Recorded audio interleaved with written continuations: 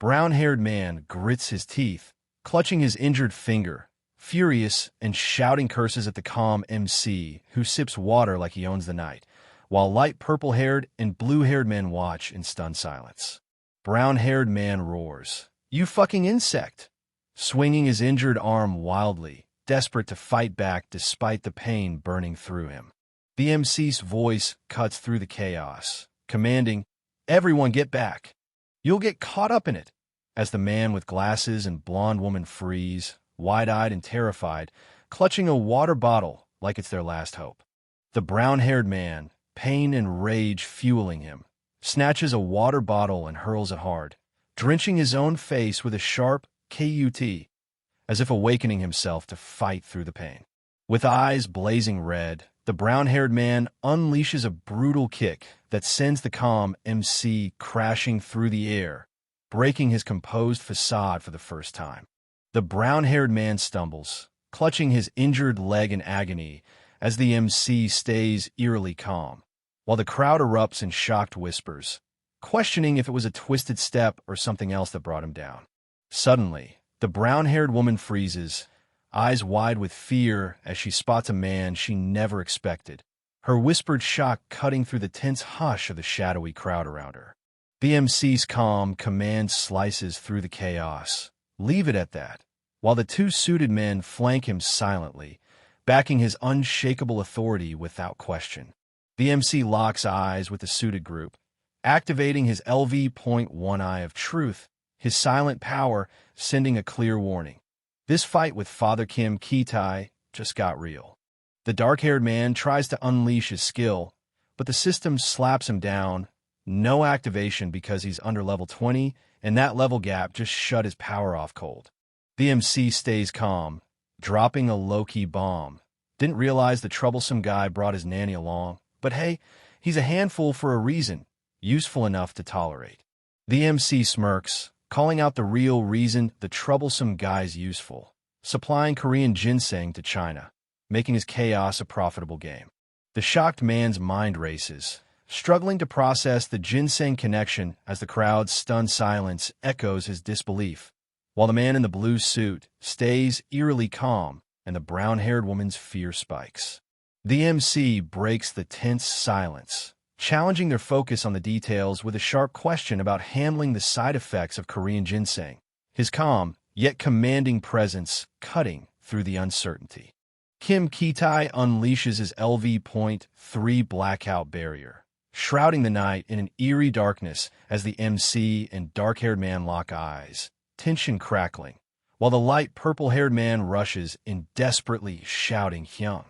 The man with glowing eyes emerges, radiating pure menace as the crowd gasps. The woman in the red and black top urgently calls out Jinhyuk Appa, and the man in the brown jacket watches silently, tension thickening under the neon-lit cityscape. The dark-haired man demands proof about the dungeon exchange, eyes locked on the glowing barrier as the calm MC coolly questions his knowledge, the tension crackling like electricity in the dim, claustrophobic space. He reveals Korean ginseng, hyped as the ultimate stamina and magic power booster, making it clear this isn't just any herb, but a game-changer in the dungeon grind. But here's the catch. Eat it raw, and boom, instant magic poisoning hits hard, leaving the purple-haired guy sweating and struggling as that glowing poison symbol screams danger. But here's the catch. Eat it raw, and boom, instant magic poisoning hits hard, leaving the purple-haired guy sweating and struggling as that glowing poison symbol screams danger. The MC lays out the rare ingredients, Corasian's extract, moonlight stone, and the elusive mandragora root, and offers to reveal their hidden locations, testing the dark-haired man's trust with a sharp question. Well, do you trust me a little more now? The dark-haired man's mind races, sweat dripping as he connects the dots. This matches the guild's intel and the explorer's reports, but realizing the truth behind this man's identity hits harder than expected. The MC stays cool, dropping a deal that shakes the room, while the masked figure, eyes sharp, agrees to play along, because sometimes survival means playing the game on someone else's terms. The MC presses his glowing sword forward, eyes burning with warning, while the brown-haired man raises his shield defiantly, snarling that any trick won't slide, tension crackling as they brace for a fight neither plans to lose. The MC's face tightens with frustration as he lays it out. Asking for control over their top-earning dungeons isn't just bold, it's a damn steep price to pay. The MC's face tightens with frustration as he lays it out. Asking for control over their top-earning dungeons isn't just bold, it's a damn steep price to pay. The shocked man's eyes widen, anger bubbling beneath the surface, but the dark-haired man just smirks, cool and collected, insisting, "You're misunderstanding. I'm the one offering the opportunity here," flipping the power dynamic with icy confidence. The shocked man's eyes widen, anger bubbling beneath the surface, but the dark-haired man just smirks, cool and collected, insisting, "You're misunderstanding. I'm the one offering the opportunity here," flipping the power dynamic with icy confidence.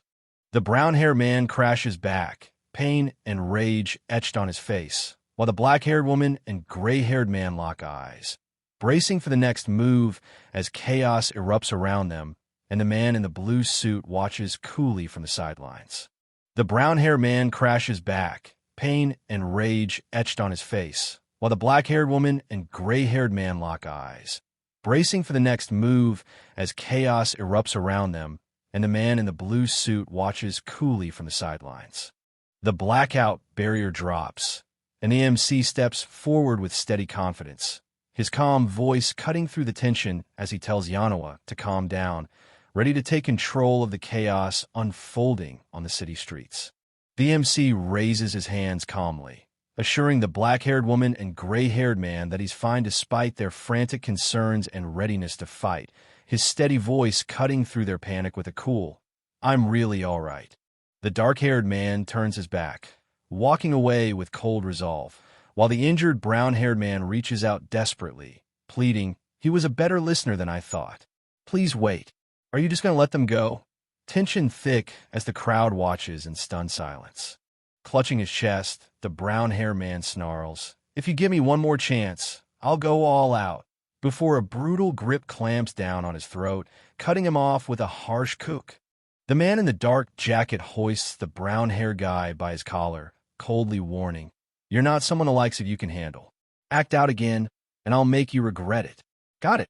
The brown-haired man gasps, struggling as the black-sleeved hand tightens around his throat, desperation and fear flashing in his eyes as he barely manages to choke out, "Why, yes, I understand." The brown-haired man collapses, clutching his side in pain as the man in the dark jacket and the man in the suit walk away calmly, leaving the shocked crowd behind, whispering, "What the hell happened inside the barrier?" Burning with rage and pain, the brown-haired man's eyes blaze red as he snarls a deadly vow. No matter what it takes, he's coming for the one who humiliated him. With the conditions met, the skill shallow breathing D is snatched, granting a minor boost in stamina recovery. Though saving it means risking failure, but the grind just got real. MC smirks like he owns the place while the shadowy figure lurks behind, red eyes burning. As he strides into the stunned crowd, whispers ripple. Everyone's caught off guard, daring him to take the test that could change everything. MC eyes the ranking screen, nods with a hint of amusement at the intern's top score, then coolly calls out for the next challenger like it's just another day at the office. The man in the dark jacket lays down the rules. Strike the magic stone with anything, weapon, ability, whatever, to measure your true potential, setting the stage for a test that's all about raw power and skill. The man in the dark jacket lays down the rules. Strike the magic stone with anything, weapon, ability, whatever, to measure your true potential, setting the stage for a test that's all about raw power and skill. Man with glasses coolly orders the man in the long coat to start, eyes locked on the glowing crystals as the dagger-wielding figure steps forward, ready to unleash whatever power those mysterious shards hold. Man with glasses coolly orders the man in the long coat to start, eyes locked on the glowing crystals as the dagger-wielding figure steps forward, ready to unleash whatever power those mysterious shards hold. Man with glasses, now radiating an intense red aura, warns that mid-grade and higher magic stones barely faze normal people, raising the stakes with his serious, no-nonsense tone. The man in the dark jacket's eyes blaze red as he cranks his rift stat to max, dagger glowing with raw energy, while the man with glasses gasps, realizing this fight just reached a whole new level. Time to see if all that labyrinth pain actually paid off.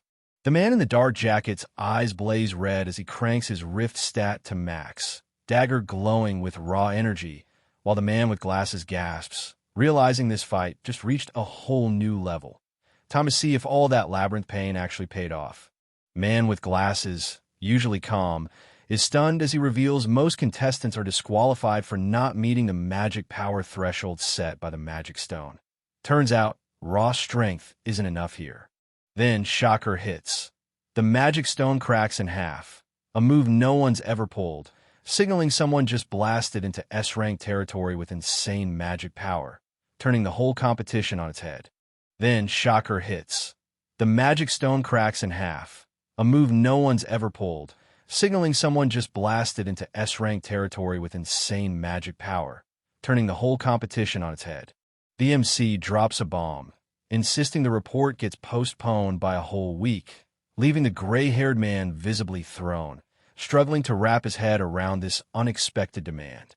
The MC drops a bomb, insisting the report gets postponed by a whole week, leaving the gray-haired man visibly thrown, struggling to wrap his head around this unexpected demand. The MC grips a glowing knife, dropping a chilling truth.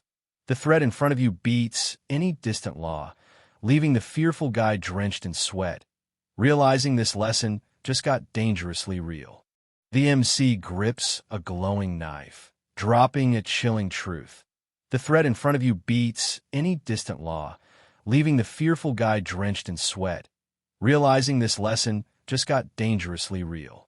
In turn, Park Hannah steps forward, holding out a glowing ring like it's the key to everything, coolly announcing she's got exactly what was asked for, raising the stakes big time for the brown-haired woman caught off guard. The MC casually reveals two glowing orbs, cool as ice, while the brown-haired woman, desperate and furious, demands he remove something. He just raises his hands, smirks, and says he'll judge everything based on her next move. Gray-haired man and black-haired woman both freeze, disbelief written all over their faces as they hear the shocking news. Someone they expected to be top tier is actually stuck at a pitiful F rank, sparking confusion and a scramble to make sense of the unexpected truth. Gray-haired man and black-haired woman both freeze, disbelief written all over their faces as they hear the shocking news. Someone they expected to be top tier is actually stuck at a pitiful F rank, sparking confusion and a scramble to make sense of the unexpected truth. The black-haired woman insists the MC must face the dungeon for the second test, but he stays cool, telling her to focus on climbing the tower while he searches for the dungeon. Just as the gray-haired man approaches, tension thickening around the orange car. The MC leans back, arms crossed, mentally breaking down the tests ahead. First, a magic power ranking, then the real challenge starts with a second test for those who pass. The large orc and smiling orc lay down the rules. Clear a dungeon in the Tower of Trials. No difficulty limits. So most pick goblin or orc-filled floors to prove their strength and survive the chaos ahead. The winged queen lounges on her throne of bones, revealing that the ruins she's targeting are the only ones on the first floor. An infamous, untouched domain no one has ever cleared, even since the Tower of Trials game dropped 11 years ago and its brutal reality emerged. The young man with black hair arrives at the eerie Hall of the Depraved, a place he hasn't seen in ages, his slight smile and hefty yellow backpack hinting he's ready to face whatever twisted trials await among the floating rocks and ancient ruins.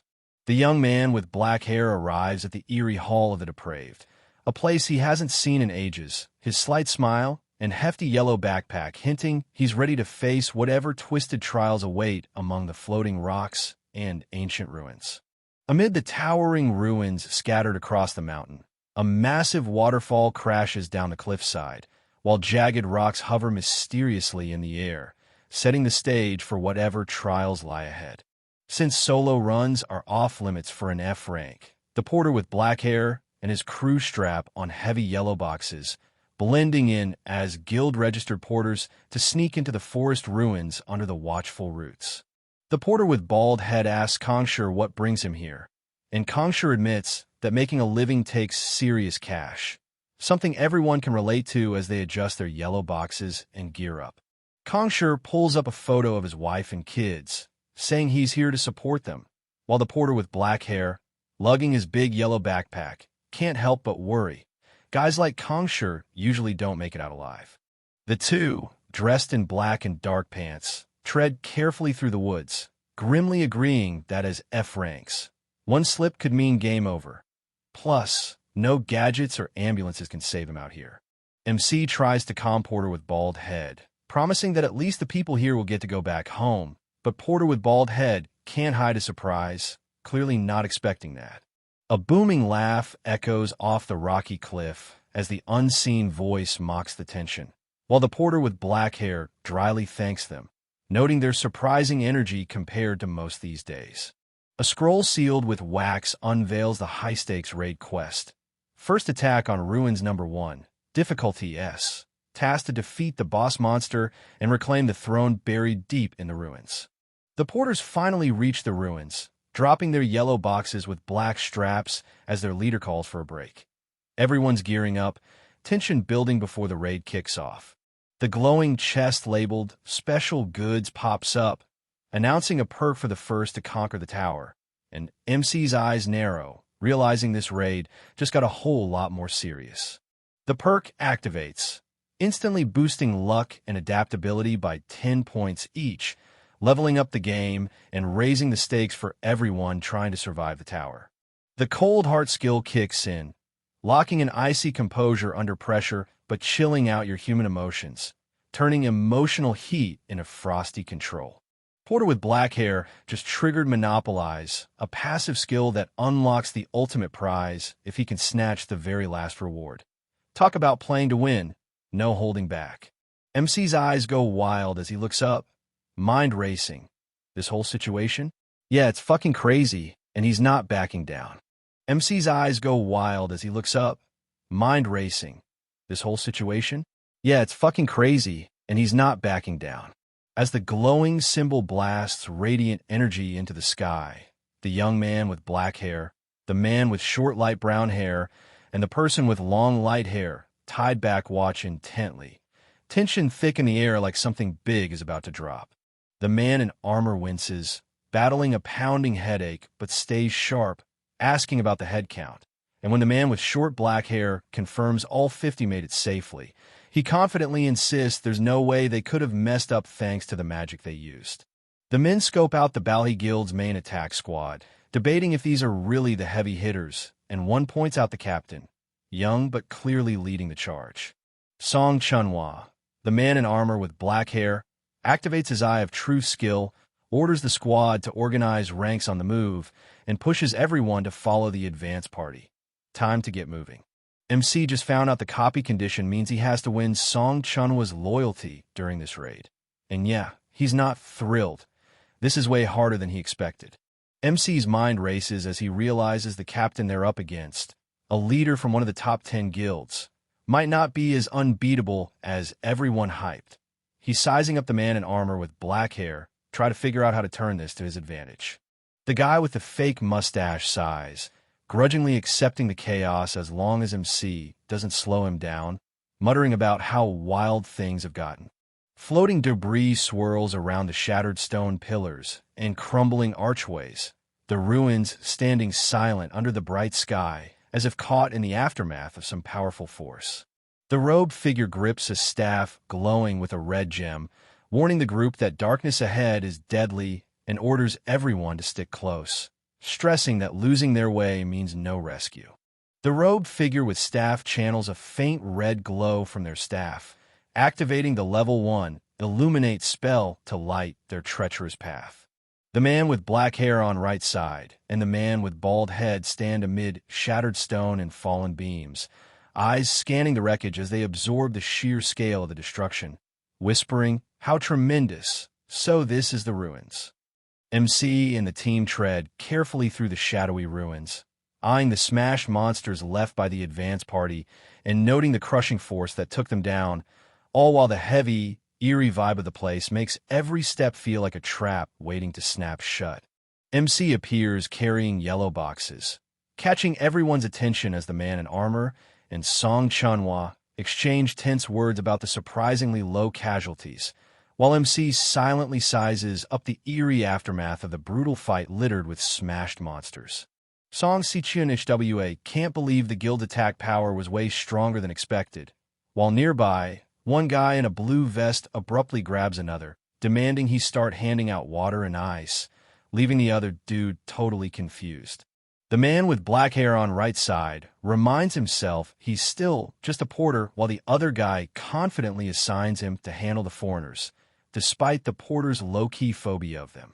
The man in golden armor with helmet questions the meaning behind the cross symbol on the other's armor, while the observer with black hair leans in, intrigued by the mysterious emblem and a hint of foreigners stirring up tension. The Zion Guild finally shows up, their emblem, a shield with a cross and two swords, marking them as Europe's elite, instantly shifting the vibe with their arrival. MC spots a short figure in the group.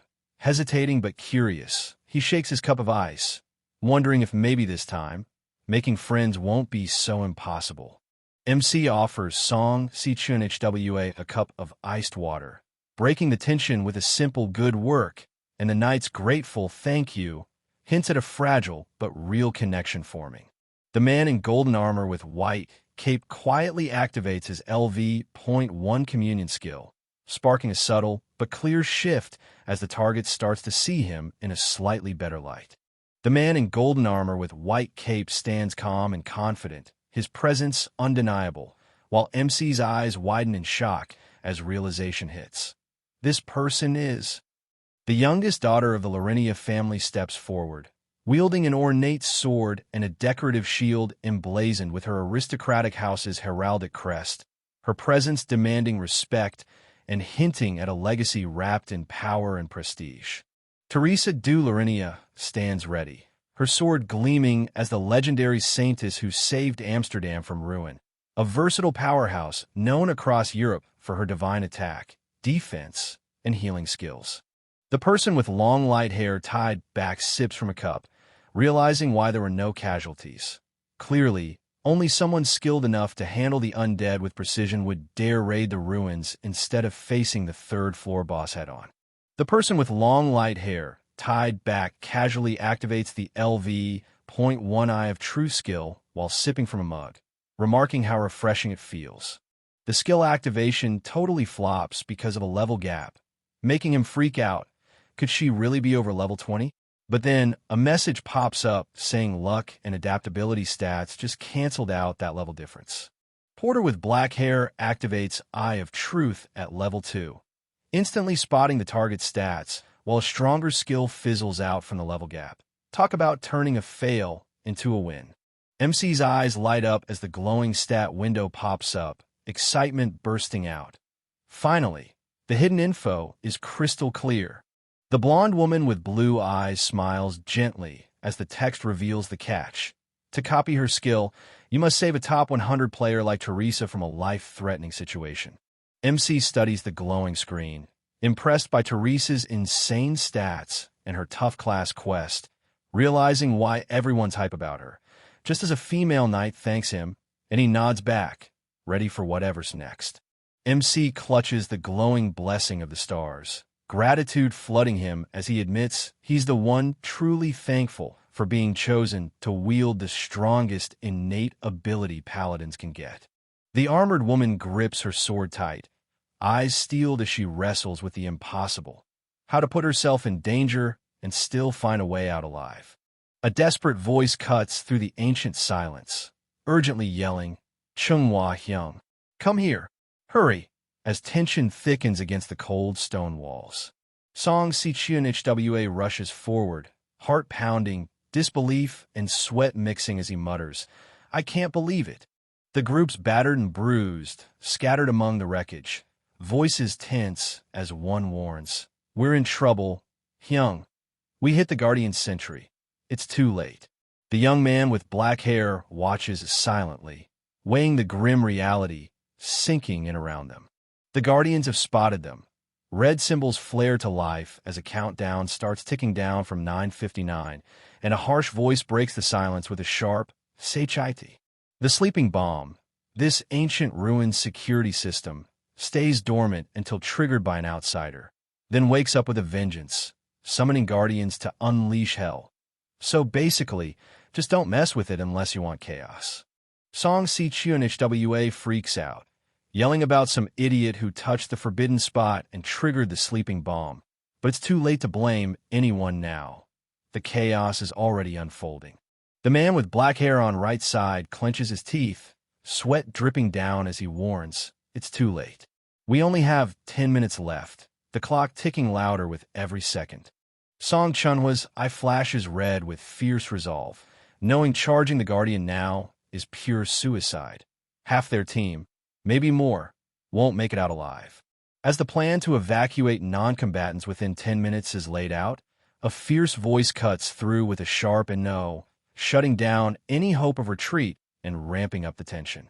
Man shouting upside down screams with fierce determination, refusing to accept defeat and reminding everyone how hard it was to finally become a captain, insisting this fight isn't over yet. Song Si Chunhwa pushes deeper into the fortress, ignoring his companion's frantic warnings about no backup and enemies closing in, determined to face whatever's inside head-on. Song Si Chunhwa cuts through the bickering, snapping that he'll take full responsibility and they don't need backup. Just follow him and trust he can handle whatever's waiting. Teresa the Saintess steps into the light, her calm presence cutting through the chaos as everyone turns their attention to her. Song Si Chunhwa stands firm, announcing the Guardians have awakened, sparking tense chatter about Bally's next move, while the man with black hair on right side brushes off the worry, confident no massive guild acts without a solid plan. The young man with blonde hair flexes confidence, insisting all solo players just need to follow the captain's orders, convinced the guild should have wiped out the Guardians by now. Just as Jinty's caught off guard by this massive mechanical hand looming over him, a brutal impact explodes nearby, someone urgently yelling his name like it's do or die. Song Si Chunhwa grips his sword tight, sweat dripping as two men close in, his eyes wide with fear. He knows this fight might be his last. Song Si Chunhwa grips his sword tight, sweat dripping as two men close in, his eyes wide with fear. He knows this fight might be his last. Song Chunhwa roars orders across the battlefield, rallying tankers to charge forward and commanding porters to retreat fast, all while warning, "They're the Guardians. Prepare for battle." The fighters spring into action as the fighter with yellow backpack shouts, "Move now," while commanding everyone to buff the tankers and healers to gather all their magic power for the fight ahead. Song Chunhwa shouts as he activates the Iron Shield Level 3, raising a glowing emblem-covered barrier that instantly boosts his defense for the brutal fight about to unfold. Song Genre commands the squad as the Edge Formation Level 2 kicks in, with the fighter with shield and fighter with sword locking into their battle stances, shields raised and blades ready, gearing up for whatever's coming next. Lee Yunmi unleashes the Song of Warrior Level 2, magic staff glowing as a powerful aura surrounds them, while the fighter with shield and fighter with sword steel themselves, ready to hold the line against the incoming onslaught. The armored figure with blue flames crashes down with fiery force, clashing head-on with the man with black hair who stands firm, sparks and energy exploding from their brutal collision. The fighter with shield braces behind their shield as blue flames surge toward the group, weapons raised in desperate defense, while a shout rings out, "Commander!" cutting through the chaos. The fighter with sword yells for tankers. Lee Yunmi desperately calls for a healer, and the man in blue vest warns the commander about solo players closing in, while the commander orders everyone to stay focused and hold the line amidst the relentless blue flame assault. Song Chunhwa grits his teeth, shouting that casualties are inevitable and there's no time to waste on solo players. His focus is laser-locked on the mission, no distractions allowed. The fearful man tightens his grip on his sword, realizing solo players stand no chance against the glowing armored enemy's coordinated assault. They've been spotted, and the fight is about to get real. The fighter with shield trembles, desperate tears falling as he shouts for help, his cries echoing into the dark night. They ignored us. Anyone, please help us. But no one answers. Teresa charges forward, sword blazing as she unleashes the sign of Cross Level 4, cutting through the advancing glowing armored enemies with fierce determination. Teresa channels all her power into a massive energy blast, obliterating the glowing armored enemies as they explode under her relentless assault.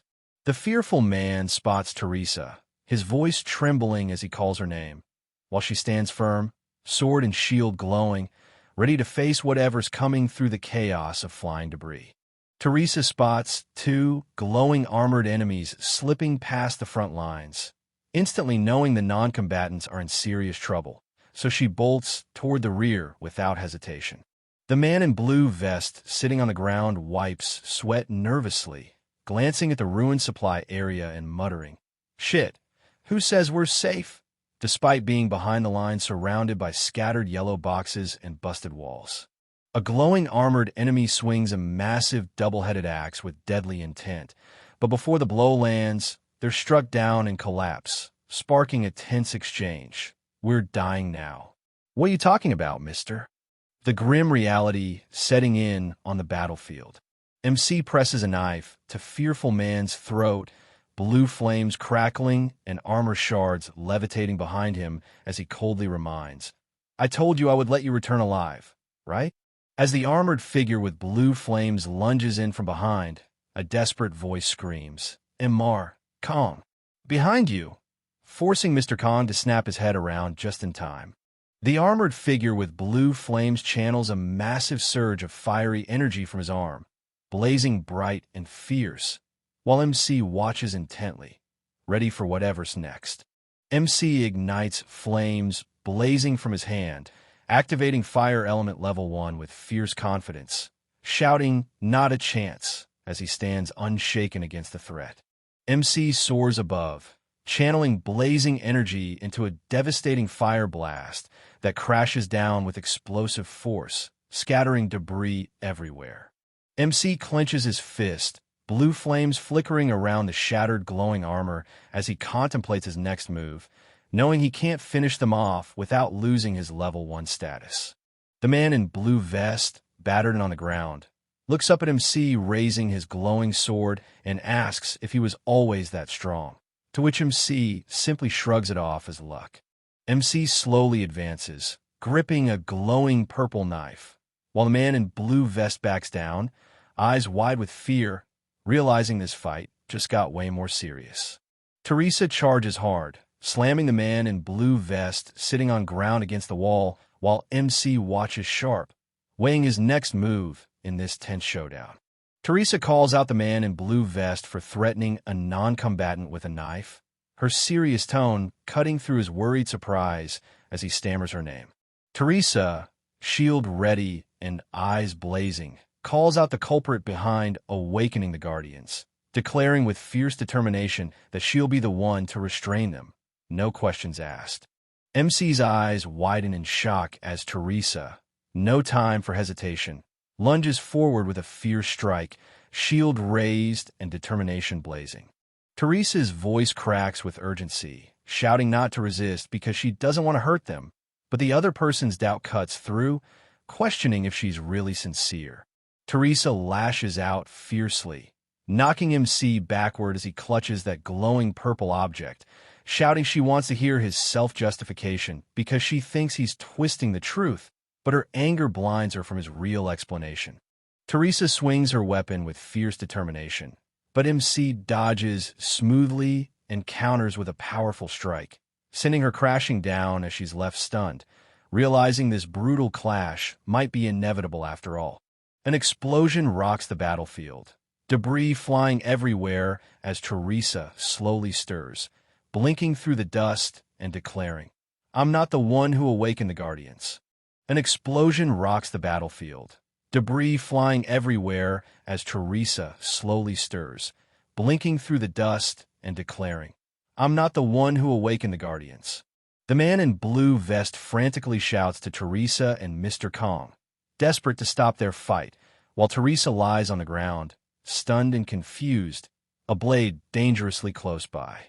Teresa bows deeply, overwhelmed with guilt, repeatedly apologizing, while the calm man in black admits his own suspicious actions before walking away through the cluttered, dim corridor. As Teresa and MC walk over the rocky ground, she presses him about his real name, Mr. Jin Hyuk, demanding to know why he's hiding who he truly is, and he finally begins to reveal his secret. Jin Hyuk admits he's been playing a shadow game, using the Zion Guild as a cover to snag St. Peter's Pledge, just like Teresa's got her own secret moves, both hiding crucial plans from prying eyes. MC confidently claims he already knows every trick to conquer the ruin, sizing up his partner's skills while pointing out their goals perfectly align. This mission's about combining strengths to seize what they both want. MC casually asks Teresa if she wants him to tag along, dropping the choice in her lap as she weighs the offer with a serious look. Song Chanhua erupts, shouting in frustration about the reckless idea of independent action, demanding clarity while Lee Yunmi grips her glowing staff. The tension in the room thick as everyone processes the high-stakes gamble ahead. Teresa steps up with fierce confidence, breaking down the battle plan and command rules, reminding everyone the ruin map's solid up to 20 kilometers and that the strategy's locked in. So no surprises, even if someone goes rogue without her. The man in blue vest stammers nervously, sweat dripping as he struggles to speak, while Teresa's serious gaze pins him down, making it clear she's not buying any excuses. The man in blue vest stammers nervously, sweat dripping as he struggles to speak, while Teresa's serious gaze pins him down, making it clear she's not buying any excuses. The fighter with sword asks if they can bring someone to help as a porter, and Teresa agrees, but stresses the importance of returning on time, while the fighter rubs their head, wincing in slight pain. The fighter with sword asks if they can bring someone to help as a porter, and Teresa agrees, but stresses the importance of returning on time, while the fighter rubs their head, wincing in slight pain. MC coolly steps up, raises his hand, and drops the bomb. He's the one going with her. No hesitation, no second-guessing, just pure confidence owning the moment. MC coolly steps up, raises his hand, and drops the bomb. He's the one going with her. No hesitation, no second-guessing, just pure confidence owning the moment. MC turns away, radiating silent intensity as the others nervously ask if he's ever felt that scorching heat from someone, because things just got way too real, and no one knows where this is headed. MC clenches his fist, hand on his chest, shouting that now's the time to burn for love, ready to risk death despite his doubts because his passion outweighs his skills. Suddenly, three men freeze in shock as electric sparks crackle around them, the air thick with tension and an unspoken warning. Teresa and MC stride away from the crowd, MC grumbling about the last romanticist of this era, while Teresa smirks, calling it youth, a bitter reminder of days long gone. MC drags his hands through his pockets, worn out and sighing about how tiring this all is, while Teresa walks beside him, eyes sharp and curious, silently waiting for him to spill what's really on his mind amid the crumbling stone ruins. Enemies and the large dark elf with red eyes suddenly spot something above, their glowing eyes sharp with alarm. As Teresa urgently calls out to MC from the balcony, tension skyrocketing inside the damaged fortress. The unknown figures huddle around the glowing red sarcophagus, one finger stabbing at it, as they argue over Peter's oath hidden right in the middle, while another insists they've already checked every inch. Teresa tells MC they need to remove the grain covering the sarcophagus, and MC confirms he's already aware. Suddenly, red warning holograms flash. The Lord of the Corrupted Corridor is looking for you, and both Teresa and MC freeze, the danger closing in fast. MC stares at the glowing red message, realizing this indirect warning from the boss monster is a rare sign. He's never cared about a player before, but now, MC's caught in his sights. Teresa points out the new status update flashing on the screen, both of them piecing together that the boss monster's eerie stare isn't just a glitch. It's a direct message, and whatever it means, it's way more personal than they expected. Teresa wonders if the boss monster actually acknowledged them, then shakes it off with a firm no. Whatever's going on, it's not a simple recognition game. MC drops the bomb that the boss actually acknowledged him, while the female can't help but question where he's getting all that wild confidence from. Teresa hits MC with a question about how well he really knows this place.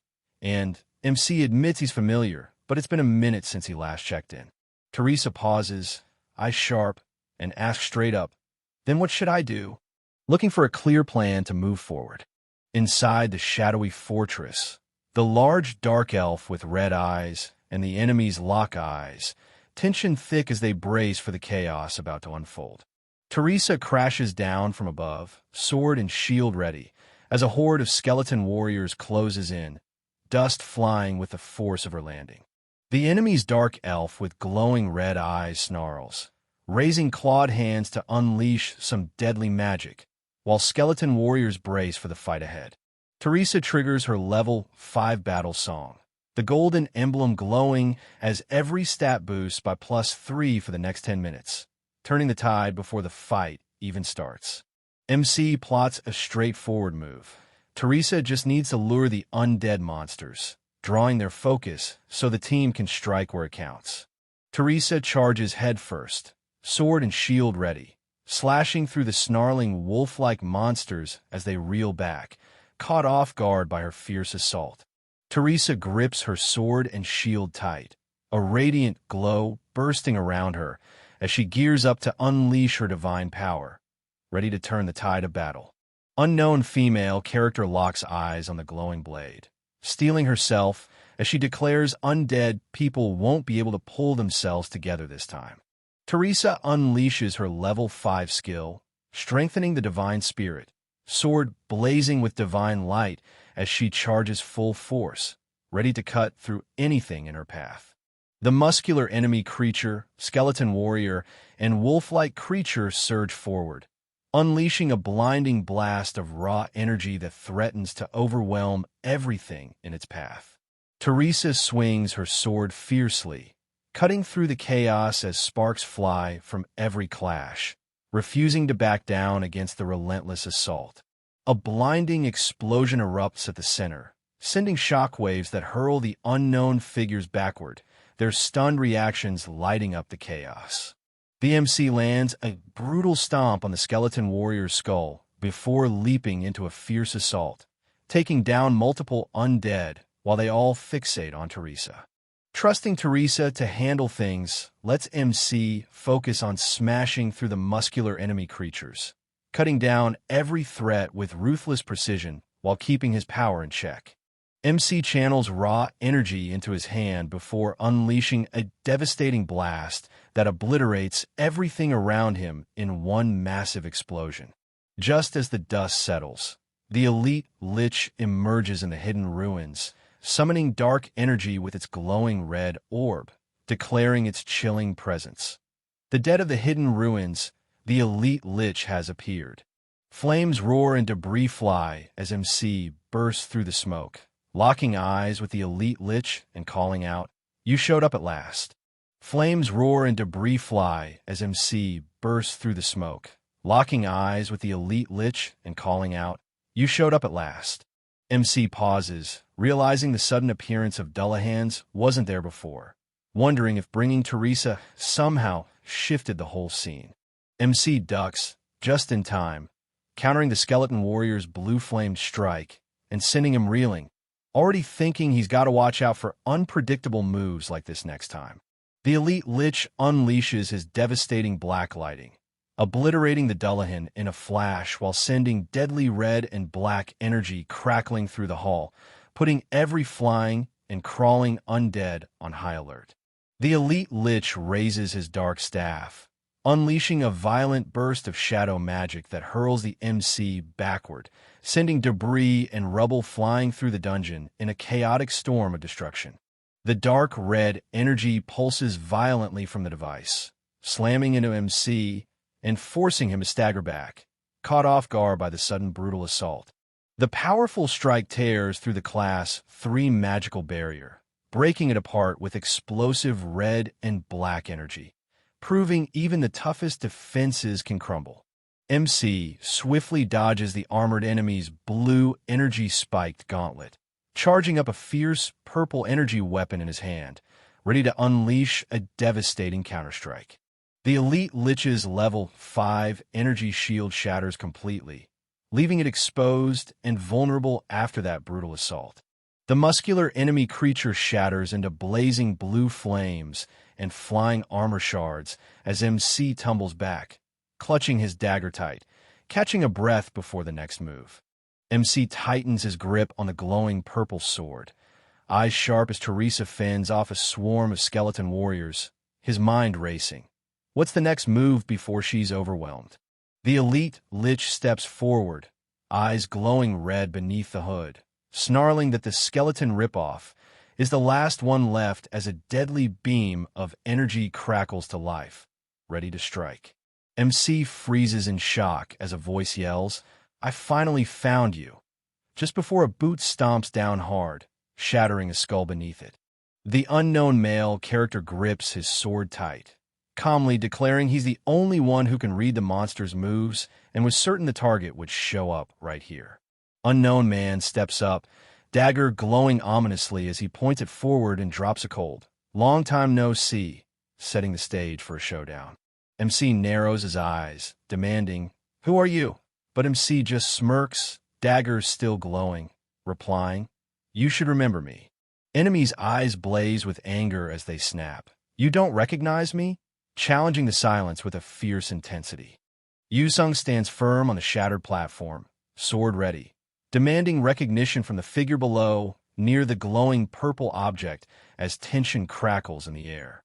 MC unleashes the Eye of Truth, shattering the advantage of level gaps as stat effects instantly nullify any difference, leveling the playing field with raw power. Yusung reveals his true identity through the status window, confirming the name and gender of the challenger as the dark-haired man gripping his sword with unwavering resolve. The black iron sword engraved with Qianlong glows faintly, revealing itself as the long-lost artifact stolen from the National Museum of Korea. He grips the glowing sword tightly, eyes narrowing as realization hits. If he has that, everything hidden until now could be exposed. Back when the Tower of Trials was just a virtual game, the black-haired warrior with mustache and armor lost once. But that loss planted a seed that neither of them could ignore. Yusung stands tall atop the fallen blue beast, swords piercing its body, locking eyes with the black-haired warrior with mustache and armor, who braces himself defiantly, ready to face whatever challenge comes next. The black-haired young man in black shirt points forward, declaring the black-haired warrior with mustache and armor's extreme warrior concept, while Yusung and the warrior cross their glowing sword behind him, tension crackling in the dark blue energy. Yusung coldly confronts MC, revealing the harsh truth that the game became reality and questioning MC's shallow perception, while MC struggles to accept the painful memory from the museum.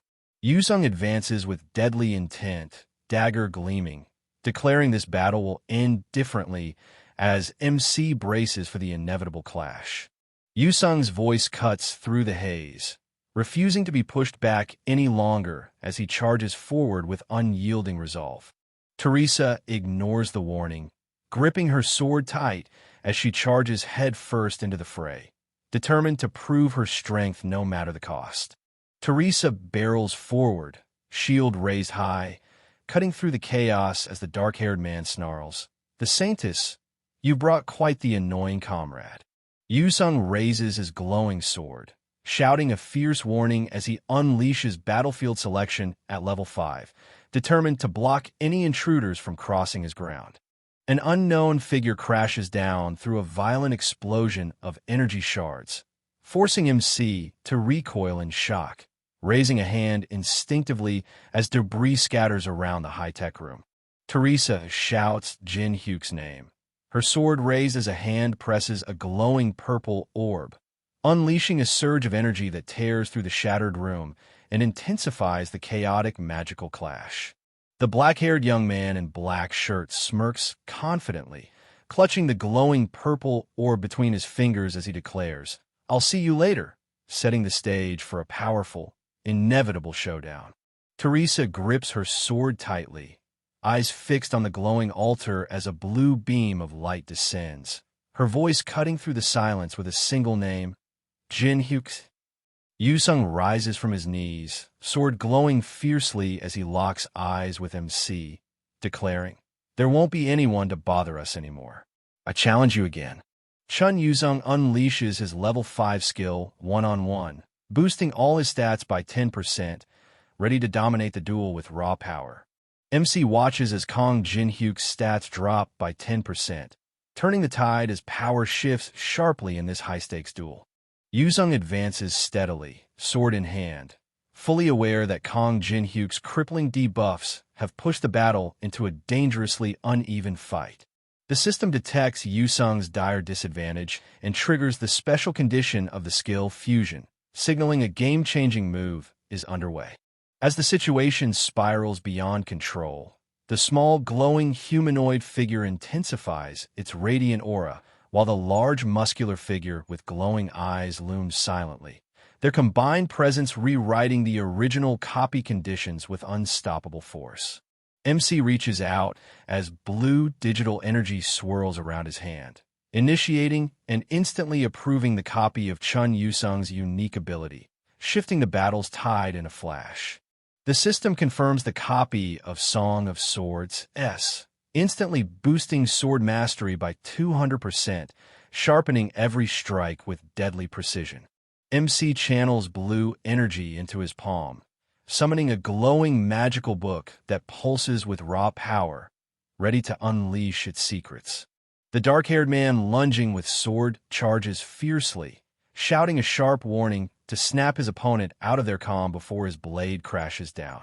The black-haired young man with confident smile summons a glowing purple sword and unleashes a rapid flurry of strikes, overwhelming multiple opponents before they can mount a proper defense. Yusung snarls in disbelief, blocking the strike with his dagger while demanding what his opponent's sudden shift from mid-range fighting to close-quarters dagger combat means.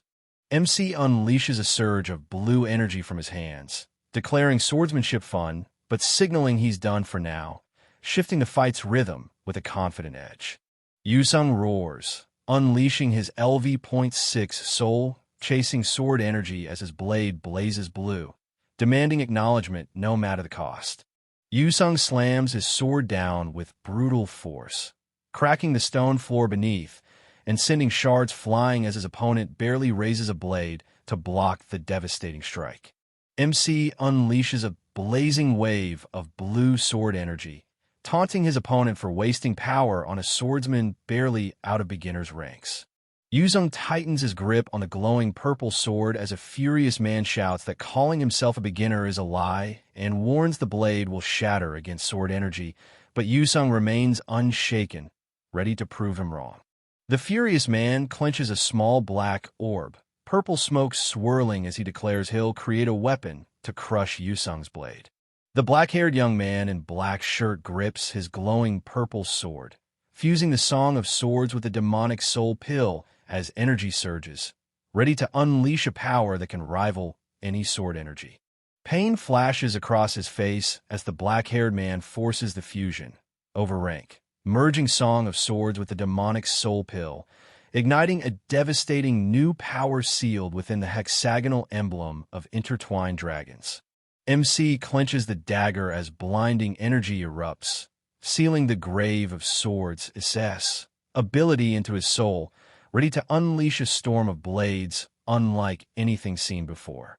The Grave of Swords skill amplifies sword mastery by 500%, syncing body and senses to execute the perfect sword path instinctively, pushing combat to an unstoppable level. MC unleashes Grave of Swords, instantly sharpening his instincts and sword mastery, then triggers Night of the Black Moon, enveloping himself in a dark, pulsating aura that radiates lethal energy and unbreakable defense.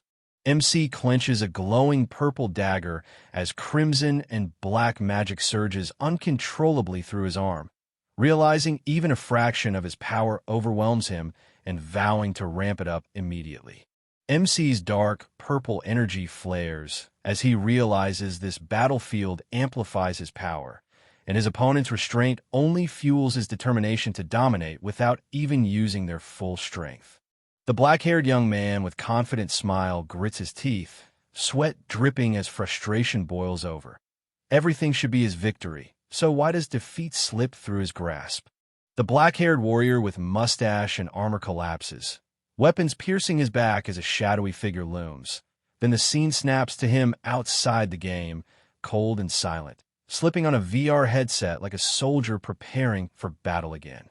Yusung clenches two glowing objects, his face twisted in frustration as he vows he gave everything to defeat his unseen enemy amid a wall of tangled clues.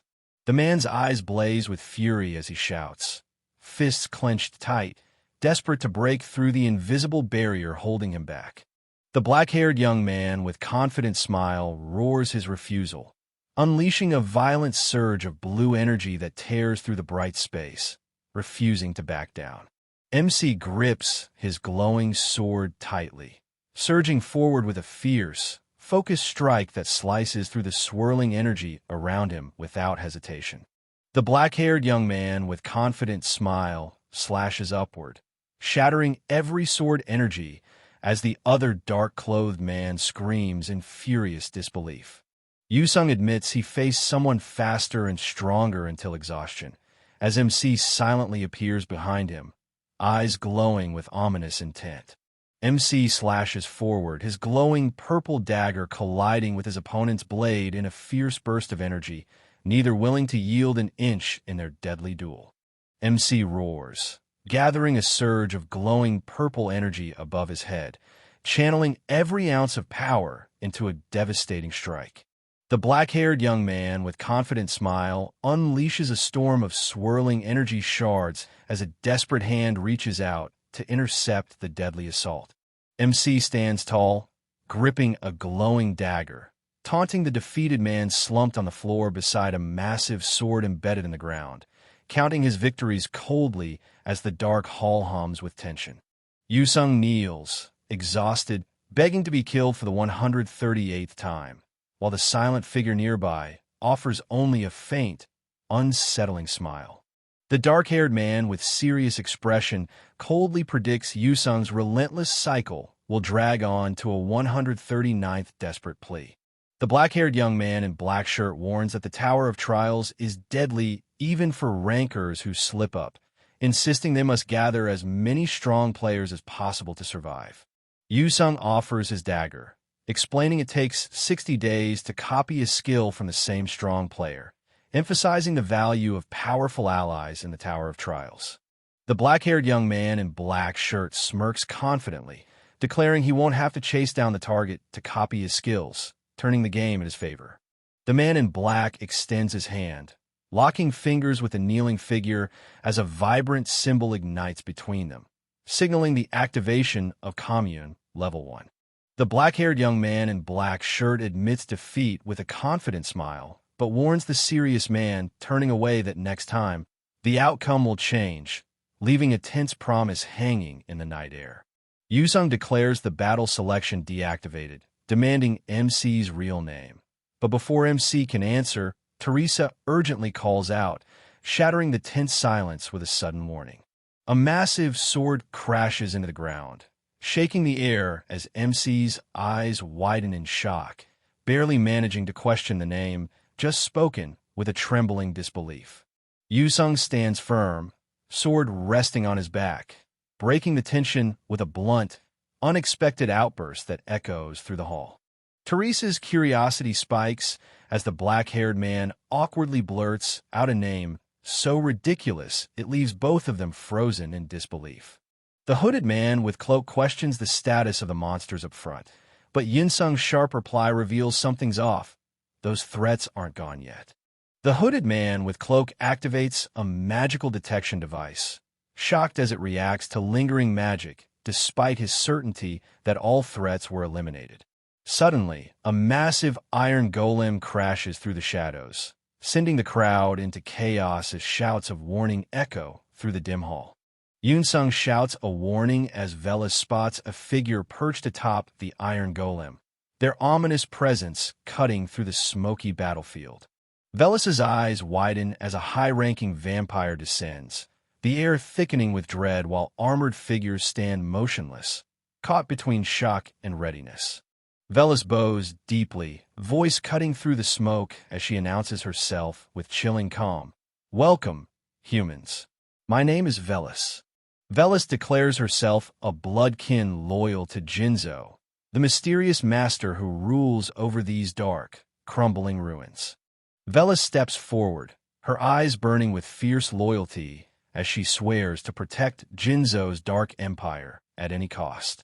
Velas steps forward, calm but unyielding, acknowledging the challenge as she delivers a sharp proposal, sword still raised and tension crackling in the air.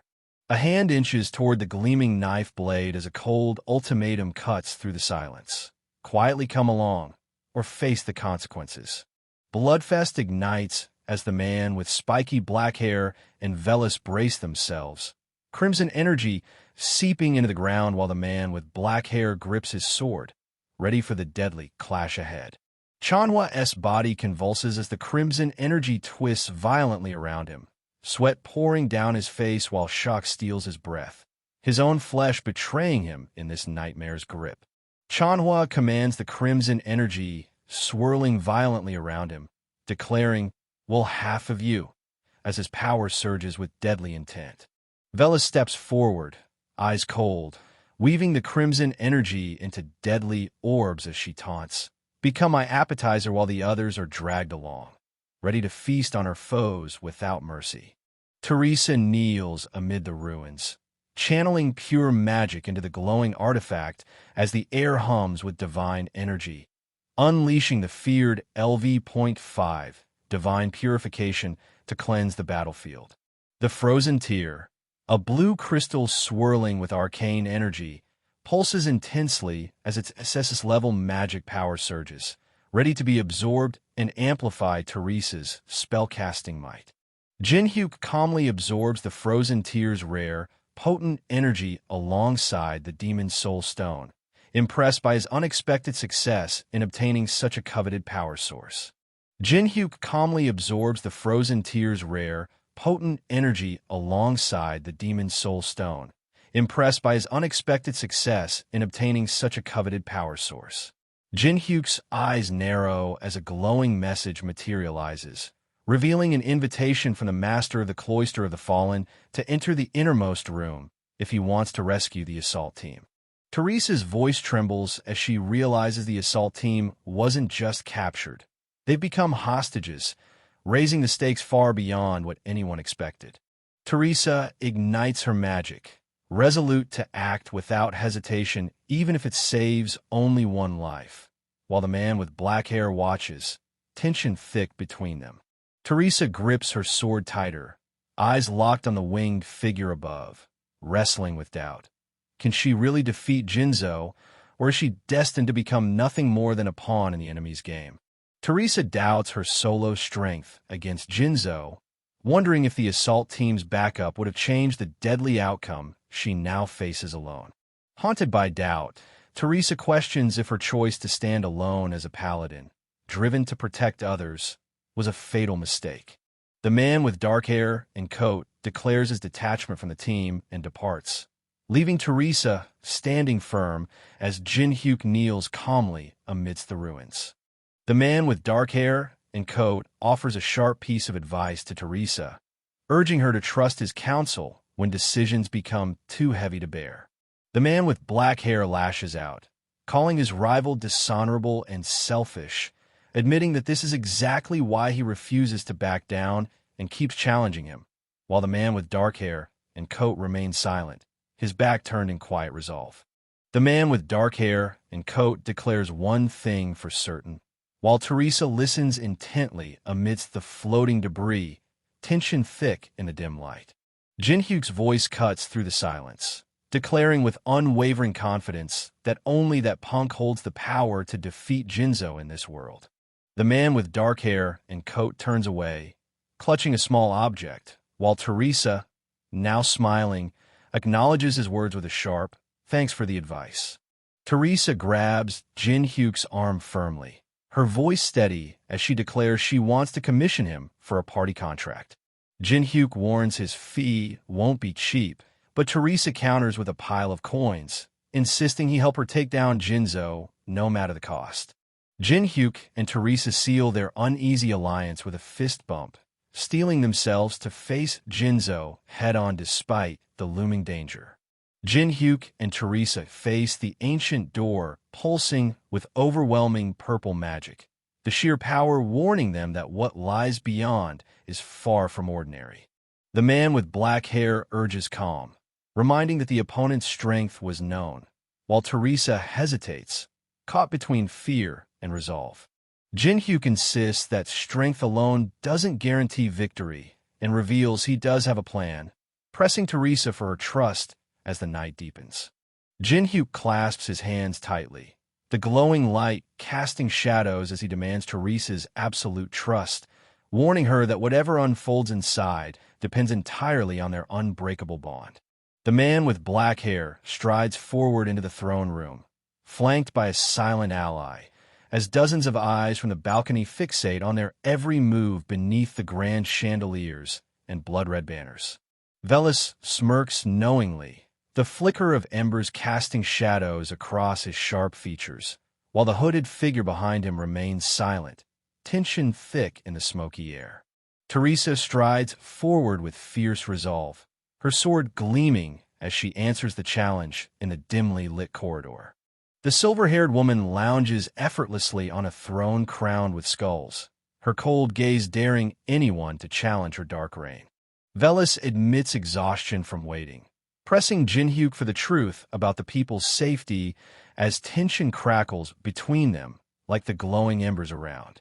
With a sharp gesture, Velis shuts down the dimension break, commanding Jin Hyuk to witness the captives firsthand as the oppressive magic fades. Jin Hyuk's sharp gaze locks onto the golden armor as a weary voice questions if Park Ha-jin is the one who unleashed the Guardians, tension thickening the air. Jin Hyuk reveals he summoned them because of the strange smell Teresa emits, leaving her puzzled but tense as the room's silence grows heavy. Jinzo sits calmly, crossing her legs as she admits the scent is the sweetest she's ever smelled, tension thickening the air. Jinzo smiles, fangs flashing as she admits the scent of blood is intoxicating, the sweetest she's ever known, and it's stirring something fierce inside her. Jin Hyuk's shock is clear as Jinzo taunts him, claiming his sweet blood unsettles her like never before, her smirk daring him to react. Jinzo leans in with a sinister calm, promising to savor Jin Hyuk's blood slowly, mocking his tension as she prepares to claim her prize. Jin Hyuk snaps back, refusing to be tethered like a trapped meal, his voice sharp with defiance as he rejects a life dictated by others' control. Jin Hyuk shatters the wall with brutal force, his cold glare cutting through the tension as he snarls, "No one asked for your opinion," shutting down any challenge with ruthless finality. Jinzo commands the dark magic with icy authority, his voice slicing through the chaos as he declares, "You have no say in the matter," sealing fate with a red aura of unstoppable power. Jin Hyuk's intense gaze pierces the chaos as the cracked wall crumbles behind him, signaling the storm about to break. Jinzo's voice cuts through the darkness as she summons a red orb of raw power, declaring there's no escape from her will. Jin Hyuk strides toward the throne, his expression unreadable as the blonde woman's urgent concern fades into silence with his calm, steady reply. Teresa challenges Jin Hyuk's fierceness but promises a sweeter reward than blood, while Jin Hyuk remains kneeling, his expression heavy with unspoken resolve. Jinzo scoffs, settling in her chair as she declares that promises sweeter than blood are nothing but futile deception. Jin Hyuk leans forward, his voice dripping with menace as he challenges, "Are you sure about that? even if my offer to you. Jinzo's red eyes blaze as she questions the very meaning of freedom, her voice cutting through the dark sky, charged with swirling magical energy. The angry man shouting storms forward, his fist crackling with red energy as he bellows a brutal threat, ready to tear his target apart. Jinzo's voice cuts through the chaos, demanding the hooded figure with flaming sword take responsibility for their words as tension ignites between them. Jinhyuk kneels, voice steady despite the weight of regret, declaring he wouldn't have come if he couldn't face the consequences. Jinzo demands Jinhyuk own his choices, but Jinhyuk grips his glowing knife, voice fierce as he claims his name and the weight it carries. Jinhyuk channels the glowing purple energy to his face, declaring himself the fierce representative of the demonic humans within the tower, ready to prove his resolve. The glowing crack spreads across his face as he touches it, his voice resolute, promising to break the chains and free those trapped within this dark prison. The hooded figure summons a surge of demonic energy, declaring that those who have forsaken humanity are destined to embrace this dark power. Two demonic humans wielding a massive crescent weapon and a glowing red sword block the player's path, sometimes allying with labyrinth monsters to guard the dark tower's ascent. Two demonic humans wielding a massive crescent weapon and a glowing red sword block the player's path, sometimes allying with labyrinth monsters to guard the dark tower's ascent. A cold voice reveals contact with the temple on the 27th floor, warning that their presence here won't go unnoticed. The ancient ruin is sealed by a pulsating magical barrier, its red symbols casting an ominous glow. Fooling this defense is the only way inside. Teresa's eyes narrow in concern as Jinhyuk stands firm, his hand hidden behind his back, the glowing knife hinting at a sudden, dangerous transformation no one saw coming. The hooded figure with crescent weapon and two others exchange tense glances, beads of sweat betraying their fear as they question the true power of the temple that has them this rattled. The hooded figure with crescent weapon and two others exchange tense glances, beads of sweat betraying their fear as they question the true power of the temple that has them this rattled. Standing in the glowing red liquid among skulls, the voice cuts through the darkness, dismissing demonic claims and smooth talkers alike, challenging anyone to solve what has long been unsolvable.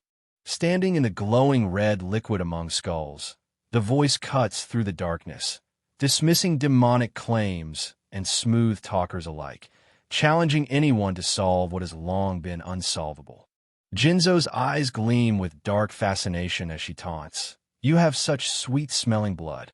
It's truly unfortunate, hinting at a deadly fate sealed by her merciless intent. Jinzo descends through the blood-red sky, unleashing a deadly storm of glowing weapons as she snarls, Die. Jinhyuk twists through the hail of glowing blades, every narrow dodge a heartbeat closer to deadly impact as the air crackles with lethal intent. Teresa charges with her shield raised, smashing into the dark figure who staggers back, the clash sending shockwaves through the battlefield. A blinding cross erupts as the sacred reinforcement activates, flooding the fighter with a surge of overwhelming power. The hooded figure with crescent weapon braces as the glowing cross pulses, commanding Jinhyuk to stay behind while preparing to face the oncoming storm head-on. The blonde woman channels every ounce of divine power, gritting her teeth as she vows to hold the line against the relentless assault. Teresa summons the LV.5 Sacred Shield just in time, unleashing a blinding burst of magic that shatters the falling chains and halts the enemy's advance. Jinzo's mocking laughter cuts through the chaos, taunting her opponent for wasting such fierce effort on so little. Jinzo snarls with venomous hatred, rejecting divine power as something repulsive and vile, her fury burning brighter than ever. Jinzo unleashes a devastating blood explosion from the stairs, shattering the hall with flying debris and a fierce declaration to send everyone flying at once. The armored blonde steels herself, calculating how long she can hold the line while placing her faith in Jin-hyuk's backup to turn the tide. Teresa's defense shatters as a glowing purple knife plunges in her side, blood staining her armor while shock freezes her stance amid the chaos. Jin-hyuk cradles Teresa as she coughs blood, the glowing knife still buried deep, his expression hardening with grim resolve amid the dark, blood-stained chaos. Jinzo's eyes flare with fury as she summons a surge of crimson energy, her arm rising to unleash a devastating spell in the blood-soaked darkness. The standing figure presses the glowing knife forward, blood pooling beneath the fallen one as a tense challenge cuts through the silence. If I prove that it's not just a bluff, will you trust me then? Jinzo mocks Jin-hyuk's betrayal, standing tall on the throne as Jin-hyuk, knife still glowing, challenges her to prove his loyalty with actions, not words. The injured blonde woman clings to Jin-hyuk's pant leg, urging him to remember their plan to save the attack force together despite the chaos surrounding them. With a fierce glare, the attacker raises a glowing knife, demanding, "Was this your plan?" as tension crackles in the smoky air. Jinzo's cracked, glowing face reveals the toll of battle, but the smirking opponent shows no fear, ready to press the advantage in this deadly game. Jinzo's laughter echoes through the red-lit chamber as she mocks the humans' effort, coldly acknowledging their allegiance with a chilling grin. Jinzo's laughter echoes through the red-lit chamber as she mocks the humans' effort, coldly acknowledging their allegiance with a chilling grin. Jin-hyuk reveals a glowing ring, explaining that sealing Alice Nim's soul inside it will temporarily fool the barrier and buy them time. Jin-hyuk reveals a glowing ring, explaining that sealing Alice Nim's soul inside it will temporarily fool the barrier and buy them time. Jinzo shatters the barrier with fierce determination, admitting she sacrificed all the experience she could have gained since entering the Tower of Trials just to keep her soul sealed. Jin-hyuk unleashes the 7-star skill soul transfer, summoning glowing blue runes that swirl with raw energy, ready to rewrite fate itself. Jin-hyuk bursts forward, shattering debris with unstoppable force as the glowing runes blaze, his soul ready to rewrite destiny in a single, devastating strike. Jin-hyuk kneels, channeling raw magic through a glowing circle beneath him, defying the warning that it can't be used unless you're level 1. The level 1 condition triggers flawlessly, unleashing the 7-star soul transfer skill with unstoppable force. The level 1 condition triggers flawlessly, unleashing the 7-star soul transfer skill with unstoppable force. Jin-hyuk's magic circle pulses with energy, warning it vanishes in a minute and will trigger instantly once the target consents. Now, the choice is theirs alone. Jin-hyuk's magic circle pulses with energy, warning it vanishes in a minute and will trigger instantly once the target consents. Now, the choice is theirs alone. Jinzo's voice cuts through the dark as she summons Bellis, confessing her doubts about trust while the magic circle pulses ominously beneath her. Jinzo's voice cuts through the dark as she summons Bellis, confessing her doubts about trust while the magic circle pulses ominously beneath her. Jinzo steps onto the glowing circle, extending her hand with fierce resolve as she demands one last answer. Can she truly trust the unseen force holding her captive in this underground palace? A hand reaches out, promising unwavering loyalty and honor, daring the other to accept and never look back. Kong Jin-hyuk activates LV.1 commune. Their fingers touch, sparking a subtle bond that shifts the subject's feelings just enough to lean in their favor. Alice Vaughn Ataraxia utters the command, igniting the glowing ring as ancient runes flare to life, initiating the soul transfer. Jinzo screams as the blue energy swirls violently, declaring that Braham's ring will absorb the soul of progenitor Alice, sealing her fate in the dark mystic void. The ring's blue smoke curls as a hand grasps it, the holder murmuring about the unexpected comfort within its eerie glow. The figure's voice cuts through the haze, questioning if this eerie, glowing ring truly feels like a new home. Jin-hyuk activates the blessing of the star, a radiant power surging from his glowing knife as the armored figure advances, tension crackling in the grand hall. The man's smile widens as purple shards of energy crackle across his face, his voice cutting through the darkness with a chilling, "Welcome back." A glowing emblem reveals the blessing of the star.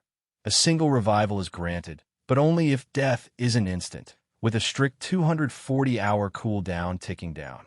A glowing emblem reveals the blessing of the star. A single revival is granted, but only if death isn't instant, with a strict 240-hour cooldown ticking down. Blood drips from her mouth, but her eyes blaze with unyielding resolve as she pushes through the pain, refusing to fall. Teresa staggers forward, blood staining her armor, her voice cutting through the smoke with a sharp, "Welcome back." Teresa spits blood, defiantly discarding the rune letter as the Hour Man, clutching a mysterious glowing object that pulses with dark power. Teresa spits blood, defiantly discarding the rune letter as the Hour Man, clutching a mysterious glowing object that pulses with dark power. Bellis lunges forward, his blade cutting through the chaos as Jin-hyuk tightens his grip, ready to face the deadly strike head-on. Bellis roars in fury, unleashing a surge of crimson magic that pulses with raw, destructive power as he condemns the foolish humans daring to challenge him. Bellis shouts his fury, unleashing the devastating LV.13 blood wave, a crimson tsunami that obliterates everything in its path, punishing those who dared betray their master. Bellis shouts his fury, unleashing the devastating LV.13 blood wave, a crimson tsunami that obliterates everything in its path, punishing those who dared betray their master. Jin-hyuk clenches his fist as flames erupt, unleashing the full force of the level 5 fire element to turn the tide in the burning cathedral. Jin-hyuk charges through the blaze, slashing with his purple knife as the explosion tears through the battlefield, scorching everything in its path. Teresa's voice cuts through the smoke, demanding the hostage's location as urgency spikes amidst the chaos. Teresa raises her sword, unleashing the level 4 sign of the cross, a radiant power surging to break the ropes binding the hostages and turn the tide in this desperate fight. The kneeling man confirms their arrival just in time, relief flooding his voice as he asks about the fate of the vampires amidst the ruined battlefield. The kneeling man confirms their arrival just in time, relief flooding his voice as he asks about the fate of the vampires amidst the ruined battlefield. Bellis taunts, swinging his red glowing sword as he unleashes a devastating magic attack, challenging how a mere human can stand against his power. Jin-hyuk grips his glowing purple knife, asserting that Bellis's fire and his magic are complete opposites, and reveals Bellis has misunderstood. The moment Bellis's master was sealed inside the ring changed everything. Jin-hyuk unleashes his grave of swords ability, blades erupting around him as he coldly declares, "You already lost," sealing the fate of the battle. Bellis clenches his gauntlet, unleashing Dark Fighting Spirit level 9 as he snarls, "Shut up, you mere blood pack. If my magic fails, I'll kill you with my sword." The black-haired man shouting orders to destroy the ring ignites the chaos as Bellis charges forward with ruthless intent, while Teresa grips her sword, ready to strike through the smoky battlefield. The black-haired man shouting orders to destroy the ring ignites the chaos as Bellis charges forward with ruthless intent, while Teresa grips her sword, ready to strike through the smoky battlefield.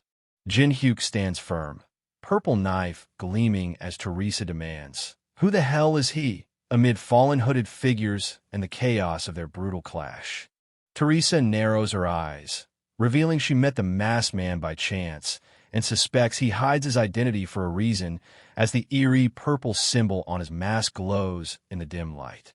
Jin-hyuk advances with his purple hand glowing ominously while Teresa, armored and resolute, admits the sting of betrayal. Her first death came in the hands of an ally.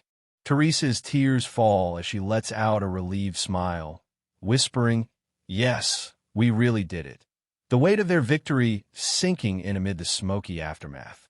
Teresa's tears fall as she lets out a relieved smile, whispering, "Yes, we really did it."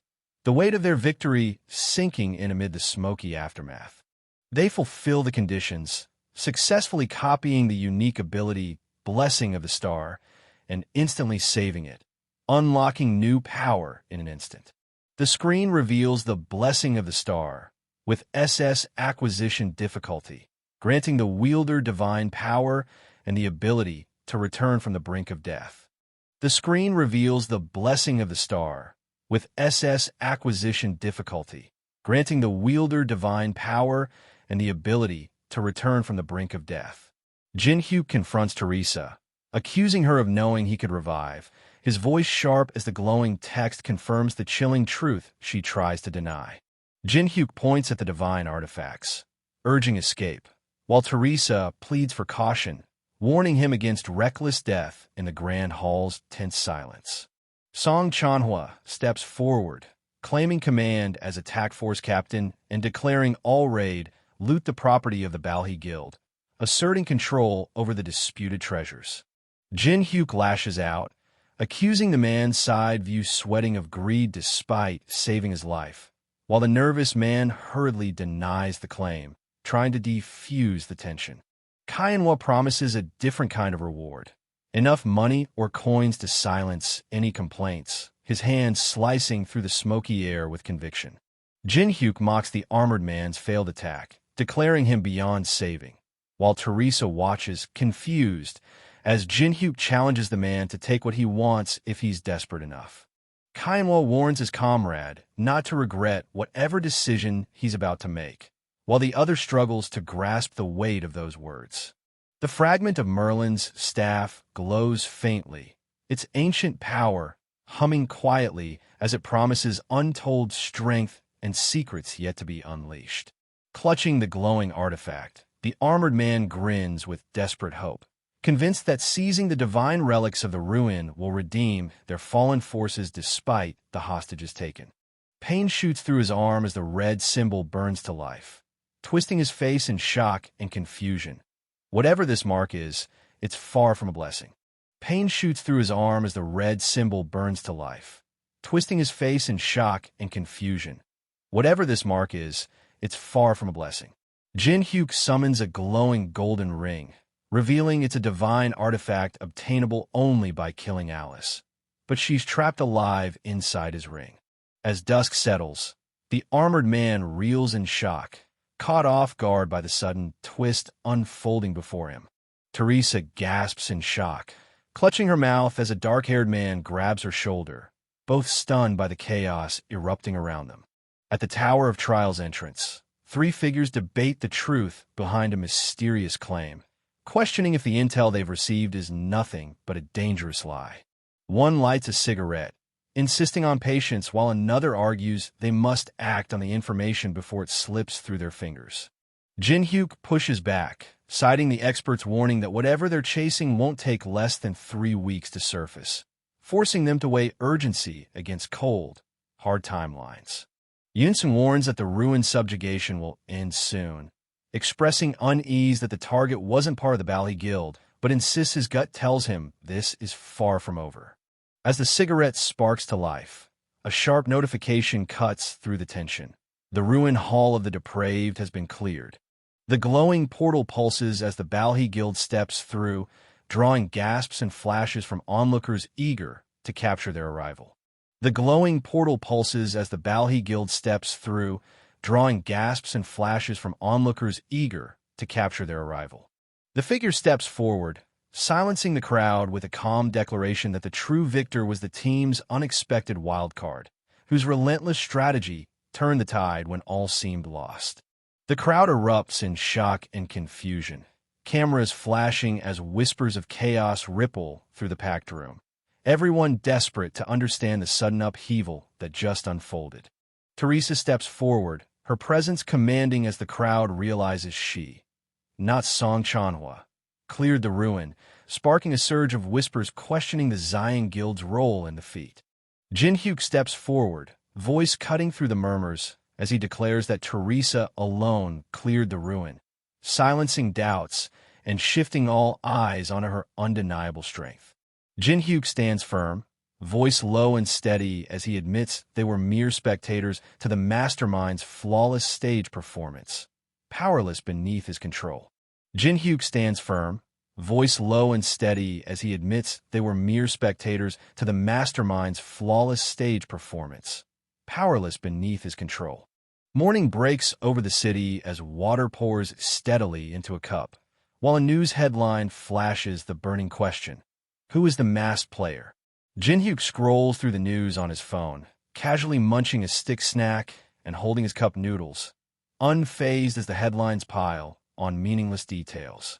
Jin-hyuk lifts the steaming noodles with chopsticks, acknowledging the unexpected intensity of the reaction while bracing against the heat. Jin-hyuk recalls Teresa's promise to keep his identity secret, easing his mind as he continues eating without a trace of worry. With a confident snap, the instant noodle cup opens, chopsticks ready. With this, the problem is solved. Jin-hyuk smirks, clutching the pendant as he taunts. Shall I have a talk with the progenitor with a chip on her shoulder? Jinzu lashes out, furious and shouting, demanding respect and raging at being stuffed in a dark, smelly pocket all day, while Jin-hyuk holds the pendant calmly, unfazed by the outburst. Jinzu spins wildly, energy rings slicing through the air as dizziness takes over, desperate to stop whatever Jin-hyuk's calm grip on the glowing pendant is about to unleash. Jin-hyuk swings the pendant with a calm smirk, his voice cutting through the tension as he asks, "Well, do you feel better now?" Jinzu screams in fury, collapsing to the floor as he warns, "Would you feel better if you were me?" Listen carefully. Vampires never forget a grudge. Jin-hyuk narrows his eyes skeptically at the glowing pendant, ordering, "Really? Wait, you're not thinking of doing that again, are you? I order you to relax your expression." Jin-hyuk raises his fist, snarling he'll punish Jinzu, who screams in desperation, begging him to stop before she loses her lunch. Jin-hyuk unleashes a brutal strike with his massive energy weapon, shouting "Vampire Grudge Separator," as Jinzu recoils in shock and desperation. A trembling hand reaches desperately for the necklace with the ring, whispering broken pleas of "Hick, Hick, stop, I'm really going to die." A surge of magic pulses from the trembling hand into the ring, igniting it with a fierce glow as a commanding voice cuts through the silence. "Stop crying and come out." Jinzu descends sharply, wings unfurled and crackling with energy, eyes wide as the command pierces the smoky air, barely able to contain a shocked "huh." The sinister figure's voice cuts through the mist as dark energy coils around them, vowing to unleash 1,000-fold revenge and repay every ounce of humiliation endured. The sinister figure's voice cuts through the mist as dark energy coils around them, vowing to unleash 1,000-fold revenge and repay every ounce of humiliation endured.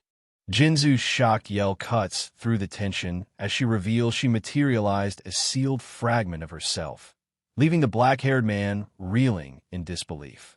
Jinzu's shocked yell cuts through the tension as she reveals she materialized a sealed fragment of herself, leaving the black-haired man reeling in disbelief. Jinzu reels in shock, clutching her head as the black-haired man taunts her strength, insisting she's still far beyond any ordinary vampire despite the brutal limits she's under. Jinzu reels in shock, clutching her head as the black-haired man taunts her strength, insisting she's still far beyond any ordinary vampire despite the brutal limits she's under. He challenges the very notion of freedom, promising to help her seize the freedom she truly desires, reshaping her fate with unwavering resolve. Jinzu's tears fall as confusion and desperation crack her voice, demanding to know what he truly means by his impossible promise. Alice von Ataraxia offers a ruthless deal. Help her, and she'll wipe out all who betrayed Jinzu and restore the Ataraxia family's lost glory. The raid seemed doomed until the masked player crashed in wielding a massive dark weapon glowing purple, flipping the entire battle and leaving Jinzu stunned and shouting in disbelief. Jin Hyuk ignited a blazing inferno with every slash of his sword, his furious combos cutting through the darkness as flames exploded around him, proving his skill was beyond mere experience. It was raw, unstoppable power. Whispers spread as two figures connect the dots. Jin Hyuk's absence from the boss raid meant he was lurking in the ruins, and with the Saintess of Amsterdam's nod, his name demands respect, forcing even rivals to bow before his rising legend. Young man's phone glows as he looks up, sweat dripping, realizing the guilds are hoarding massive wealth while the city's streets whisper secrets he can't ignore. Young man's eyes lock onto the towering office building, the weight of truth crashing down as he mutters. And it looks like it's true. Jin Hyuk clenches a fist crackling with purple energy, declaring coldly that the corruption or monopoly of a large guild is none of his concern. A brutal impact shatters the street as the man in the long coat storms forward, fury burning in his eyes. No one threatens him and gets away with it. The man in the long coat grabs a nearby pipe, swinging it with savage precision to break through the advancing guard's defense. Jin Hyuk summons a blazing orb in his palm, flames roaring to life as he vows to annihilate everyone standing in his way.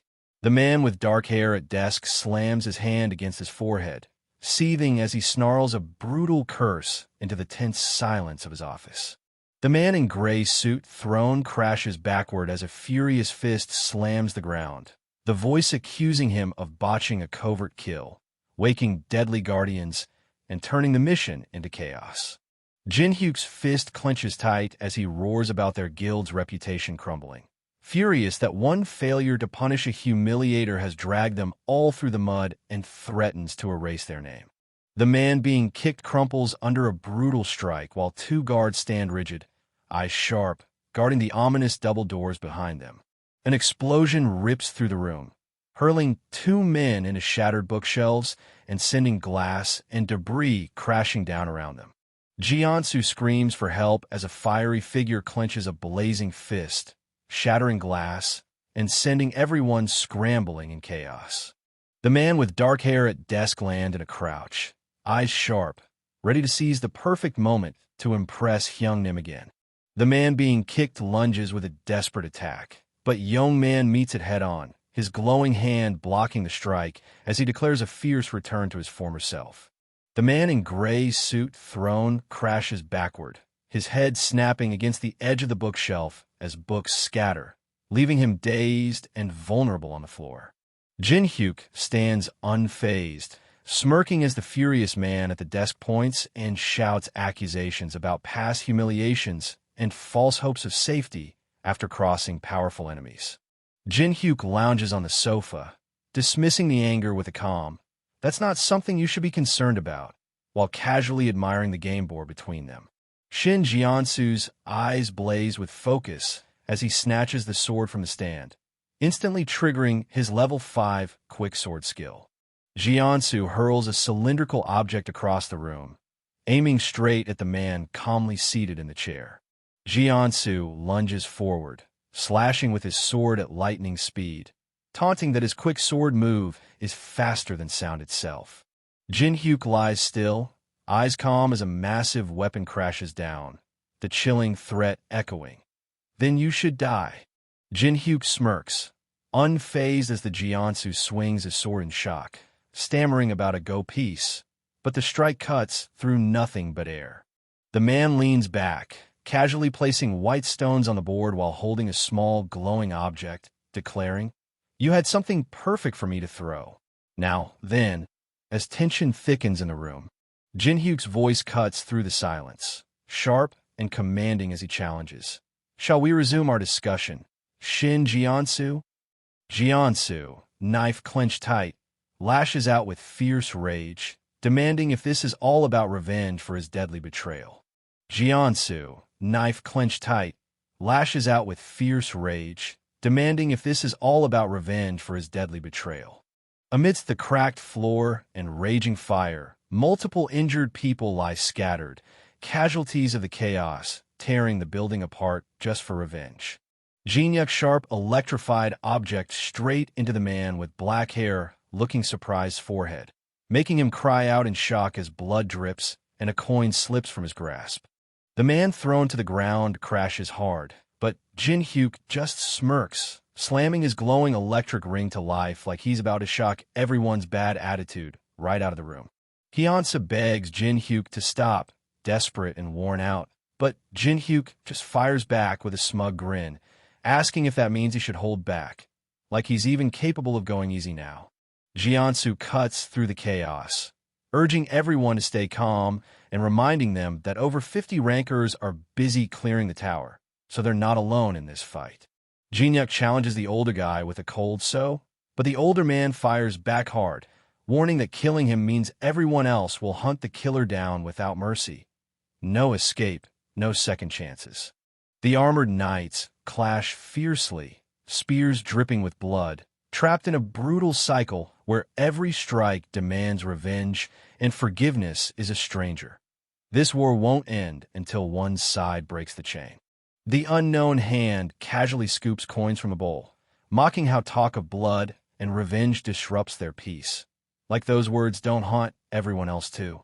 Jin-hyuk clenches his fist so tight metal rings slip through his fingers, declaring they should just end things cleanly, catching the other character completely off guard. Jin-hyuk's eyes blaze red as flames roar around his fist, vowing he'll be the last to take revenge and demanding forgiveness like it's the final word. Jin-hyuk clenches a glowing energy in his hand, while the other guy freaks out, yelling, "Wait, how does that make any sense? And what do you mean?" as confusion and frustration hit hard. Jiansu's eyes snap open as he shouts, "Wait," desperately trying to keep up, insisting, "I'm just following your logic," but the tension is way too thick to ignore. Jin-hyuk gets slammed by a fierce purple-pink energy blast, the force blasting him backward like a rag doll caught in a storm. Jongsu crashes through the massive glass window, shards flying everywhere as purple energy pulses violently around him, turning the room into chaos. Jin-hyuk stands firm among the shattered glass and fallen chandelier, his intense gaze cutting through the chaos like he's ready to finish what just exploded. As the man lies defeated, Jin-hyuk looms over him, dropping the bomb that Ha-jin's survival is all thanks to his sister, and she's clearly been pulling some serious strings behind the scenes.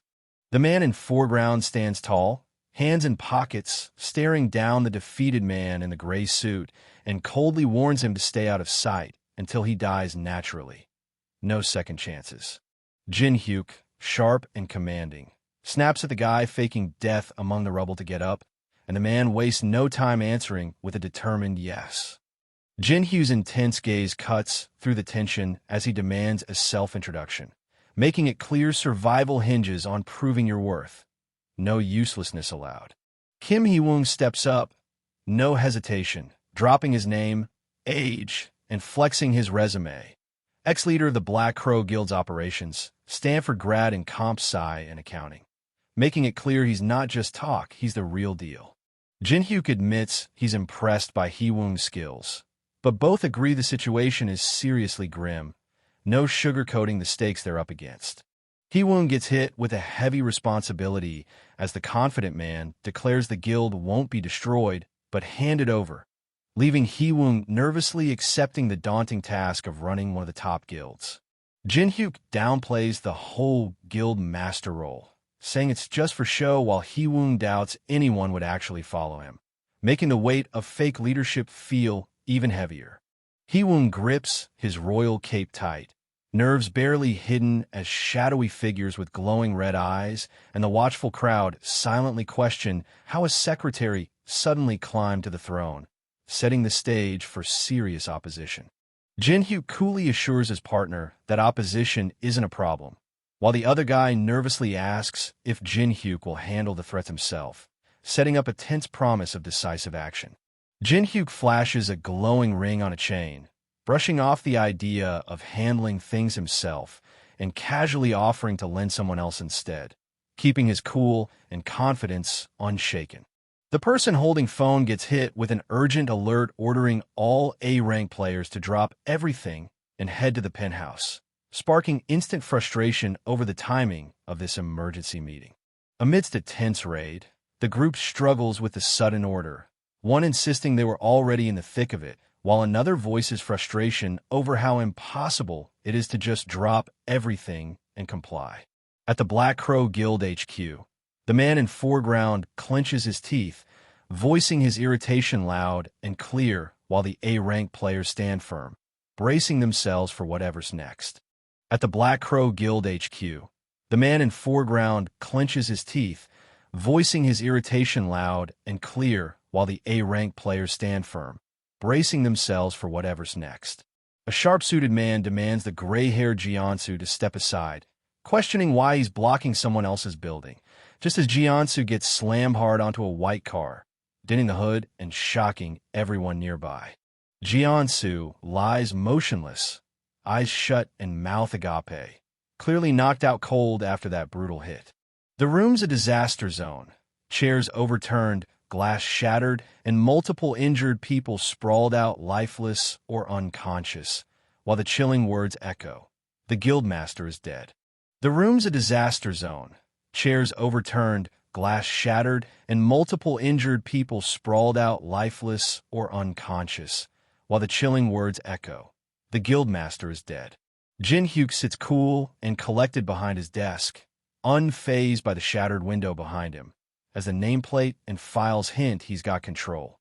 Even as someone yells, "Kim Hee-won," the man in foreground, frustration written all over his face, yells, holding up a glowing blue object like it's proof of some wild accusation, demanding, "Why are you sitting there?" The man in suit with wavy brown hair grabs the man with black hair and sunglasses by the collar, shouting for every single detail while the nervous guy stammers, clearly overwhelmed and sweating under the pressure. The person with reddish hair and the man with black hair and sunglasses watch a mysterious figure with long white hair outside as the man with black hair notes that new consignees have arrived, while the white-haired figure mutters something barely audible.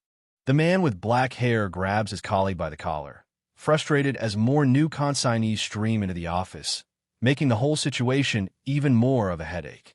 The man with black hair grabs his colleague by the collar, frustrated as more new consignees stream into the office, making the whole situation even more of a headache. Jin Hyuk stares in disbelief, struggling to wrap his head around the claim that a child is actually behind all this chaos. Jin Hyuk stares in disbelief, struggling to wrap his head around the claim that a child is actually behind all this chaos. Suddenly, an explosion rips through the building, sending fiery debris flying everywhere and shaking the cityscape to its core. Hee-won and the others scramble, eyes wide as flames blaze behind them, one shouting about the explosion while another spots someone crashing hard nearby. Hee-won clutches his head, frustration written all over his face as he mutters about Alice. He trusted her to handle the guild, but she went and stirred up a whole new mess. The person holding phone scrolls through a message about awakening test results, the city buzzing behind them as the Tower of Trials marks its 2-month anniversary. The world order's shifting hard, and people are hustling to keep up, with digital billboards flashing insane sales and mining guard recruitment, signaling this new era's rapid, ruthless pace. The news anchor breaks down how the mass player just solo cleared a ruin that even a massive attack squad failed to conquer, turning heads and shaking up expectations everywhere. Only 2 people know the mass player's real identity, and Mr. Kim, the porter leader, happily agreed to keep the secret under wraps. Teresa steps up, cool and confident, sealing the deal by promising to keep the mass player's secret just like Mr. Kim. Teresa steps up, cool and confident, sealing the deal by promising to keep the mass player's secret just like Mr. Kim. The towering Awakened Association building stands sharp against the bright blue sky, a silent fortress promising power and secrets high above the bustling city below. The man in the coat bows deeply, sealing the deal as others casually move around, the tension finally snapping. Everything's set, no turning back now. Jiansu steps into the light streaming through the open door, declaring loud and clear. There are no more restraints binding him. The young man in hoodie, eyes blazing with resolve, declares it's finally his moment to take control and monopolize everything. Sunlight bounces off towering skyscrapers as the Awakened Association stakes its claim on the city. The Jinhyuk with phone studies the mobile Awakened certificate, noting its surprisingly ordinary appearance while a voice calls out, "Jinhyuk Appa." Jinhyuk turns sharply toward the voice, his expression shifting as recognition and surprise flash across his face. The woman gestures as she explains the people claiming to know him, while he descends the stairs, processing the unexpected news. Jinhyuk smiles slightly and declares, "I'll introduce them to you." Alice crosses her arms and glares, revealing she's a Northern European player and a progenitor stirring inevitable chaos. The man in sunglasses introduces Kim Hee-wong as the new manager of the Black Crow Guild, promising to handle dungeon scouting and support allies of Representative Khan. Tears stream down as the man finally feels recognized, calling this moment a reward compared to working under Shin Jiansu's harsh rule. Jinhyuk declares he's the true master behind the Black Crow Guild, not the figurehead everyone thinks, daring others to ask him for favors whenever they need. They smile brightly, promising to get along even better from now on. They clasp hands firmly, sealing their newfound bond with unshakable determination. Jinhyuk lashes out in anger, shouting that it's their fault for pushing him too far, though he claims he never meant to go that far. Jinhyuk snaps back, accusing his opponent of failing to endure provocations despite living for thousands of years, only to be met with a cold denial that no one has ever provoked him like that before. Jinhyuk snaps back, accusing his opponent of failing to endure provocations despite living for thousands of years, only to be met with a cold denial that no one has ever provoked him like that before. Jinhyuk dashes into the forest, senses sharp and ready for any threat lurking in the shadows. Jinhyuk dashes into the forest, senses sharp and ready for any threat lurking in the shadows. Golden padlock, sealing the dungeon as the guilds keep the elite floors locked behind the third-floor boss's defeat. A crooked tower leans defiantly among the city's skyline, hiding a secret no one expects. Jinhyuk smirks confidently, eyes locked on the crooked tower, declaring, "Of course, excluding me." They step cautiously past shattered pillars beneath the cold glow of the moon, the once celebrated moon lake, now abandoned and silent. He walks the rocky path beneath the purple sky, recalling a time long past while humanity races toward extinction. Jinhyuk places a hand on his chest and steps into the lake, promising a hunt unlike any other. He strides through the water, passing 12 animal statues that guard the tranquil moonlit lake. He fixes his gaze on the distant statue, realizing it holds a secret purpose beyond guarding the lake.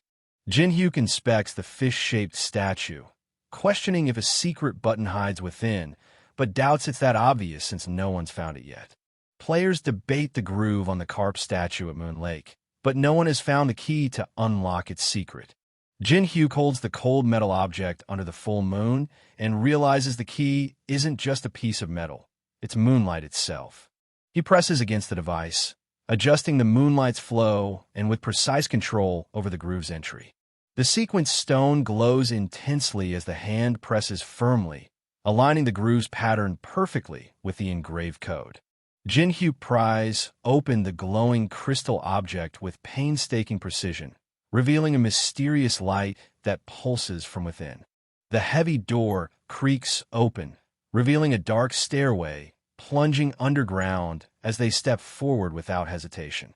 Jinzu descends the stairs while the other marvels aloud at the hidden space deep within the Tower of Trials. She their hand against the glowing wall, breathing in the long-lost feeling of freedom that floods their senses.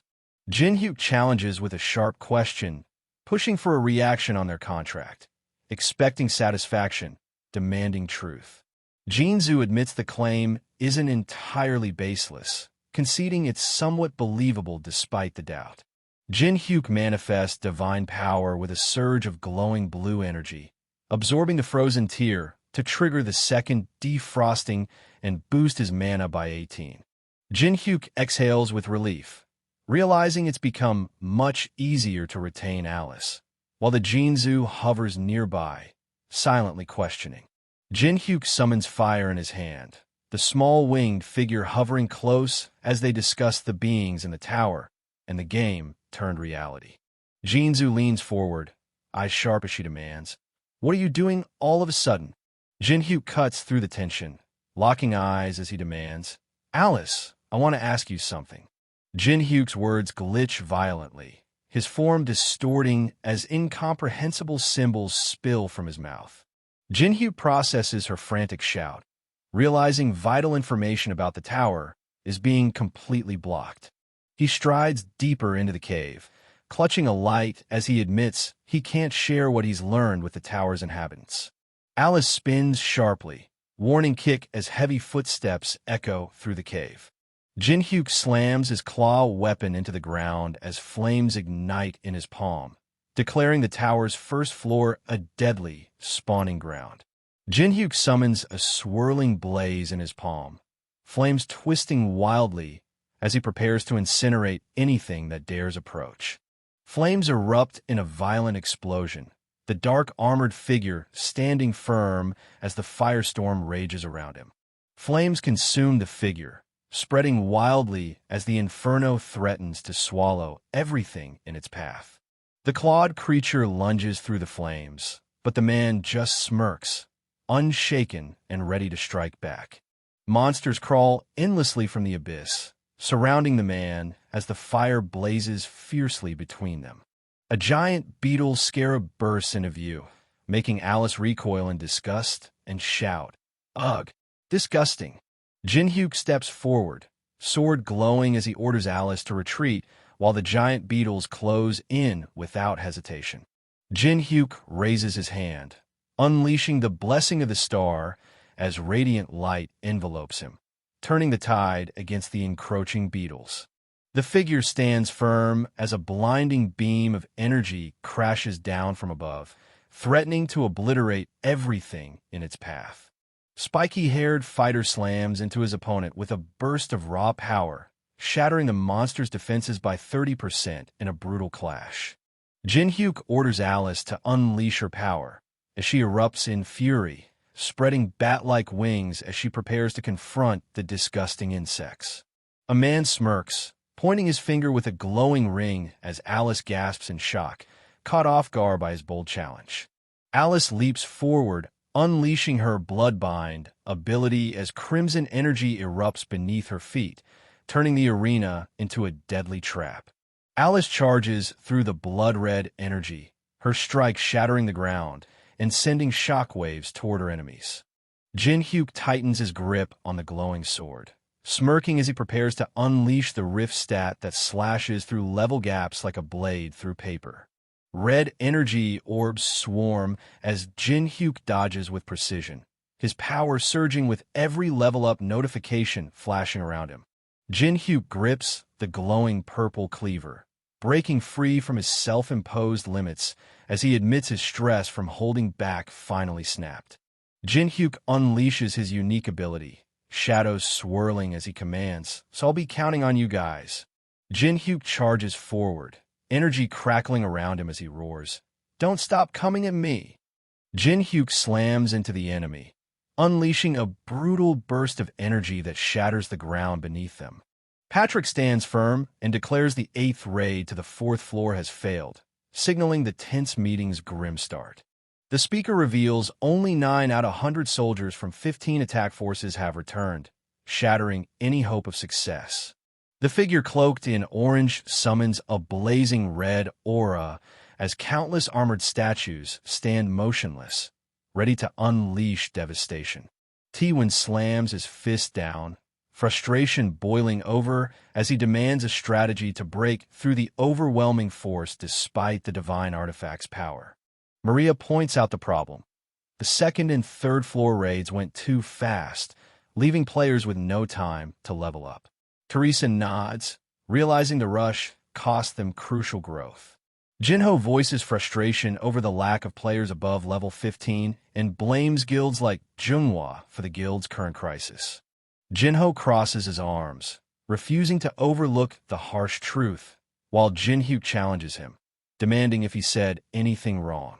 Jinhyuk shouts accusations, refusing to accept baseless humiliation, while Jinho raises his hand in frustration, defending their climb up the tower for humanity. Patrick slams his hand down, demanding silence and order as tensions threaten to tear the group apart. Patrick's glare cuts through the chaos as he orders everyone to focus, refusing to let the mission crumble. Jinho crosses his arms, locking eyes with Maria as he demands, "Have you thought of something?" Patrick grips his head in distress as the old man looms behind, revealing they received word from the demonic humans just before daybreak. Jinho, Maria, and Jinhyuk exchange shocked glances as Jinho reveals the demonic humans' help comes with a dangerous condition they must accept. Jinho shouts his refusal to ally with the demonic humans, condemning them as globally wanted criminals and vulgar bastards. Maria and Teresa exchange serious words about the world's distrust of demonic humans and the overwhelming power of the large guilds over governments. Teresa clutches her necklace, warning that with growing influence, every word and action must serve a just and great cause. The chandelier's flames flicker wildly, then surge as a furious voice demands, "What do you mean we're trash?" Patrick leans forward, voice sharp as he defends the wounded pride of the so-called trash, flames roaring beside him. The old man grips his skull-topped staff, voice dripping with dark power as he taunts. "But don't you already know that you can't do anything with your strengths alone?" The old man slams his staff into the ground, unleashing a shockwave that tears through the battlefield, forcing everyone to brace for impact. Jinho slams his hand on the wooden table, eyes blazing as he snarls, "You demonic human trash! What do you think you are?" Jinho launches a fierce punch, snarling, "Since you showed yourself to me, I'll kill you." The man in the red jacket swings his glowing sword with deadly precision while hurling a massive object, declaring, "We finally agree on something, Beck Jinho." The old man leans forward, voice dripping with menace as he warns, "You're all quite hot-blooded.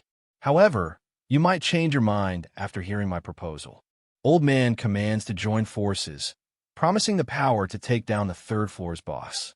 Jinho shouts in disbelief, tearing apart the claim that the demonic human association's tiny force could break through the army. Old man grips his skull-top staff and declares, "We just need to have quantity, don't we?" Old man slams his skull-topped staff down as purple energy swirls, unleashing the gravekeeper of the Black Tomb. A massive skeletal hand crashes through the floor as Patrick's eyes widen in alarm. Skeleton warriors clad in armor burst from the earth, their shields raised as they rise to join the fray. They glare at the towering building, voice dripping with disbelief as they confront the necromancer's terrifying power to command such a massive undead army. Patrick's eyes widen as he spots the skull-topped staff in the old man's grip, realization hitting hard. The old man raises the skull-topped staff, declaring it the legendary Staff of Greed, forged from 99 rare materials. Tiwin wipes sweat from his brow, piecing together the deadly potential if the Staff of Greed merges with necromancer powers. Tiwin declares the third boss raid isn't impossible, but Maria's shock reveals the ruthless truth. They're facing evil demonic humans. Jinho insists they should be tearing the old man apart right now, his frustration barely contained as the hooded figure stands firm with his skull-topped staff. Jinho weighs the stakes, deciding that if the price is a secret the public must never learn, then it's a risk worth taking. Teresa grips his sword and shield, firing back with a fierce question that leaves no room for doubt. Teresa tightens her grip on sword and shield, her voice sharp with disbelief as she condemns the alliance with the demonic humans. Teresa grips her sword tighter, eyes scanning the dim room as the armored woman clings to Jinhyuk's absence, desperation thick in the air.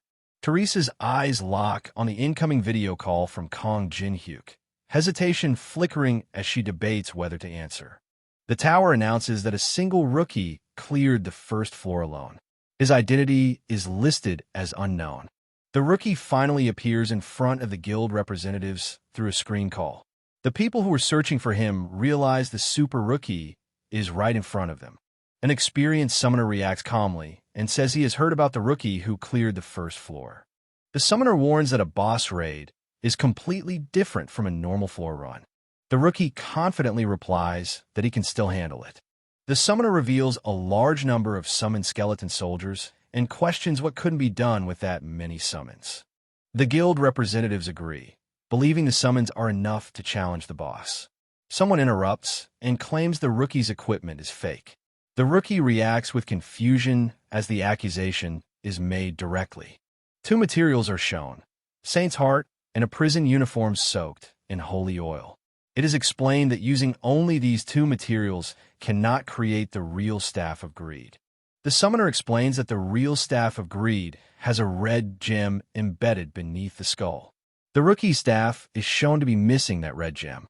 The summoner then points outside toward the summoned skeleton soldiers. The quality of the skeleton soldiers is evaluated and judged to be too low. It is stated that these summons would not survive even half a day in the boss room. Hooded Man is clearly planning to abandon the group after grabbing coins and items during the chaos. Close-up of the Hooded Man's face. He's irritated and openly annoyed, calling the other side arrogant. The Hooded Man issues a warning, saying they'll regret rejecting his offer. He releases purple energy and calmly threatens that next time, when they meet in person, things won't be so easy. The Hooded Man disappears, leaving behind lingering purple energy.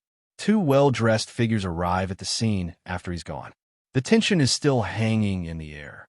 Inside a room, one of the men looks unsettled, clearly processing what just happened. The group regathers and asks what their next move should be now that the Hooded Man is gone. The unknown person promises he'll prevent them from joining the demonic humans and also handle clearing the tower for profit. The group questions him, asking if he's really planning to do everything alone. He confirms it directly, saying yes. One member thinks ahead, noting that even if the unknown fails, recruiting him afterward is still a win.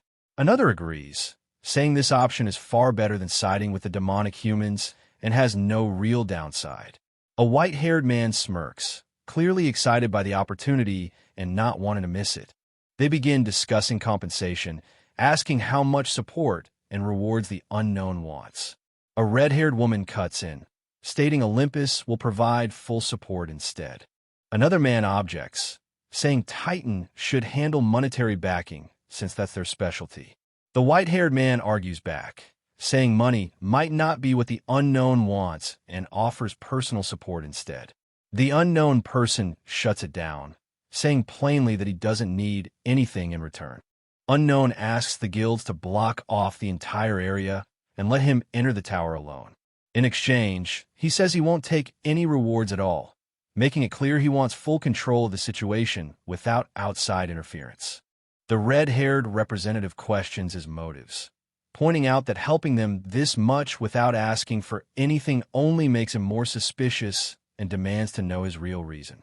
Unknown pauses and admits that there isn't a clear reason behind it, briefly reflecting on the question instead of giving a calculated answer. The blonde woman is visibly shaken by his words, surprised and emotionally affected by how straightforward and sincere he sounds. Unknown internally cringes at how dramatic his words sounded, even though he meant them honestly. The blonde woman repeats his words to herself, slowly smiling as she starts to accept his sincerity and view him more warmly. The white-haired guild leader becomes overly enthusiastic, loudly praising this as true camaraderie and clearly buying into Unknown's attitude. Unknown responds calmly, saying that as a guild representative, he doesn't have much to add, subtly deflecting the praise while staying composed. A surveillance device activates, revealing that the entire conversation has been recorded, confirming that Unknown's actions and words are now officially documented. The blonde representative smiles while watching the recording, noting that most people would have accepted the down payment without hesitation. Jin-hyuk reflects that giving up rewards for allies is more valuable than short-term gains, and he's already thinking about how to use this to his advantage. He ends the video call and decides to upload edited footage, avoiding direct conflict with major guilds while still gaining benefits. His status window appears, showing his name, level 12, high magic stat, unique abilities, and multiple skills, confirming fast progression. Jin-hyuk notes he reached level 12 in less than a day inside the spawning ground, and things are going smoother than expected. He's interrupted when Alice shouts at him for leaving everything to her, clearly stressed and overwhelmed. Jin-hyuk bluntly tells her their relationship isn't a partnership, but a slave contract, which shocks and upsets her. He points at the system shop and mentions he was planning to buy a mana supplement for her. Alice explains a normal supplement won't work because her mana capacity is too large to be refilled that way. Jin-hyuk explains that if he runs low on mana, he can't properly support her, so he intends to reclaim all the mana he spent. Alice completely misunderstands his intent, gets overly excited at the idea, and reacts in a dangerously enthusiastic way. The man feels dizzy and realizes how much blood was taken from him earlier. His mana is now fully restored, and he asks what comes next. He opens the system shop and casually says he will do some shopping. A list of items appears. He purchases multiple low-rank and strange materials without hesitation. After the purchase confirmation, Alice criticizes him for buying what looks like useless items. He replies that each item has a purpose. The man tells Alice they will be extremely busy from now on and that they must reach the end of the underground first floor today. Without waiting, he jumps straight down into the abyss. Alice panics, questioning how he can jump without knowing the depth. Mid-fall, he calmly says he knows exactly how deep it is because he has jumped down countless times before. He calls out to Alice, signaling her to act. She rushes after him in shock.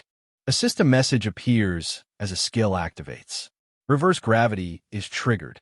Gravity flips instantly, stopping their fall. Both of them are pulled upward, landing safely as the descent turns into controlled movement forward. She calls him reckless and questions whether he's actually skilled or just surviving on luck, while he keeps moving forward without reacting. Her expression shifts as she realizes who he really is, and she quietly says his name, acknowledging his reputation. A system notification appears, activating his fire element ability and confirming he's entering serious combat mode. He reaches the altar and ignites the flame, calmly stating that this place is exactly where he's supposed to be. Insect monsters swarm the area, but he dismisses them as insignificant and directly challenges the real enemy to come out. A massive presence emerges from behind the altar, revealing the boss of this floor and setting the stage for the real fight. Anunis taunts Jin-hyuk, mocking his eagerness to die, but Jin-hyuk stands firm, ready to fight without wasting a word. Anunis laughs, mocking the idea of lowering himself to fight personally, calling it absurd to battle a mere mortal. Alice lunges forward with her scythe, while Jin-hyuk braces himself, vowing to hold the threat back so she can escape. Jin-hyuk smirks confidently, brushing off Alice's urgent warning as she reaches out, demanding he take the threat seriously. Anunis looms over the man, voice dripping with menace as he declares, "Let me show you what kind of person you made a contract with." Anunis tightens his grip on the curved hook, voice laced with dark amusement as he taunts, "How amusing." Anubis summons the judgment of Anubis, purple flames swirling as he demands, "Did you hear about me from that vampire you brought with you?" Judgment Girl activates the judgment of Anubis, summoning the towering scales as the first question echoes through the air. Jin-hyuk stands firm, ready to face the absolute trial. Jin-hyuk answers with unwavering confidence, acknowledging the ruthless rule. Patience lost grants the power to demand any question, truth irrelevant. Anunis narrows his eyes, accusing the target of seeking the elusive hive and confirming his every suspicion. Jin-hyuk flashes an OK sign and grins, boasting about the black market value of the hive. Judgment Girl holds the glowing heart and balances the scales, her voice cutting through the silence with one final, fateful question. Anunis looms over the man, voice dripping with menace as he declares no one leaves his territory alive. Jin-hyuk clenches his fist, defiantly declaring he'd rather give up everything than back down, forcing Anunis to acknowledge his resolve. Jin-hyuk stands firm among jagged purple spikes as the judgment of Anubis ignites, declaring all conditions met without mercy. Jin-hyuk staggers as his stats plummet by half and his innate skills seal, the spectral beast looming like a dark curse behind him. Anubis declares the need for an agent to deliver judgment and selects a champion to carry out his will. Mantis channels a surge of purple energy, eyes burning with ruthless intent. Jin-hyuk steps forward with a serious glare as Alice recoils, disgust clear on her face. Mantis looms menacingly, declaring Jin-hyuk the champion destined to deliver judgment. Anubis glares with a glowing red eye, demanding, "What do you think of my dignified champion?" A hand reaches out, fingers brushing glowing blue squares as the voice declares, "Pretty tremendous."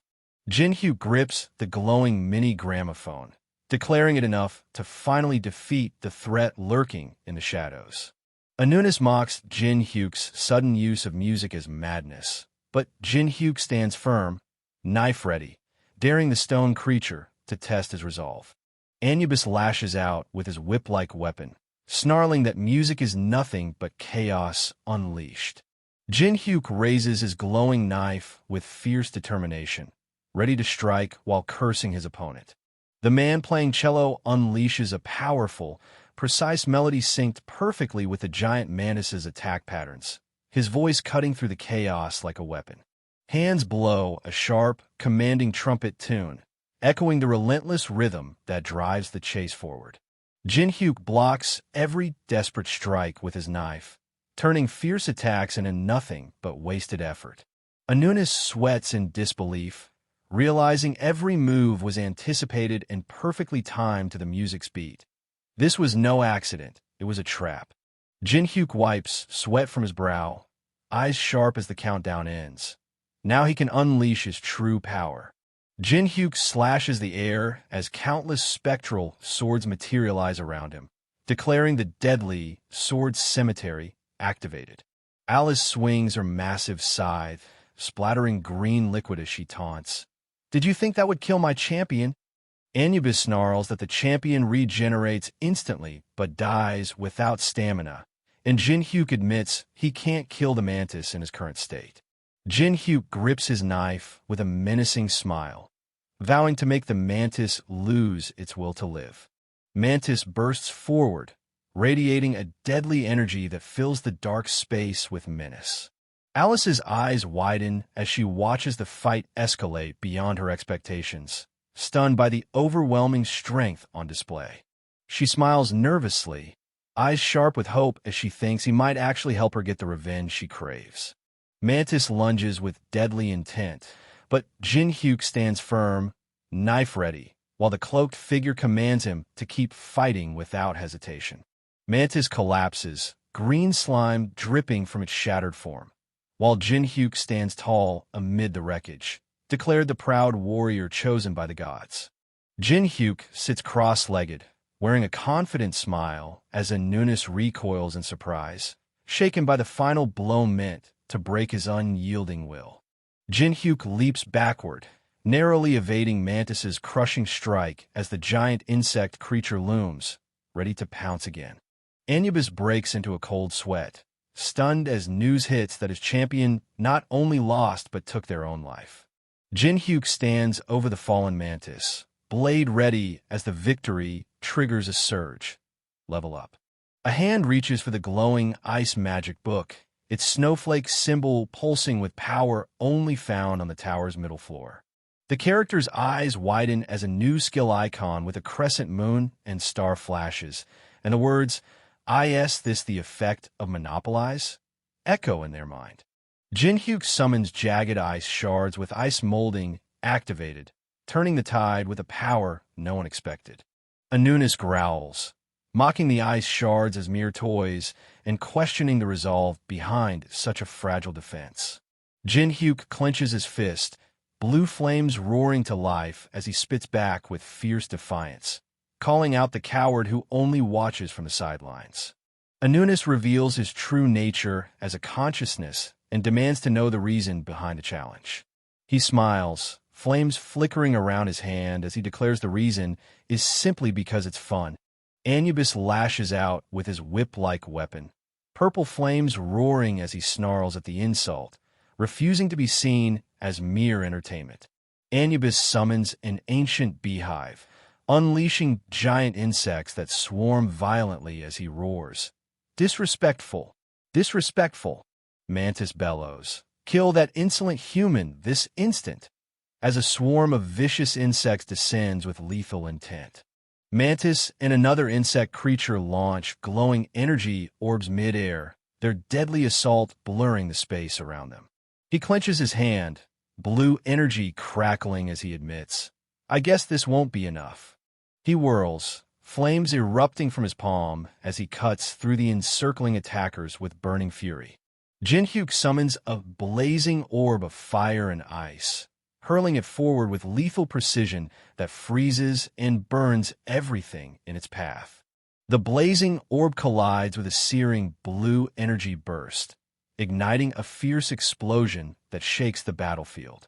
The energy burst explodes violently as the skill Daylight is unlocked, signaling a new power unleashed. The system confirms a successful combination, and Jinhyuk gains a new AA-rank skill called Daylight. Daylight activates immediately, releasing a massive burst of white light that floods the area and overwhelms the battlefield. The skill details appear, explaining that Daylight is a wide-range flash attack meant to disrupt vision and control the field. Jinhyuk uses the light offensively, firing it straight at the hive's spawned enemy. Anubis reacts and decides to change tactics, realizing the light-based attack isn't enough to finish the fight. Anubis activates a new skill called Chosen Target, marking a specific enemy as the focus. The hive responds by spawning a powered-up bee entity, signaling an escalation in the encounter. Jinhyuk attacks again, but the marked enemies don't die. Instead, they split and multiply, revealing the real danger of Chosen Target as the chapter ends. The battlefield fills with hornet monsters. No matter what skills are used, they keep coming, showing that brute force alone won't solve this.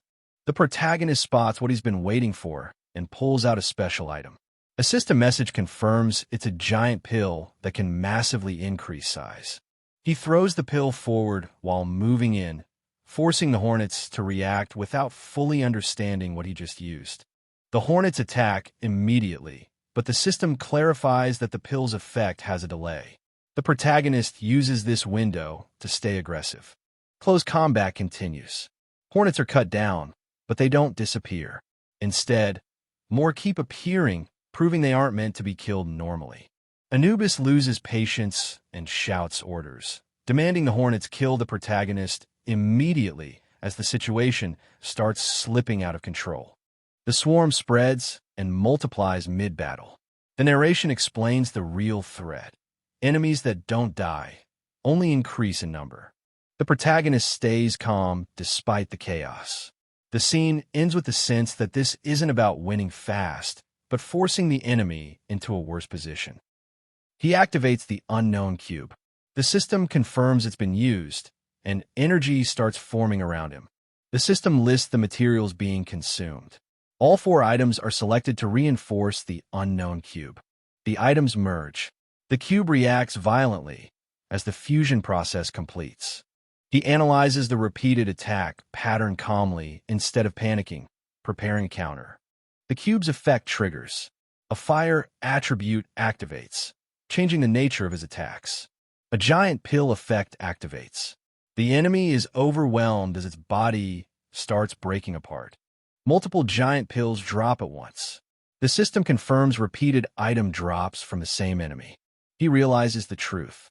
This boss can multiply endlessly, giving infinite experience and items. Used correctly, it becomes the perfect copy and farming machine. Anubis realizes something is off. The situation isn't chaotic by chance. The setup looks intentional, and he starts questioning how this outcome was created. He notices the item combination and the spatial control. The protagonist didn't react randomly. He prepared the tools in advance to force this exact result. The trap becomes clear. The hive's core mechanic has been identified and exploited. This isn't brute force, it's system abuse done cleanly. Anubis confirms it. The target from the start was the hive itself, not the monsters. Once the core is hit, everything collapses. Anubis destroys the hive, ending the endless multiplication. The battlefield resets instantly. The advantage shifts back. The protagonist reacts calmly. No surprise, no panic. He treats it as expected progress and prepares to move forward, signaling the end of this phase and the start of the next climb. Anubis declares he will judge the MC later for disrespecting him, but his presence is already breaking down. The vessel hosting Anubis collapses completely and loses stability. System confirms the vessel of Anubis has been destroyed and the conditions are cleared. A system save triggers as the battlefield resets and energy disperses. The skill judgment of Anubis is granted with overranked difficulty and strict activation rules. Details explain the skill weakens the target by half and restricts abilities for 1 minute. Usable only once per target. The system warns that abusing the skill may invite direct wrath from ancient Egyptian gods. Multiple gods observe the MC, some showing interest while others react with hostility. The MC realizes he's been noticed by higher beings and comments on their narrow mindset. A winged girl appears suddenly, confused about what just happened, as the MC calmly states he already won. The MC status screen updates, showing a major level increase and newly unlocked abilities. His core stats double, and he decides to distribute points evenly for stability. A system video call interrupts his planning. His core stats double, and he decides to distribute points evenly for stability. A system video call interrupts his planning. The caller reveals himself as Cheon Yu-sung, surprised that the MC remembered him. Cheon questions where the MC is and whether he has entered an unknown zone. The MC shuts the question down and refuses to explain his location. Cheon Yu-sung calls Kong Jin-hyuk and says he has a proposal for him, which immediately puts Jin-hyuk on edge. Yu-sung explains that in 24 hours, the Awakened Association will hold a martial arts tournament, and all AA rank and above players, including himself, will participate. Jin-hyuk questions the timing, pointing out that the association is still failing to clear the third-floor boss, so holding a tournament now makes no sense to him. Yu-sung directly invites Jin-hyuk to join the tournament so they can settle things with a final fight to decide who wins and who loses. Jin-hyuk rejects the idea, saying he has no reason to waste time since Yu-sung doesn't even have a skill worth copying. Yu-sung reveals his leverage by showing an invitation ticket to the black market, making it clear this is the real reason Jin-hyuk won't be able to refuse. The auction hammer comes down hard. The item is sold, and the crowd reacts instantly. This isn't a normal market. This is power changing hands. The auctioneer smiles confidently, announcing the sale. Every bid here carries weight because everyone knows where they are. Cheon Yu-sung explains the truth. This place isn't a player coin exchange. It's a hidden black market. Only invited members can enter. Real money is used here, and the items are far beyond what ordinary players can access. Since the Tower of Trials became real, secret places like this started appearing. For someone aiming at the third-floor boss, this market is a goldmine. The protagonist realizes the irony. A secret place meant only for the rich, yet might give him exactly what he needs. Suddenly, a system message appears. His uploaded video has been chosen as a hot issue. The spread is faster than expected. A newly created unknown channel shoots to the top. The video shows the masked player agreeing to challenge the third-floor boss. Viewers explode with reactions. Some doubt him, some admire him, and others believe that only the unknown could pull this off. With over 50 million views, the profit is massive. Even after heavy fees, the earnings are worth it. The stage is set, and all eyes are on the masked challenger. The protagonist yawns in his seat. With all the noise and hype, even the spectacle is starting to feel tiring. Around him, the crowd roars with excitement. He quietly wonders when this endless tournament is finally going to end. On the stage, fighters clash violently. Blades spark, abilities explode, and the audience cheers at every hit. The explanation follows. This tournament gathers 24 competitors, all ranked AA or higher. After repeated failures against the third-floor boss, the guilds and the Awaken Association created this event to regain public trust. Cameras roll nonstop. This isn't just combat.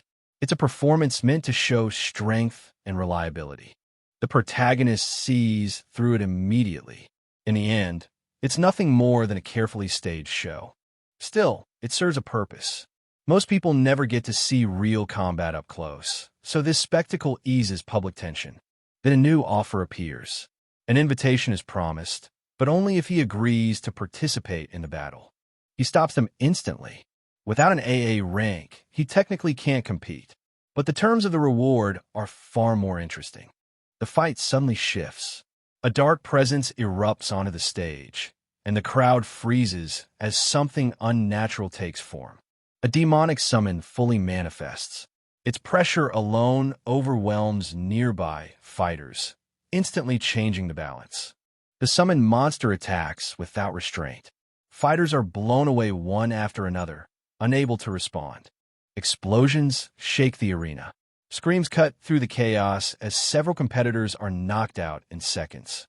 When the dust settles, bodies lie scattered across the floor. The difference in power is undeniable. Observers take note of a coordinated two-man team. Their control and timing stand out even in the chaos. From the VIP seats, executives quietly analyze the scene. Players like these make the public feel safe. One man sees something different. Among everyone present, only a single individual truly catches his attention. The Black Cloud Guild CEO, Hong Diokpyo, watches with interest. Calm, sharp, and calculating, he's already made his judgment. A smile forms on his face. Firm control, wide perspective, and flawless decision-making. The kind of talent worth chasing. The executive reminds his aide to stop worrying about the battles and focus on the interview afterward. He personally invested to make it happen. The response is casual and confident. He claims he's surprisingly good on camera, as if this outcome was expected. From the audience, Jung Do-hyun yawns. He openly admits the winner has talent and could reach S rank within a few years.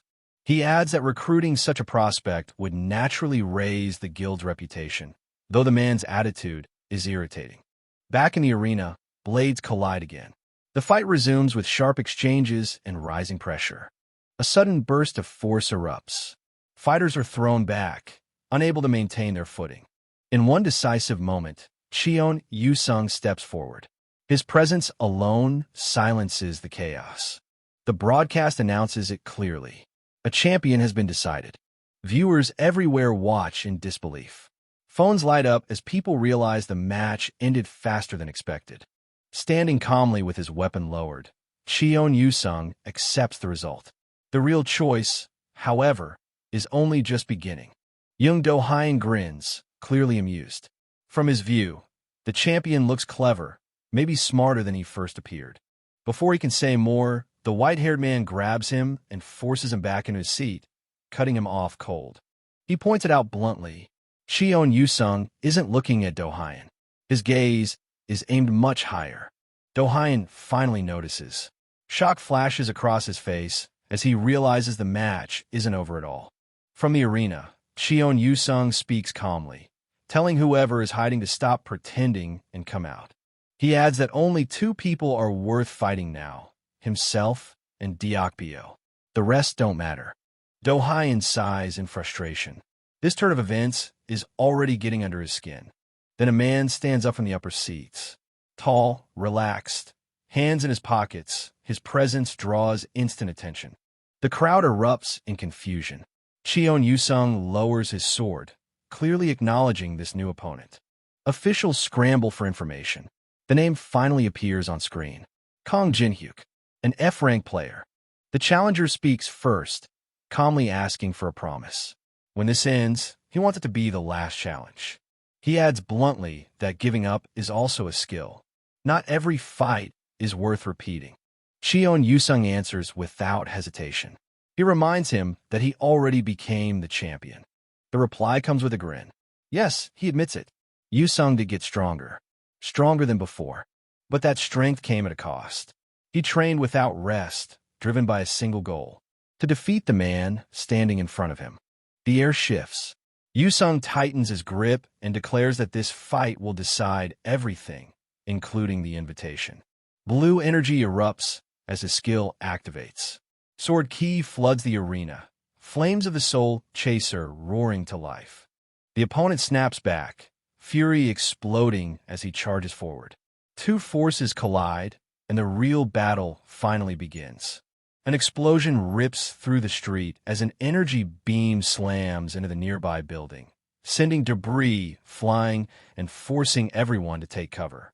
Concrete and metal rods crash down as the ground splits open beneath the ruined ceiling, threatening to bury anyone caught in the collapse.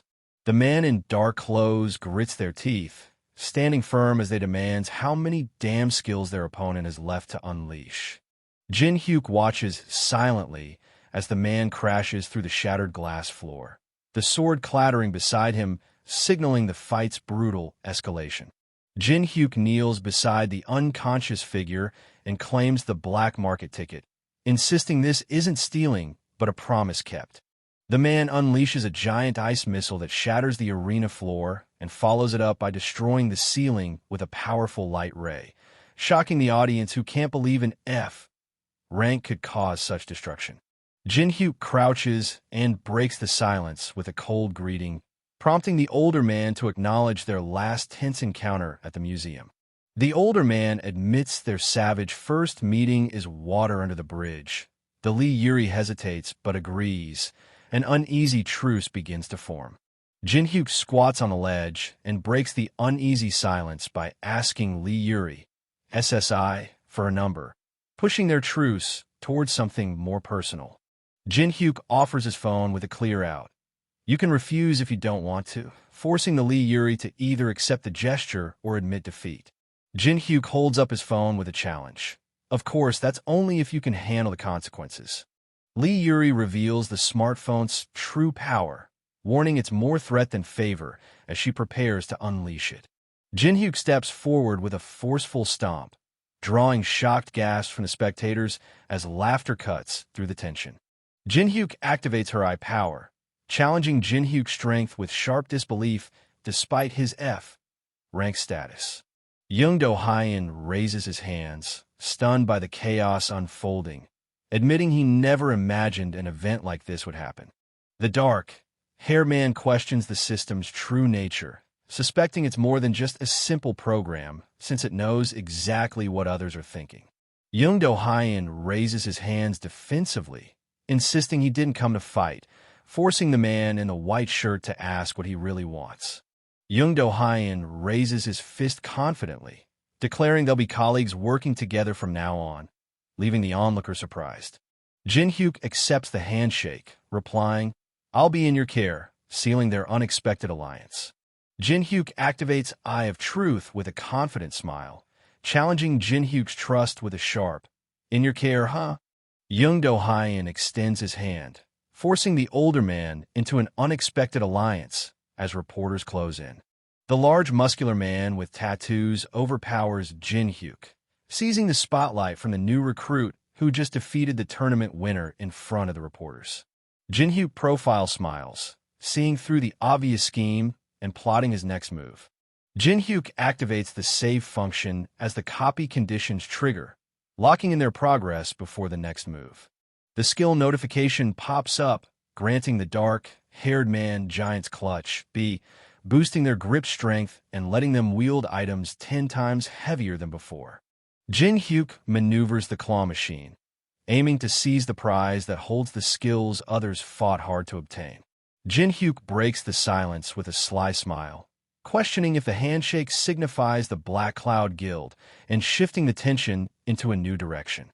Young Do-hyun offers special treatment in exchange for joining, targeting those without guild ties to strengthen his ranks. Young Do-hyun seals the deal with a firm handshake, his confident smile promising power and protection to those who join him. Jin Hyuk grabs the large muscular man with tattoos, challenging his belief that brute strength alone could win this fight. Young Do-hyun smiles confidently and activates his power, Giant's Clutch, declaring, "Of course," as the fiery force surges around him. The man laughs loudly, mocking Young Do-hyun with, "Isn't that obvious?" challenging their confidence head-on.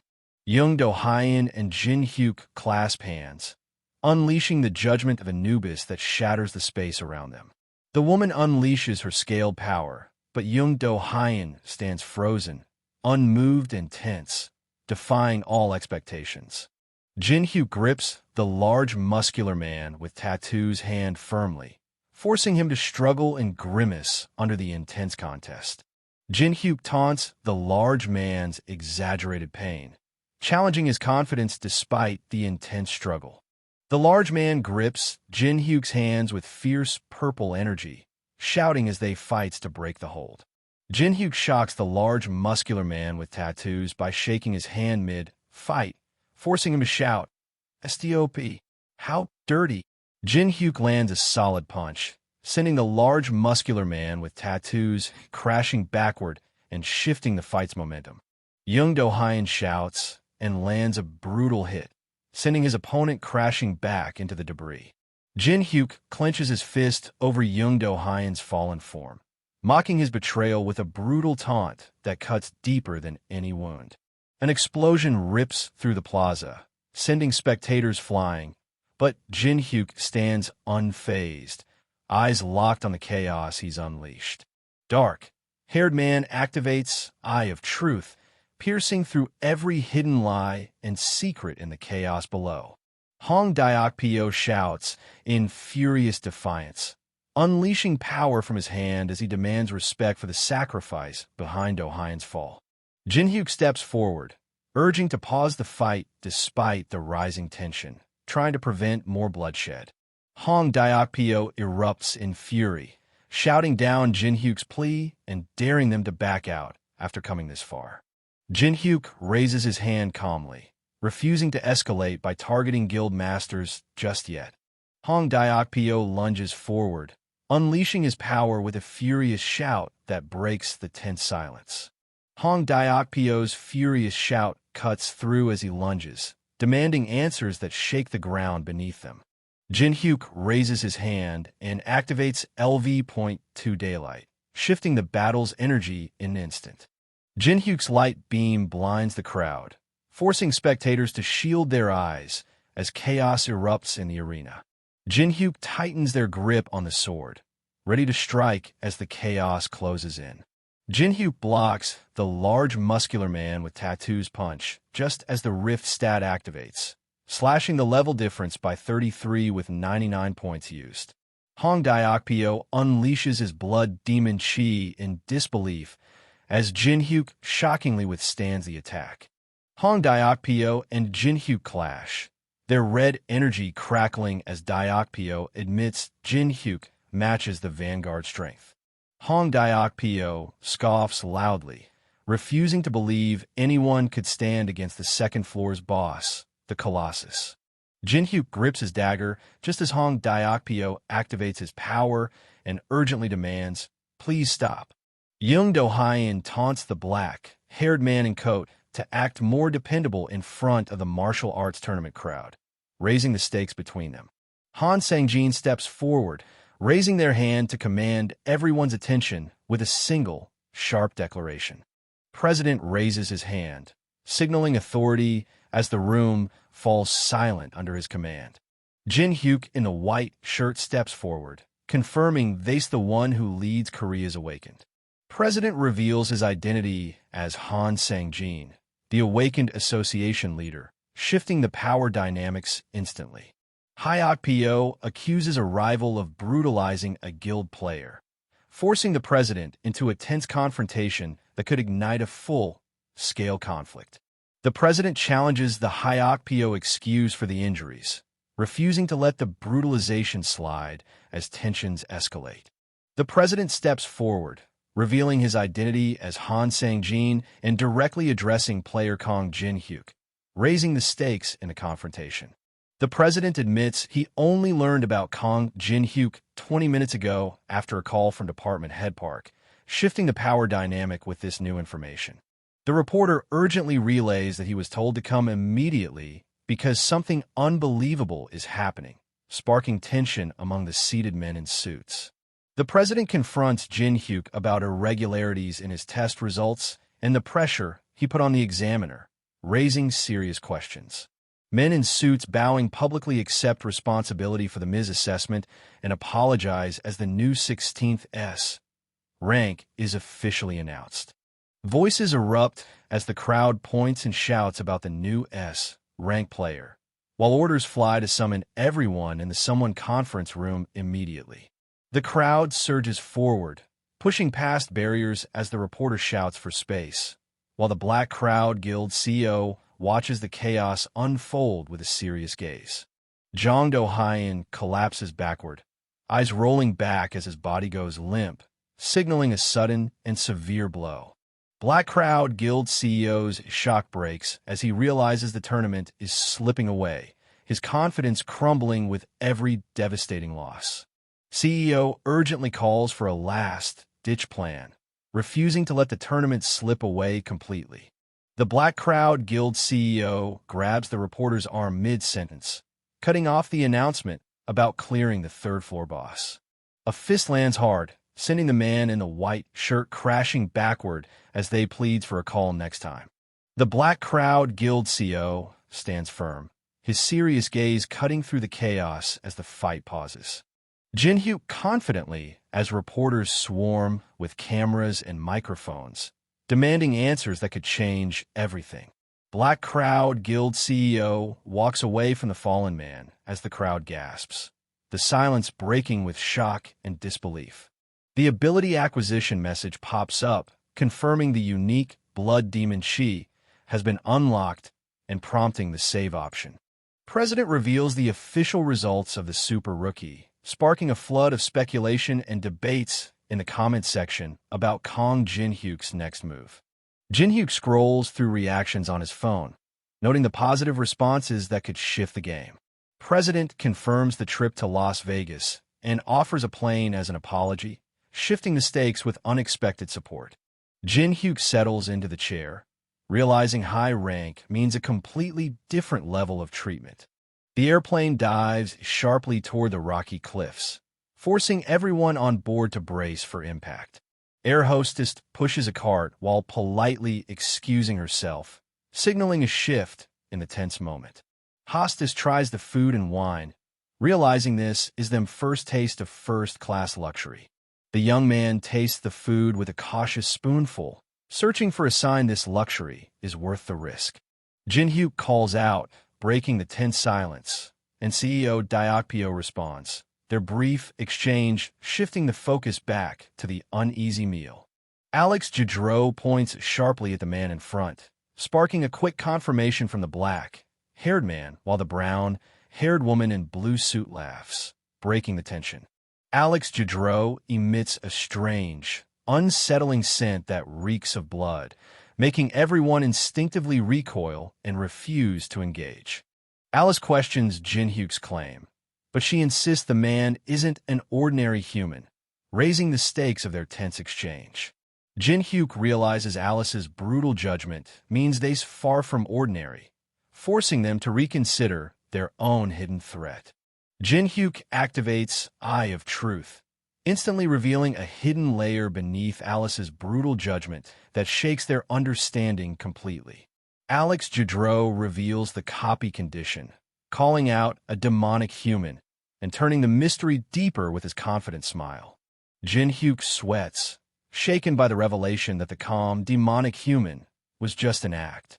Alex Jadro breaks the silence with a sharp, huh, catching the black-haired man off guard and shifting the tension between them. Alex Judreau points directly and calls out player Kong Jin-hyuk by name, revealing he knows about the recent rank assessment in Korea. Jin-hyuk, the dark figure behind him, isn't a coincidence, and that others beyond the big guilds are now watching him after the S rank announcement. Alex Judreau confirms his recent S rank reassessment, catching CEO Diokpyo off guard with news of the martial arts tournament coverage. Alex Judreau steps forward, handing over a business card and formally introducing himself to Diokpyo. Alex Judreau leans forward with a thumbs up, suggesting they celebrate their chance meeting with a drink to pass the long flight. Alex Judreau leans forward with a thumbs up, suggesting they celebrate their chance meeting with a drink to pass the long flight. They pulled out a bottle of Charles XIII cognac, spinning stories that deepened the game's stakes as the tension thickened around the table. Alex Judreau sips from his glass while recounting how his cosmetics business thrived despite the chaos unleashed by the Tower of Trials, revealing the unexpected challenges behind his success. Jin-hyuk smiles knowingly, revealing he already understands the true identity the demonic human struggles to convey. Jin-hyuk smiles knowingly, revealing he already understands the true identity the demonic human struggles to convey. Alex Judreau reveals his plan to dive into the awakened business, aiming to capitalize on the shifting times. Alex Judreau reveals his plan to dive into the awakened business, aiming to capitalize on the shifting times. Alex Judreau questions Jin-hyuk about a masked player causing trouble, pushing the conversation toward uncovering this new threat. Alex raises a glass and presses Jin-hyuk about the masked player's bold claim to clear the third-floor boss, asking if there's any connection between them. Alex Judreau admits their third-floor raid plans are derailed because the masked player is aggressively blocking their progress. Alex Judreau reveals the masked player insists on handling something alone, claiming it's to protect a comrade and warning others not to interfere. Jin-hyuk challenges Alex Judreau's claim of knowing the unknown, and Alex casually confirms it, raising the stakes in their tense exchange. Alex Judreau laughs off the blatant greed of unknown Sasai, mocking how calmly he lies right to the person's face without a flicker of doubt. Alex Judreau laughs off the blatant greed of unknown Sasai, mocking how calmly he lies right to the person's face without a flicker of doubt. Alex Judreau pours a drink and extends a sharp invitation to join them in the third-floor boss room, promising it'll be a great help. Alex Judreau pours a drink and extends a sharp invitation to join them in the third-floor boss room, promising it'll be a great help. Alex Judreau assures that as an S rank, no one can interfere with the solo raid and hints at a hidden item waiting in the third-floor boss room. Jin-hyuk refuses the offered bottle, insisting, "I'm okay," keeping his focus sharp despite the brief pause in their flight. Jin-hyuk refuses the offered bottle, insisting, "I'm okay," keeping his focus sharp despite the brief pause in their flight. Alex Judreau pushes back with a confident promise. The tougher the challenge Kong Jin-hyuk faces, the greater the reward waiting on the other side. Alex Judreau reveals the legendary potion said to cure any disease and heal even a broken heart, raising the stakes in their desperate fight. Alex Judreau reveals the bottle contains an elixir, a game-changing secret weapon in their fight. Jin-hyuk's surprise reveals the elixir's unexpected potency, shifting the stakes in an instant.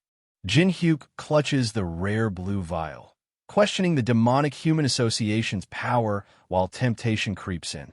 Alex Judreau confidently offers an elixir as advance payment, claiming anyone would desire such a valuable item. Alex Judreau activates the contract's power by pointing at it and pressing the pin, forcing the stakes higher with his challenge to sign. The man's gaze fixes on the dark smoke rising from the table as the contract of the dead's power begins to manifest. Jin-hyuk reads the contract carefully, noting that though it looks ordinary, breaching its conditions carries severe consequences. The dagger floats, releasing purple smoke as the warning, "Death will come to you," appears on the paper, sealing a deadly fate.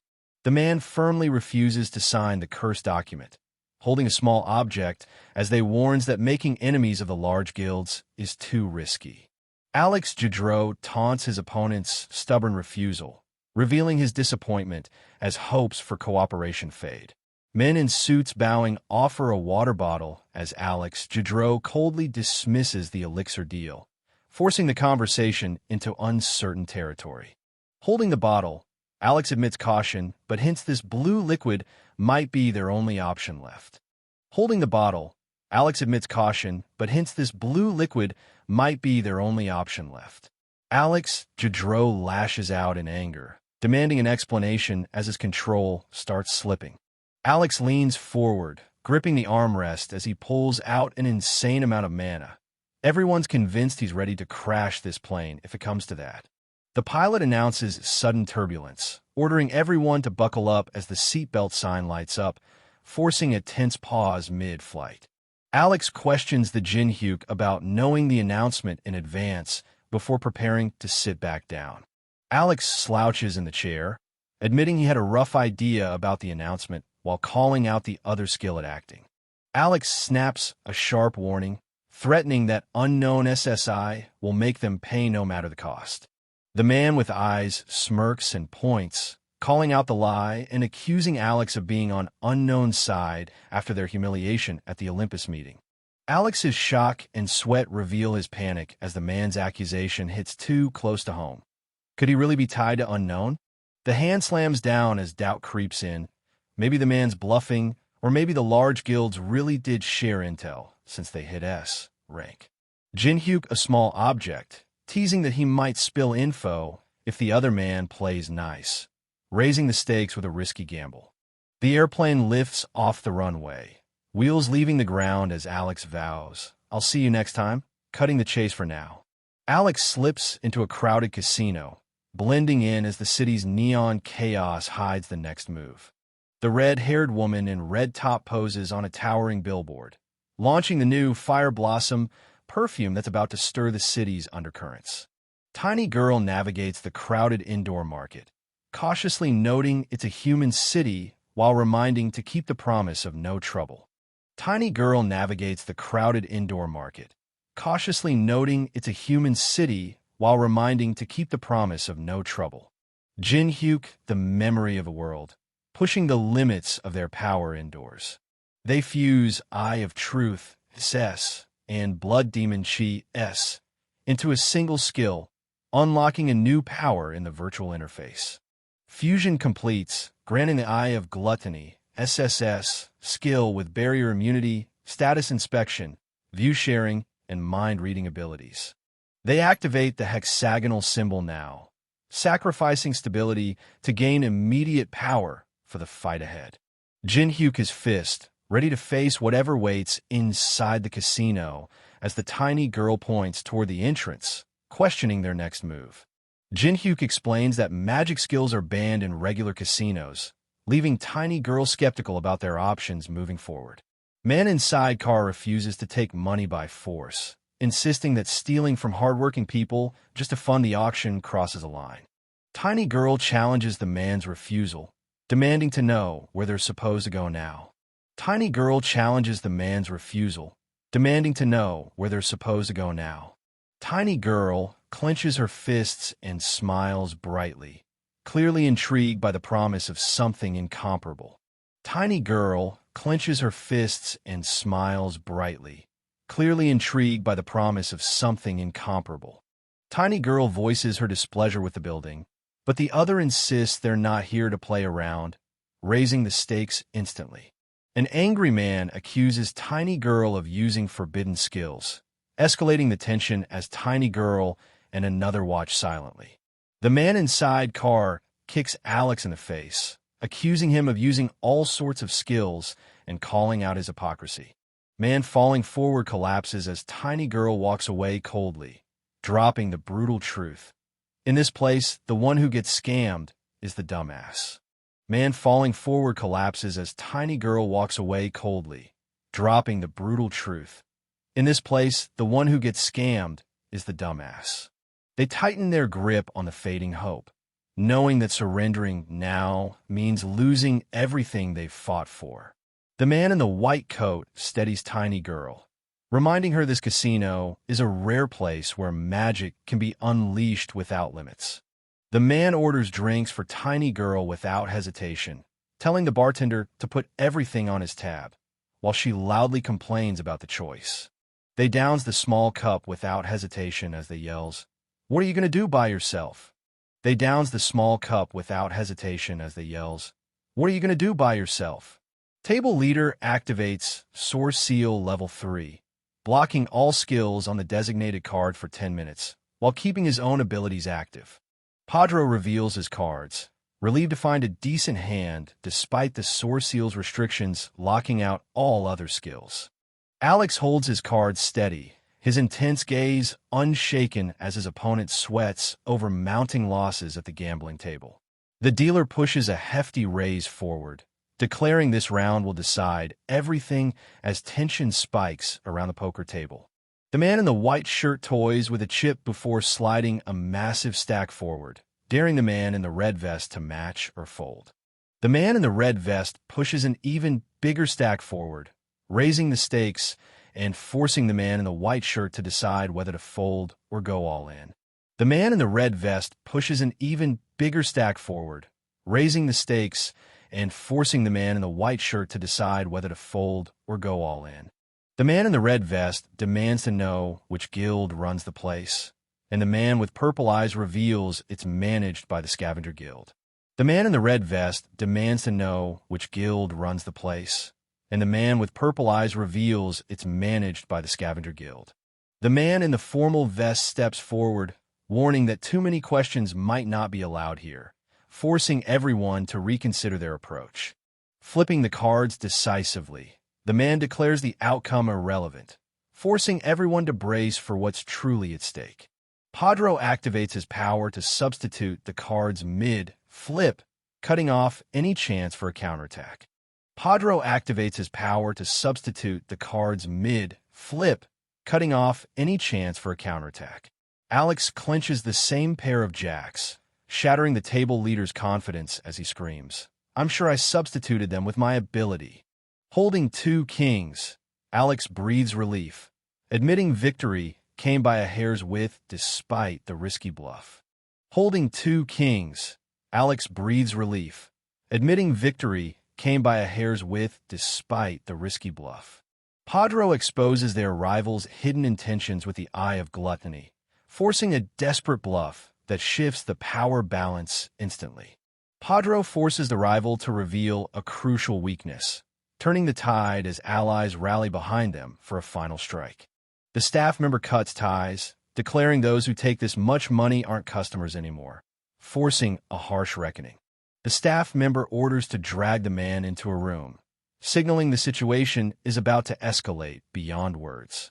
The staff member orders to drag the man into a room, signaling the situation is about to escalate beyond words. The staff member narrows his eyes, recalling a whispered secret overheard just outside, tightening the tension between them as he demands, "What was it?" The staff member narrows his eyes, recalling a whispered secret overheard just outside, tightening the tension between them as he demands, "What was it?" The man with sunglasses and gun dodges the gunfire and fires back, turning the fight deadly in the confined room. Jinhyu crashes into the floor, sending a bottle, glass, and coin flying through the air and disrupting the fight. Jinhyu seizes the moment to grab the fallen coin, turning the disrupted fight to their advantage. They raise the cocktail glass, declaring it symbolizes the passionate love between couples, shifting the tension with a surprising toast. They raise the cocktail glass, declaring it symbolizes the passionate love between couples, shifting the tension with a surprising toast. The someone shatters them glass on the ground, daring anyone to challenge them cold dismissal of love's worth. Section Chief senses an urgent threat despite the chaos, warning that no lawlessness justifies what's about to happen. The black-haired man lands a brutal punch, sending the brown-haired man reeling as the warning echoes. No one goes wild like this all by themselves. Padro urgently shows the red object to Section Chief, who snaps back angrily, refusing to believe anything could be more serious right now.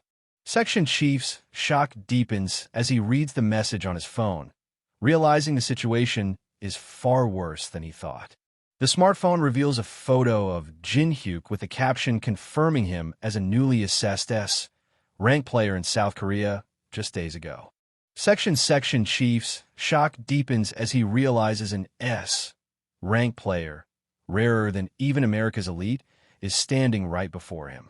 They stand atop the casino rubble, a single eye flashing as they threatens to obliterate the entire building if they chooses. They stand atop the casino rubble, a single eye flashing as they threatens to obliterate the entire building if they chooses. Chief kneels, apologizing for their rude behavior and begging for forgiveness as scattered cards lie forgotten on the floor. Jin-hyuk snaps at the Jin-hyuk, accusing them of only apologizing now because they realize they crossed the wrong person after seeing his rank. The section chief kneels, stammering a defense, but the other man dismisses it as absurd, showing no mercy. Jin-hyuk leans in, taunting that in this game, only the fool gets scammed, leaving the red-haired man trapped by their own fear. The reddish-brown-haired man demands their winnings and mental damage compensation, refusing to back down despite the accusing fingers pointed at them. Jin-hyuk grabs the section Jin-hyuk by the collar, demanding a steep $10 million settlement or threatening to shut down their operation for good. Checking the phone, Jin-hyuk confirms the payment should cover the items and watches the car approach, waiting for the delivery to arrive. Jin-hyuk confirms the man in suit and car is customer number 117 and offers to escort him to the auction house. Jin-hyuk sits silently inside the tinted car, realizing the auction house's location remains a tightly guarded secret as the road stretches ahead. The car speeds toward the illuminated building as Jin-hyuk's voice cuts through the night, already eager for what's ahead. Jin-hyuk approaches the mansion entrance and delivers a chilling welcome. Then, please enjoy your stay. The man grips the pendant tightly, demanding the unseen listener to keep their promise and hurry before disappearing into a place beyond sight. Tiny Jin-hyuk declares her happiness openly, claiming this place suits a noble being like herself, while Jin-hyuk watches, curious but reserved. Jin-hyuk and the girl climb the stairs toward the building as she warns him not to stand out during the auction. Jin-hyuk slips inside the auction, instantly catching the sharp gaze of a suspicious guard. The dark-haired person holding glass reveals the ichthyosaur's heart will appear at this year's auction, all thanks to the Tower of Trials. The girl recoils, covering her nose at a sudden stench, while Jin-hyuk demands to know what's wrong. Jin-hyuk stares at the skull staff as the girl gags at its foul smell, breaking the silence with a curt, "It stinks." Demonic Man grips his cane firmly as the blonde man in suit reveals himself as Julius Cedric, claiming mastery over the other man and shifting the power dynamic in an instant. Alex stands silently, bruised but unyielding, as the weight of Julius's claim hangs heavy in the room. Chief activates the Eye of Gluttony, revealing Julius Cedric's stats and shifting the balance of power in an instant. The Eye of Gluttony reveals Julius Cedric's full Necromancer stats and their rare ability that efficiently controls multiple summons with minimal mana. Jin-hyuk's frustration spikes as he struggles with the tablet's impossible copy condition, deciding to provoke Julius Cedric and force the system's hand. The demonic man laughs off the tension, revealing he values the girl's gift, while she responds with a relieved smile that shifts the mood unexpectedly. The man in the white shirt presses demonic man for crucial information about the unknown, forcing a rare moment of seriousness from the hooded master. The man in the white jacket deflects the tense inquiry with a smile, insisting they postpone the discussion despite demonic man's serious readiness. Jin-hyuk accepts the skull object as demonic man insists there's no time to waste and they must act immediately. Jin-hyuk scoffs at the urgency, brushing off responsibility as he grips the skull object and retorts, "I missed the part where that's my problem." The angry man clenches his fist, shouting, "Son of a bitch," as the girl glances back and Alex walks away, leaving the tension hanging in the room. Demonic Man places a firm hand on Alex's shoulder, urging him to leave the angry man alone because there's still a way forward. The woman wants to erase the annoying bystanders, but Demonic Man warns that causing trouble here will only backfire. Demonic Man steps forward, insisting they handle the situation quietly to avoid drawing unwanted attention. The auctioneer commands the audience to take their seats as the event officially begins, shifting the focus to the stage. The blonde man in suit slams the gavel and declares the 175th black market auction officially underway, igniting a wave of anticipation across the room. A masked fighter bursts through the crowd, triggering chaos as guards scramble to contain the sudden attack. The blonde man in suit raises the auction paddle and shouts the starting bid at $100,000, forcing the crowd to refocus amid the chaos. A rival bidder slams down a counteroffer, doubling the stakes and igniting a fierce bidding war that threatens to spiral out of control. The dark-haired man reveals no artisans can work with meteoric iron now, shutting down any immediate advantage from the rare material. A bidder raises their paddle, pushing the price to $300,000 as the auctioneer calls for more bids. Jin-hyuk smirks, raising paddle 44 to secure the meteoric iron at a steal, signaling the auction stakes just got real. The blonde man in suit slams the podium, shouting the bid number 6 and a shocking $1 million, sending ripples through the room. The crowd gasps as the someone hesitates, eyes darting nervously toward the figure who just raised the stakes. The auctioneer signals, "Now!" and the bidding explodes from $100,000 to $200,000 in seconds. Jin-hyuk slams his paddle down and shouts, "300,000, pushing the bidding war into even more dangerous territory. The man raises his paddle and shouts, "1 million, blasting the bid far past the last offer. The auctioneer's shout of $1 million shocks the crowd, tripling the bid and challenging anyone else to top it. Someone strikes the gavel, sealing the deal. Sold to the old gentleman for $1 million. Jin-hyuk glares as the man smirks, realizing, "I knew it. He's planning on buying everything that I bid for." Jin-hyuk leans in with a smirk, eyes locked on Alice as he fires back. "That's how you're going to play. I guess it." The auctioneer announces the next item's origin, and the hand holding paddle number 44 instantly raises it with a sharp bid of $500,000. Jin-hyuk raises paddle 44 with a $500,000 bid, ignoring warnings, and declares, "Just wait, I have a plan." Security rushes toward someone, but they smirks, ready to turn the chaos to their advantage. Jin-hyuk shouts, "We have $1 million. Is there anyone else?"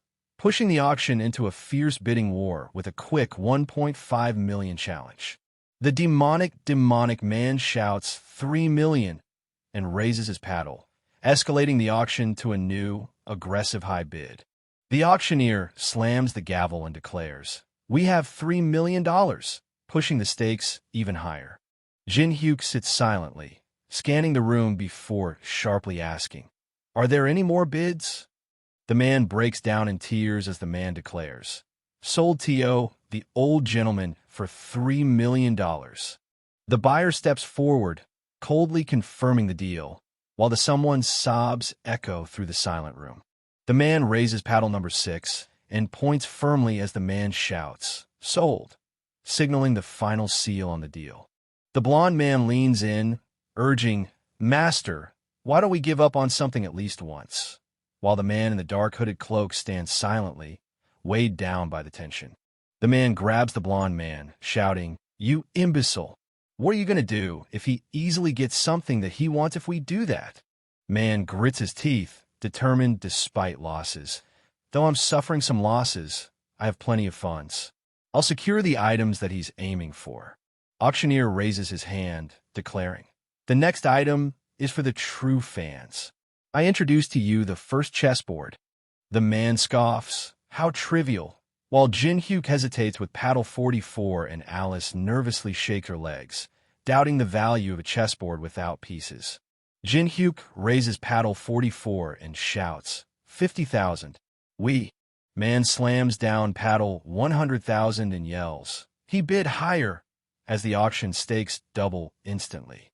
Bids skyrocket from 150,000 to 8 million as Jin-hyuk and the demonic someone trade fierce shouts, pushing the auction into a brutal war of numbers.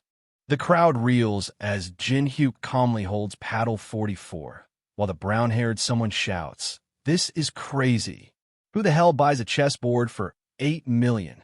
Jin-hyuk raises paddle 44 and bids 10 million, triggering a smile from the demonic someone. The man shouts a shocking bid of $30 million, raising the stakes and stealing the spotlight. The demonic man mocks the bid, declaring $10 million seems to be all you have, and claims to have uncovered the true desire behind the money.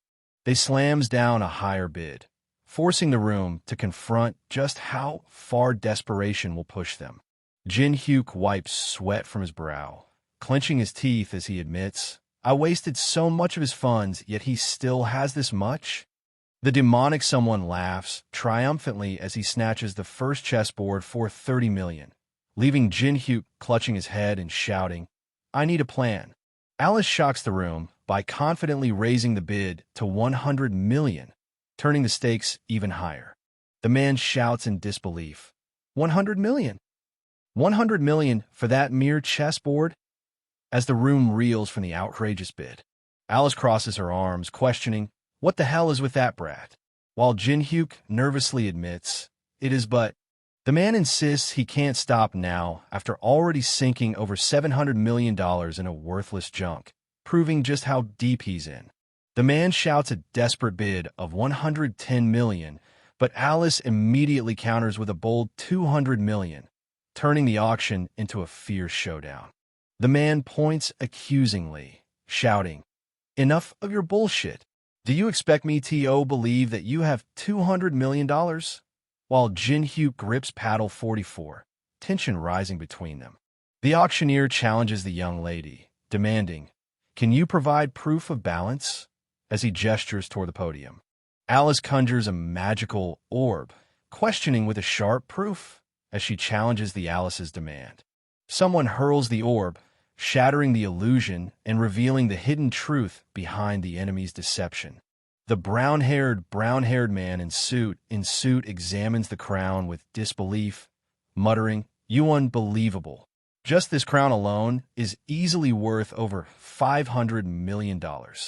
Man spits out a bidder, that brat, as his tears reveal a mix of anger and disbelief. Alice clenches her fist, snarling, "Impertinent humans." As her serious glare hints, she's far from ordinary. Jin-hyuk claps confidently, proving he's even more dangerous than Alice by treating her like his subordinate. The man warns the auctioneer that their plan has been overturned by an enemy more annoying than unknown, shaking the auctioneer's confidence. Jin-hyuk clenches his fist, triggering the man to walk away with his weapon as he says, "Proceed with Plan B." The auctioneer announces, "Congratulations. We will deliver the first chessboard to the young lady," as the trophy is presented. Alice hesitates, saying, "I'm thankful, but isn't it too much? Give it to him, not me," while Jin-hyuk stands tense with the weapons behind them. Alice declares, "I was thinking of clearing out my treasury either way," folding her arms firmly and warning, "I won't tolerate imbeciles looking down on my contractor." Alice stands confidently with arms crossed while Jin-hyuk, sweating, admits, "This girl," so she knows how to say some commendable things.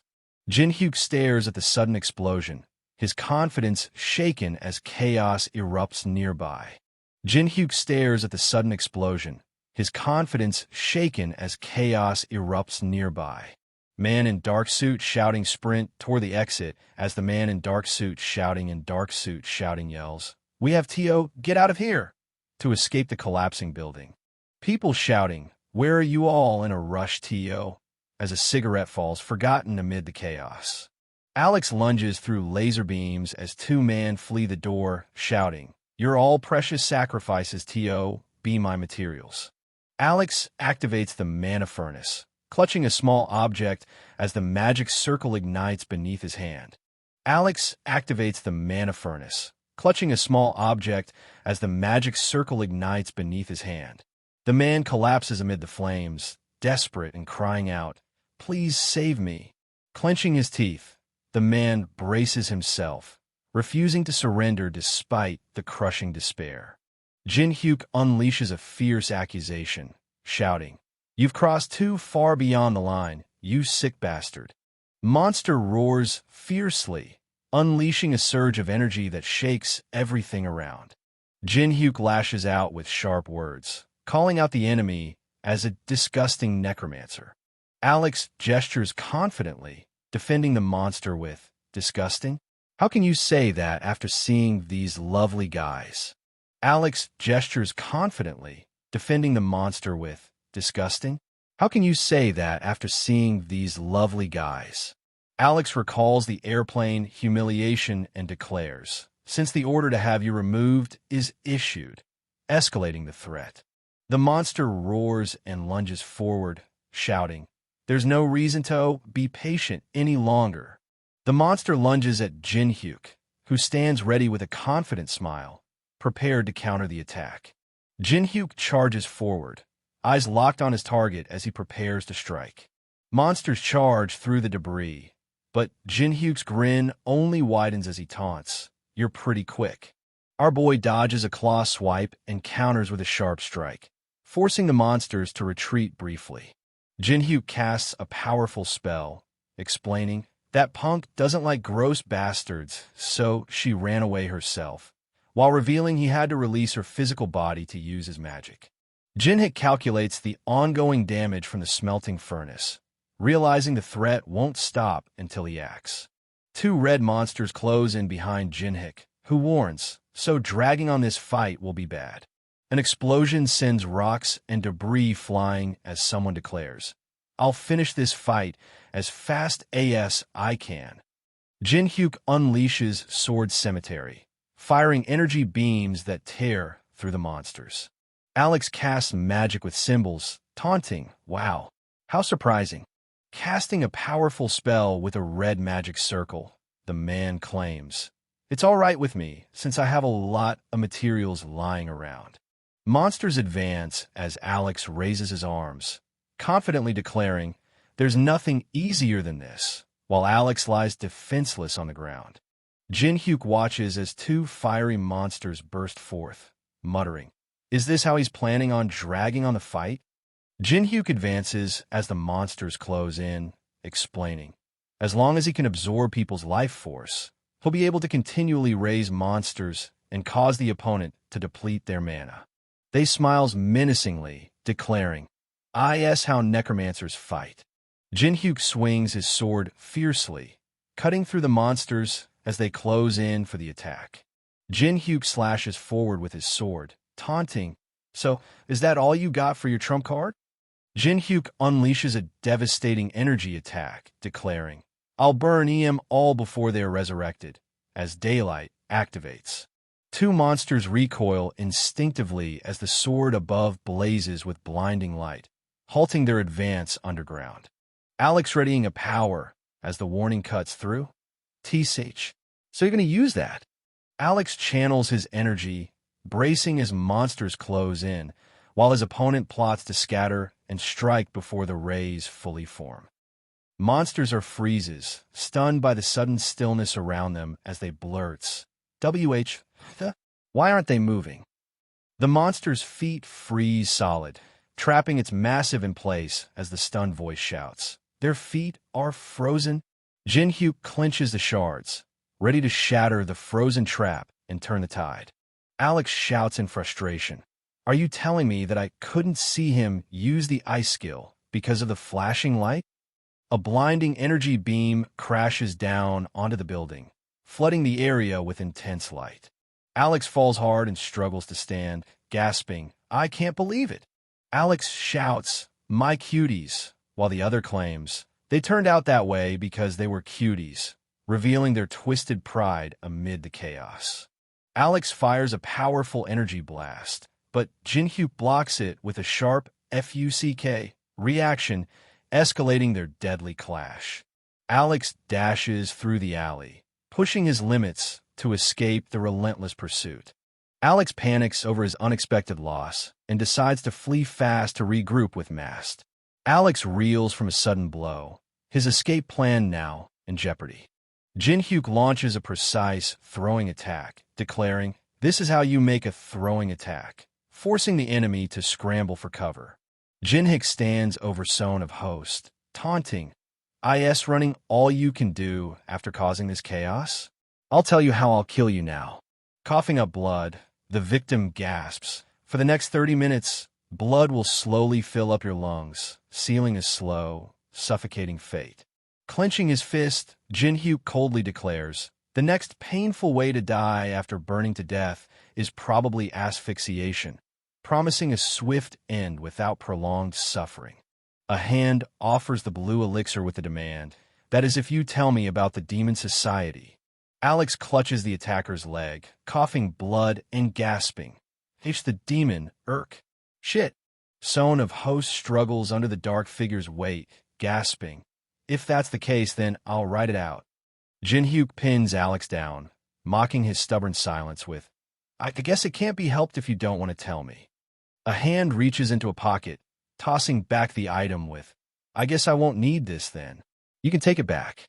The business card floats on the dark liquid as the voice demands, "And I have a favor," setting the stakes higher. Jinhyuk towers over the fallen Son of Host, unleashing a brutal curse. "I hope you die a slow and painful death. You fucking trashy bastard." Jinhyuk towers over the fallen Son of Host, unleashing a brutal curse. "I hope you die a slow and painful death. You fucking trashy bastard." Jinhyuk inspects the magical materials, noting the potential to expand inventory space with items like ORE created by Michelangelo and Dragon's Heart. Jinhyuk combines the Dragon's Heart and Michelangelo's ore to create a huge space inventory bag with a 5,000 kilograms capacity. Jinhyuk turns as Son of Host nervously interrupts, while a man in a suit expresses, "Thank you so much for saving us." Son of Host clings tightly, whispering, "Thank you, Hyung," revealing his identity as the host's son. Jinhyuk admits he needed the item and tries to justify taking it, while Jinhyuk listens silently and finally says, "It's fine." Jinhyuk admits he needed the item and tries to justify taking it, while Jinhyuk listens silently and finally says, "It's fine." Son of Host kneels, hugging his child tightly while confessing, "I have no thoughts of accusing the person who saved my one and only son." Jinhyuk steps forward, admitting, "This is my first time experiencing this, but it's not bad," as Son of Host clutches his child with a mix of relief and uncertainty. In third floor of the Tower of Trials, stepping into the Cathedral of Abhorrence where the Real Challenge begins. Guy blocks a volley of arrows with his shield, but the relentless barrage pushes it back as he snaps, "Say chai tea. Why is the security here so annoying?" The woman vents her frustration. "Do we really have to come in like this every time?" While the man snaps back, "Stop complaining, Melina," revealing his own anger over Alex's death. The woman glares as the man presses his sword close, warning, "That won't be a good idea if you don't want to die." The leader-like man cuts through their tension, demanding, "Enough you two. Are you two companions who've survived together for more than 10 years? The leader, like someone, grows impatient, demanding, "Why is it that you're always at each other's throats?" As the woman visibly bristles at the accusation. They snaps back, "Because you never listen," fueling the tension that's about to explode. The woman shuts her eyes and declares, "He probably played some games before, but that doesn't make him any different from other rankers." The leader-like man warns, "Don't get careless." While the man questions if their boss's recklessness to reach the 20th floor really means their opponent is beyond them. The woman crosses her arms and dismisses the concern, saying, "I also think that your worries are a bit excessive." The man explains they chose the Tower of Trials VR world to avoid police surveillance, But the woman points out that others don't have such reasons, challenging his logic. The woman sits on the bench, cutting through excuses with, even if woman has nothing else to do, there's no reason. Woman sits restrained, cutting through excuses with why anyone would continue to play that sadistic game unless there's some kind of pervert. Leader like man thinks these two really aren't taking this seriously, but they're able to understand one another. They can't look down on that leader like man, con leader like man. Leader like man orders, we eliminate threats, and commands the two to follow Kedrick without question. Woman orders to help him so the plan doesn't go astray this time, while man remains silent, calling the old man worrisome. The old someone slips inside the house, urgency pushing them forward as the someone's warning echoes in their mind. Kicking is blocked just in time as punches fly back and forth in a relentless exchange. The woman checks in, asking you okay, as a hand gives a quick thumbs up in response. The boy holds out the tablet, urging Nuna to take a look at this, while she adjusts her head towel, focusing on the screen. The boy points at the tablet, saying, I've been watching this guys for a while now, and something doesn't seem right, as they both fixate on the screen. Nuna questions, isn't he just an aggro like other guys? While Nuna counters, he could be, but something feels different about him. Boy and Nuna watch the video reveal the Someone Face Trees Temple, where the third-floor boss tests challengers with 3 questions, promising a powerful item as a reward. Boy cuts in with a warning, but the real problem is, before revealing the next obstacle they must face. Man sizes up the third-floor boss, calling out, his questions are ridiculously difficult, while the others joke about a secret entrance and cosplay. The stone face rumbles, it's been a long time since a human came to find me, breaking the silence of the courtyard. Man stands firm, challenging. Did you also kind of answer my questions? That's right. The old someone challenges fine. If you can answer all 3 of my questions, then I will give you 1 type of my maple leaves. Bare feet step onto the stone ledge as the warning cuts through.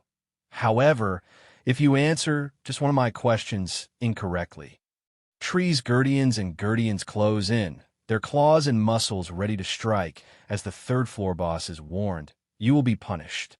A massive sea creature descends toward the rocky seabed, illuminating the area as the question echoes. What is the optimal depth and temperature for the seawater species Kelgorn to inhabit? The boy blasts the question's absurd difficulty, yelling, who the hell would know something like that? While the man holds the phone, silently watching the chaos unfold. Jinhyuk's answer is depth of 175 m and temperature of 1.5 C, shifting the conversation's focus completely. The large creature with I challenges the man with next question, but he cuts in, confident. I know it's the right answer, so ask me the next question. The third-floor boss, sweating, warns, fine. This next question won't be as easy. The boy explains the complicated cooking method for the Filiani's body, leaving the woman confused and silent on the couch. Floor boss nervously asks the giant stone face, Tish, the final question. The giant eagles of the sky plateau mate only once a year. Jinhyuk slams the red button and demands, answer. When the first snow falls in the tower. Floor boss laughter and admits, you're the first human who is able to answer all of my questions, as the third-floor boss contemplates the unexpected breakthrough. Floor boss offers maple leaves, asking, which do you want among the red, yellow, or green leaves? Boy breaks down the leaves' powers. Red ignites fire, yellow boosts defense, and green sharpens speed. That's what I heard at least. Nuna confidently claims the raider will pick movement speed for the third-floor boss. That's what I'd pick. Jinhyuk, the large creature with eye, demanding, put away those ordinary leaves. There's something else I want. Floor boss, shocked that its secret about the black leaves is known. Boy and Nuna sit tense, eyes fixed on the screen as the words the black leaves cut through the silence, confirming the creature's secret is out. Man bargains with the floor boss, offering red leaves in exchange for green ones while the third floor boss looks on, sweating. Jin Hyuk, claiming the third-floor boss-faced tree, promised anything for answering all questions, while the third-floor boss accuses him of trying to cheat. Jin Hyuk demands the black leaf, warning, "You're not trying to dirty the honor of the tree spirit?" Floor boss sweats nervously while threatening, "I wonder what'll happen if I report you to management." Boss lets out a frustrated sigh, muttering sigh, "Damn it," as their anger boils over in the forest. The tree spirit honors its promise, granting a massive reward of 1,280 black leaves marked with an AAA difficulty level. Jin Hyuk declares the final puzzle piece is ready and signals it's time to leave. The large creature with ice swings its sword just as Jin Hyuk counters with his blue energy blade, shouting, "After I deal with you guys first." Person breaking the silence with a grin, asking, "Hey, did you hear?" Guard confirmed the solo clear started early and agreed to wait by the portal until it's done, planning to head home afterward. Guard questions the point of standing watch here, but the other reminds him it's because we were ordered to do it. Just do what you're told to do. One player pushes to stop overthinking and trust the plan, insisting, "Aren't they doing this with some sort of plan in mind?" The guard stands firm by the portal, challenging, "Don't you think so?" as tension rises at the shrine's entrance. Gripping the sword tightly, Guy looks up with a worried frown and asks, "Where did everyone go?" as dark smoke spreads across the floor. Dark purple energy bursts out, claw shadows twisting around them as power surges uncontrollably. Player struggles against restraints, urging to absorb their vitality and keep it saved as time runs out. Demonic man, controlling energy as a cloaked figure declares, "They's already begun." Jin Hyuk slashes with his sword, shattering the stone soldier into crumbling pieces. Jin Hyuk walking leaves the gate behind, while onlookers debate if he can actually beat the boss. Jin Hyuk cuts through the noise with a sharp, "I don't care whether you trust me or not, but I'd appreciate it if you could stop the babbling." Jin Hyuk eyes flash as he commands, "I did say it to you guys. Watch if you want to watch." One viewer explains how streamers commonly display all sorts of charms to boost their views. Person tapping shoulder scrolls through the phone, muttering, "But if they push the concept of not giving a shit from the start. The hell, you fucker." Jin Hyuk walking confidently through the gate, ignoring the stares and whispers, proving he truly doesn't give a damn about his viewers' opinions. Jin Hyuk activates his eye, immediately sensing an unseen presence and muttering, "There's man in white coat else here?" Man presses the button, cutting off the stream despite protests about their skyrocketing viewers. Soldiers charge forward with polearms and swords raised, breaking through the fortress defenses in a fierce assault. Magician unleash purple magical circles, turning the tide inside the fortress. Stone soldier and skeleton soldier charge up the raised platform, weapons ready to crush anyone in their path. Stone soldiers tighten their formation, gripping polearms as their red eyes scan for the next threat. The skeleton soldier lunges with a dagger, but the armored figure with sword blocks the attack with a shield, holding the line. The stone soldier slams his polearm into the skeleton soldier, forcing him back as the others tighten their defense. The person in white cloak sits alone on the cliff edge as the wind whips leaves and cloth around them. Jin Hyuk crouches on the rock, mocking the fight below with demonic human bastards. They're fighting neck and neck. Or not. The armored figure with sword clashes fiercely against the stone soldier, causing a massive energy explosion that leaves everyone questioning. Are they slightly stronger? The magician and the other hooded figure unleash synchronized purple magic, pushing the fight just enough to claim, "The battle is slightly tilting in our favor." One guy charges forward with fierce force, but suddenly falters mid-attack, choking out, "Let's ride this momentum to destroy the KUGH." Two hooded figures scramble as shards rain down, one shouting, "Long-range attacks from the enemy. Raise the shields." Magician channels a powerful shield, shouting, "Where are they coming from?" as the attacks intensify. Jin Hyuk points decisively as armored figures lock eyes with him, A voice yells, "Over there!" It's a man wearing a mask. Magician unleashes a powerful spell as skeleton soldiers fire a volley of arrows, their commander shouting, "He's only one man. Get rid of him!"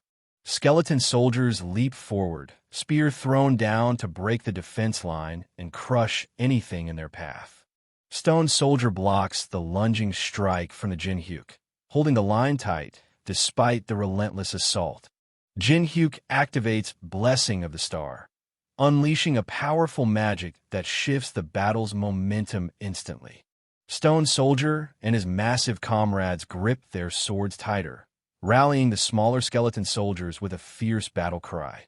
Armed figures close in as the skeleton soldier crouches, struggling under the uncontrollable divine power. The armored figure with sword fights to reclaim control from the divine force, consuming the armored figure with sword. The stone soldier swings the large drill weapon, sending smaller figures flying as the man, shouting in cloak, screams, "HHHH."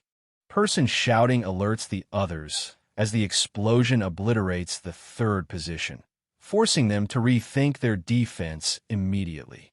Demonic man snaps, "I can see that without you telling me, you dumbass," cutting off any excuses as tension spikes.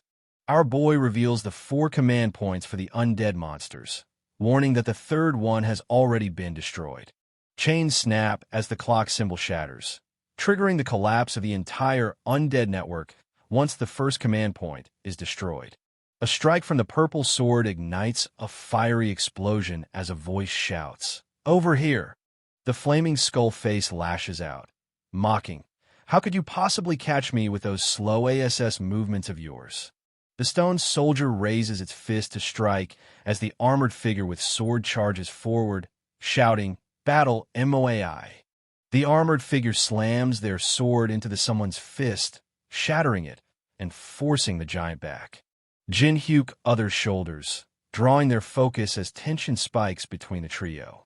The middle figure shifts their grip, forcing the others to lock eyes in a sudden, tense standoff. The stone figure crashes into the ground, sending shockwaves that throw everyone off balance. The man shouting in cloak warns, "The first position has also been destroyed," while his companion snaps back, "I said I know, you dumbass."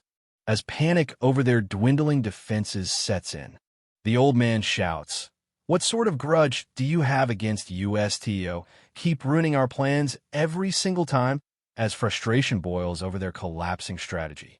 The magician shouts a warning as he casts a powerful spell, activating Guardian of the Pyramid, while another voice urges, "If you use that here, you won't have enough mana to face the boss monster dash." But the magician cuts them off with a sharp, "Shut up."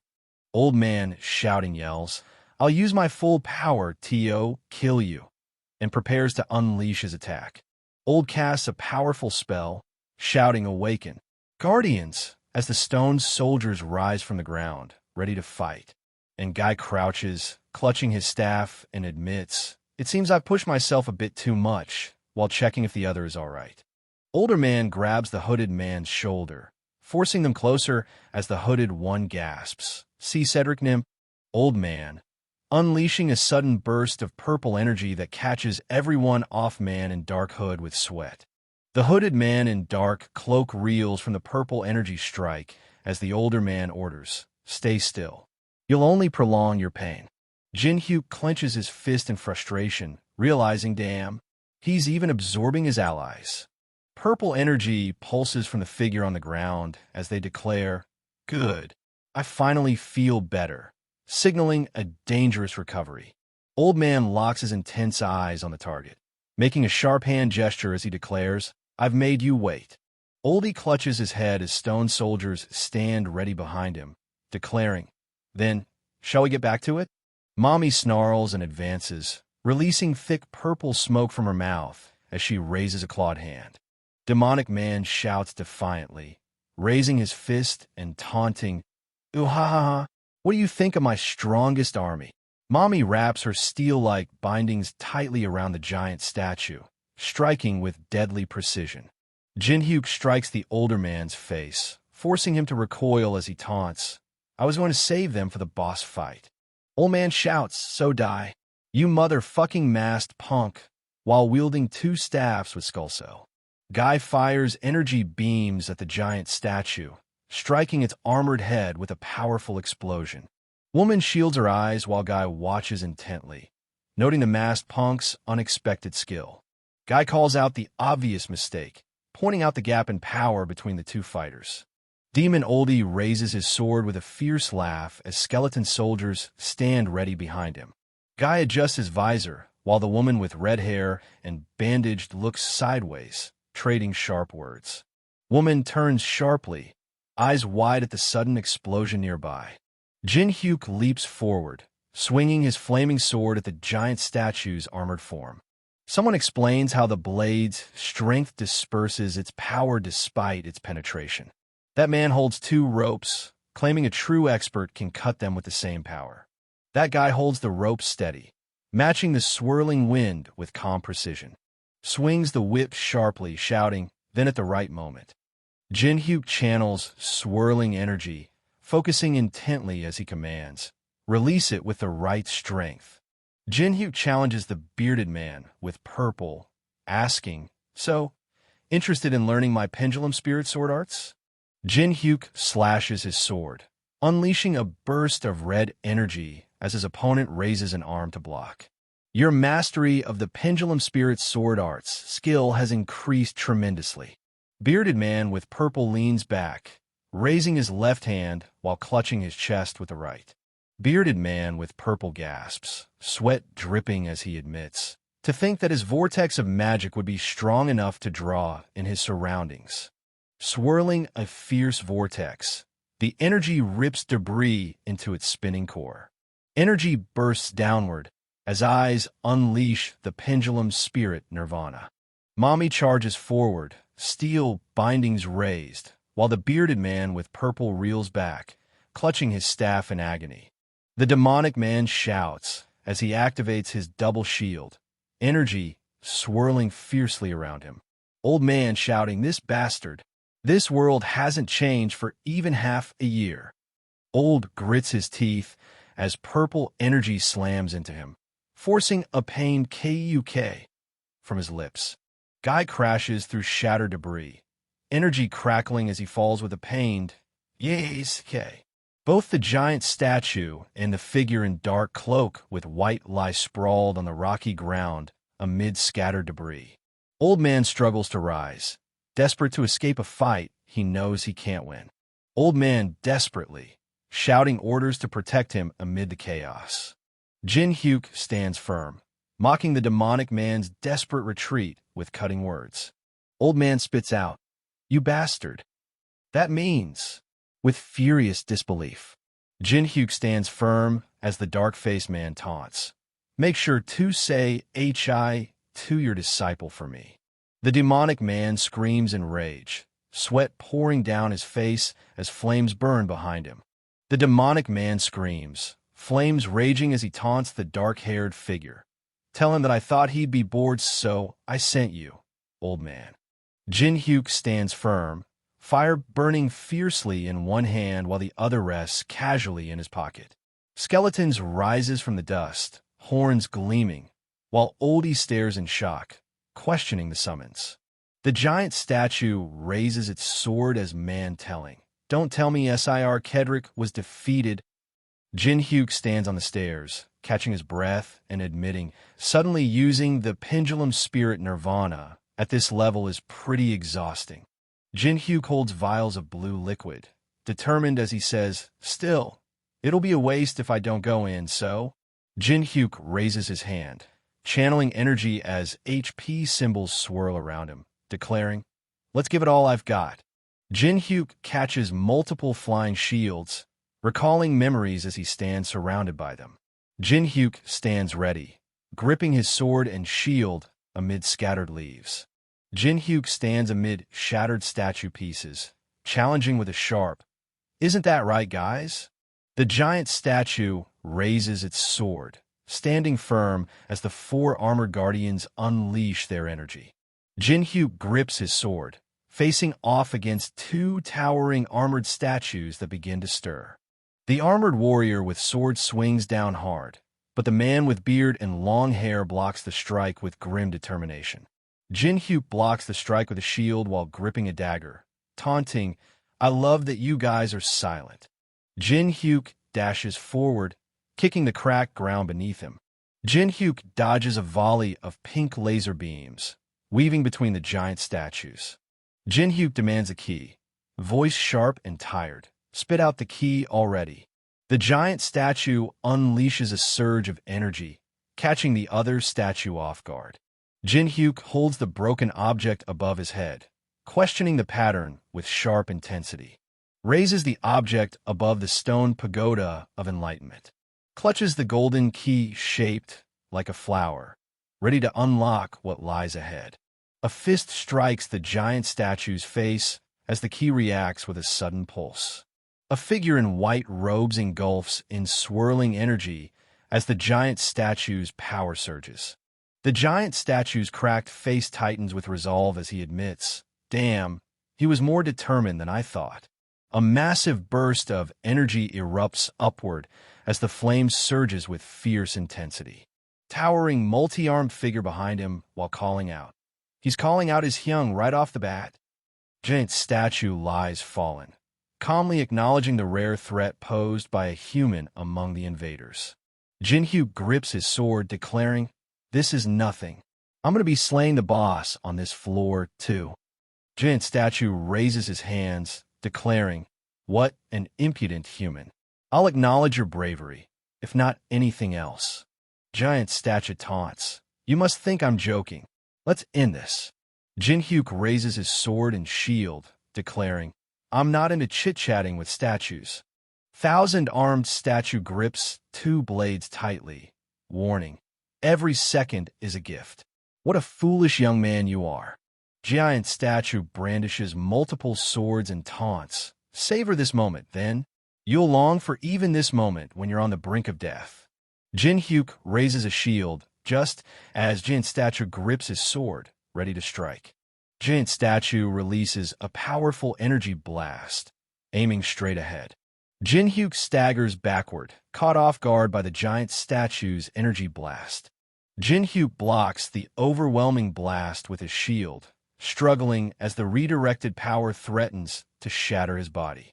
The giant statue speaks with fierce determination, admitting, "I only have one chance," while noting the unexpected reaction to a sonic attack.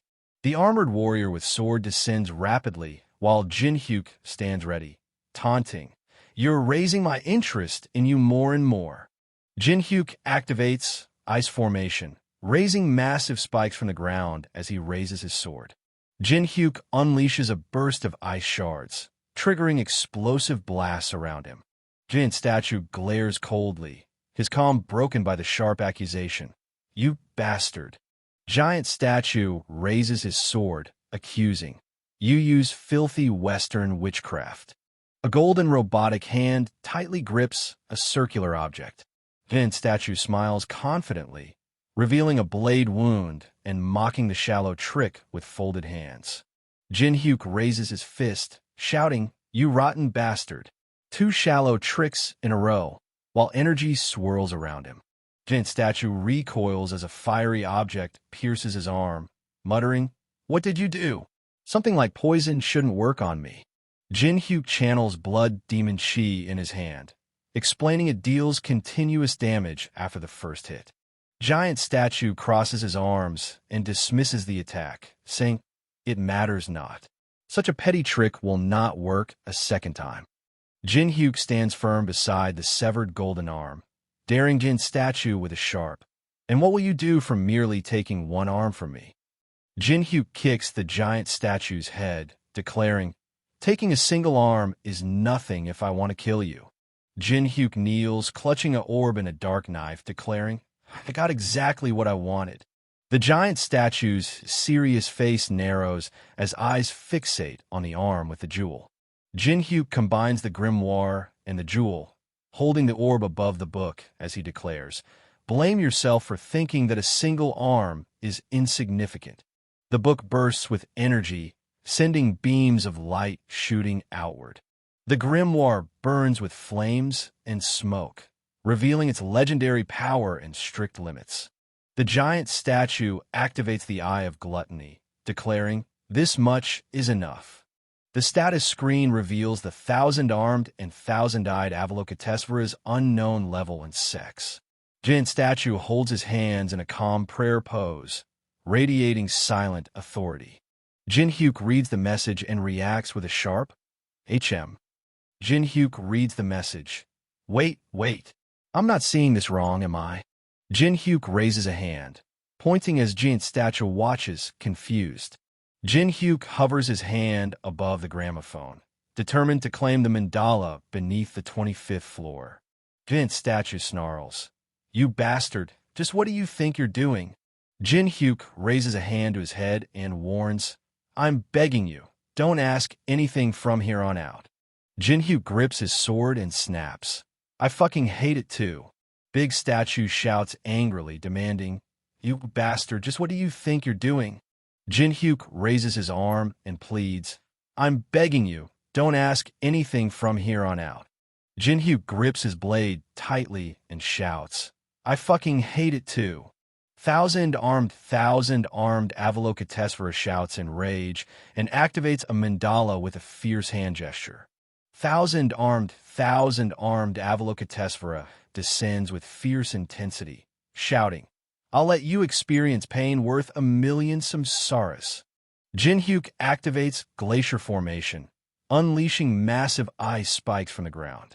Big Statue praises the advanced version of ice formation as shards explode around the masked man.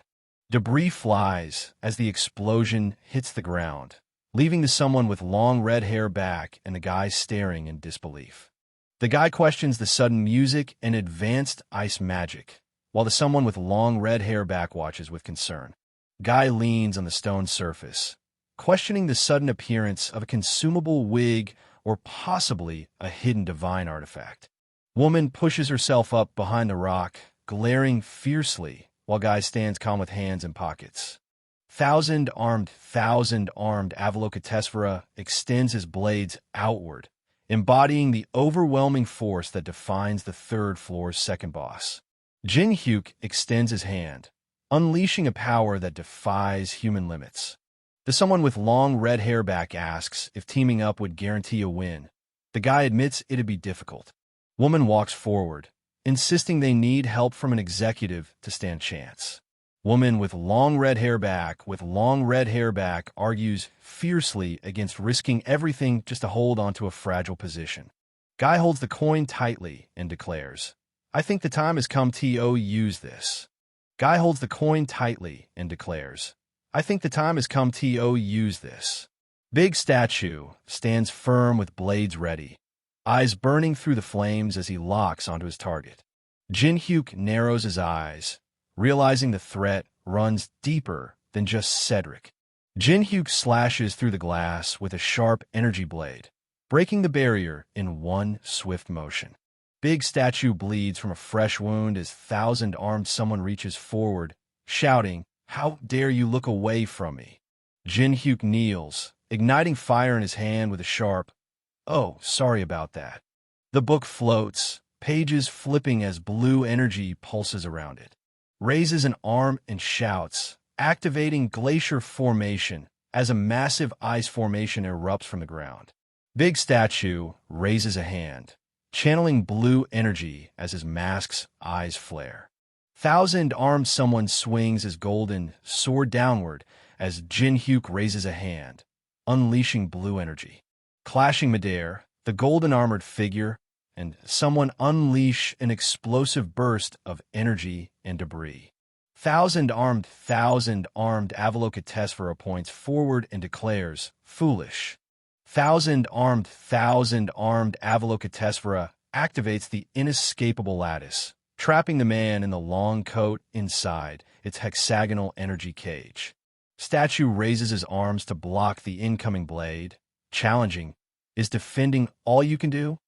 Avalokitesvara raises multiple arms, unleashing a surge of energy while shouting, "Where did your confidence from earlier go?"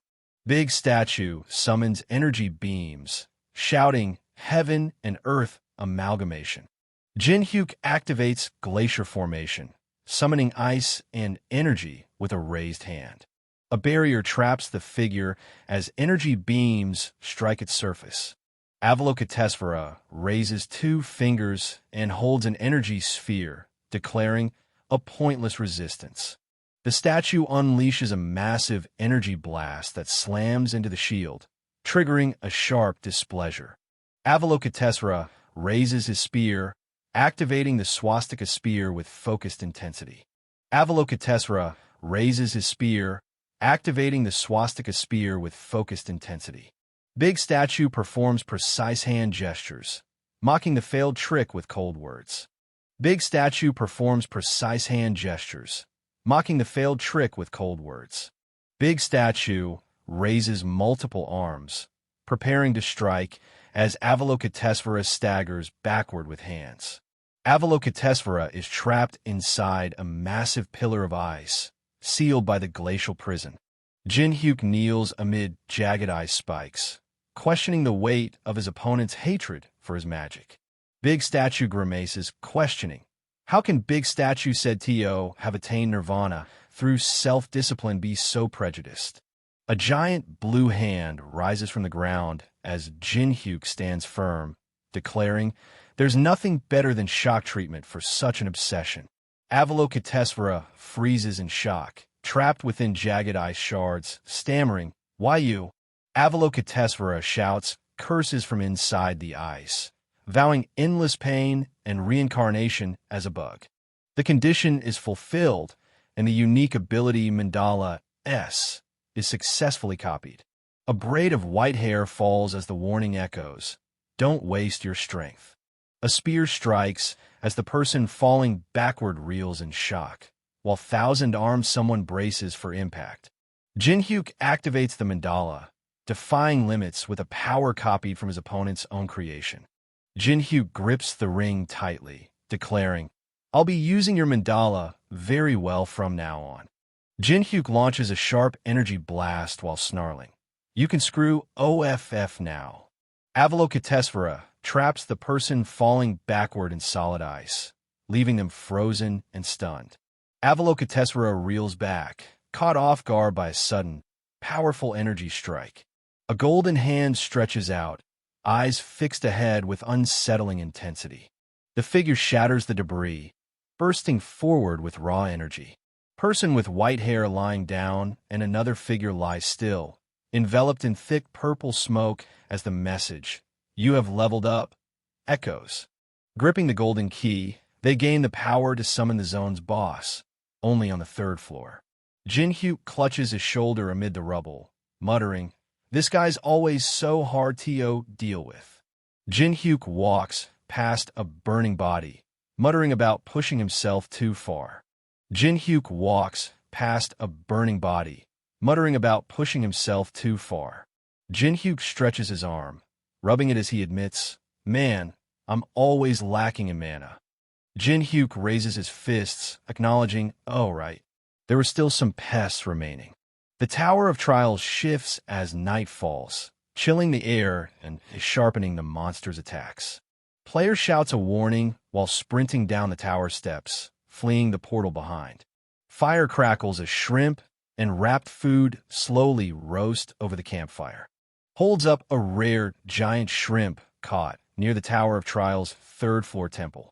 Jin Hyuk bites into the bread, pausing briefly by the fire. Jin Hyuk savors the rare taste, already planning to copy cooking skills next. Jin Hyuk sniffs the food, eyes narrowing as someone approaches, breaking the quiet night. Melina and Li Chao walk forward, negotiating to stay until sunrise with a calm but firm exchange. Melina stands with crossed arms, smirking as Li Chao sits by the campfire, offering a place to escape the cold.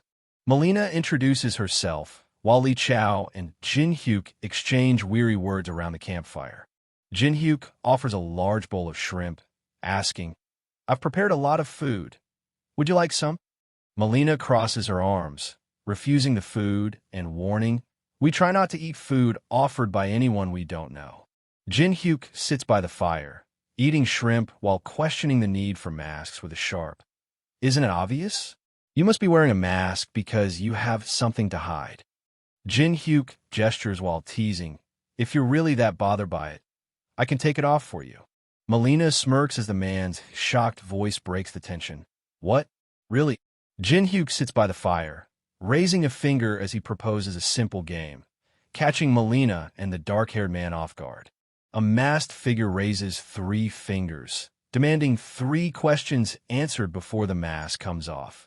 Li Chao sits calmly, raising 3 fingers and demanding answers before revealing his mask. Melina snaps her fingers with a sly smile, saying, "All right." Melina flips a coin, deciding the order with a confident smirk, saying, "I bet on heads." Melina calls heads, and Jin Hyuk accepts, ready to start with the smallest spark of mana. The coin called Caligula's coin can dominate a target's mind after 5 minutes of mana infusion. Melina smirks and taunts Jin Hyuk, pressing him for answers he won't give. Jin Hyuk sits silently by the fire while Melina stands with crossed arms, declaring, "I came here by myself. It's my turn to ask now." Jin Hyuk challenges, "From the looks of it, you're also aiming for the boss, so why have you only observed until now?" Melina stands with a smirk, waiting patiently while Li Chao sits cautiously nearby, both ready to enter the notorious temple. Melina smiles confidently and challenges, "My turn again. Why you climb the tower, Mastapa?" Jin Hyuk stirs the fire with a stick, questioning, "What I want? Are you able to do something about it? If I say I want something." Melina smirks, holding a small object as Li Chao promises, "We can do a lot more for you than you think." Jin Hyuk kneels and challenges, then last question, "If you answer this, I will take off my mask as promised." Jin Hyuk holds fire in his hand and taunts, "Did the demonic human association seriously think the likes of you two could actually face me?" Melina smirks confidently as she confirms their strength and acknowledges the masked fighter's feat against the 1,000-armed Avalokitesvara. Jin Hyuk sits by the fire, taunting, "But didn't you push yourself quite hard? We've already figured out you're very weakened." Melina smirks and raises her arm, declaring, "If that's the case, then even 2 of us is too much, actually." Melina extends her arm, channeling purple energy as Jin Hyuk stands calm, whispering. Li Chao shouts in frustration, demanding, "What the hell? Why isn't IT activating?" While Melina smirks, holding the unresponsive object. Jin Hyuk holds a bowl, calmly insisting, "No, Caligula's coin is fine." Melina mocks their inability, declaring, "You just can't use your mana," as purple scales hover between them.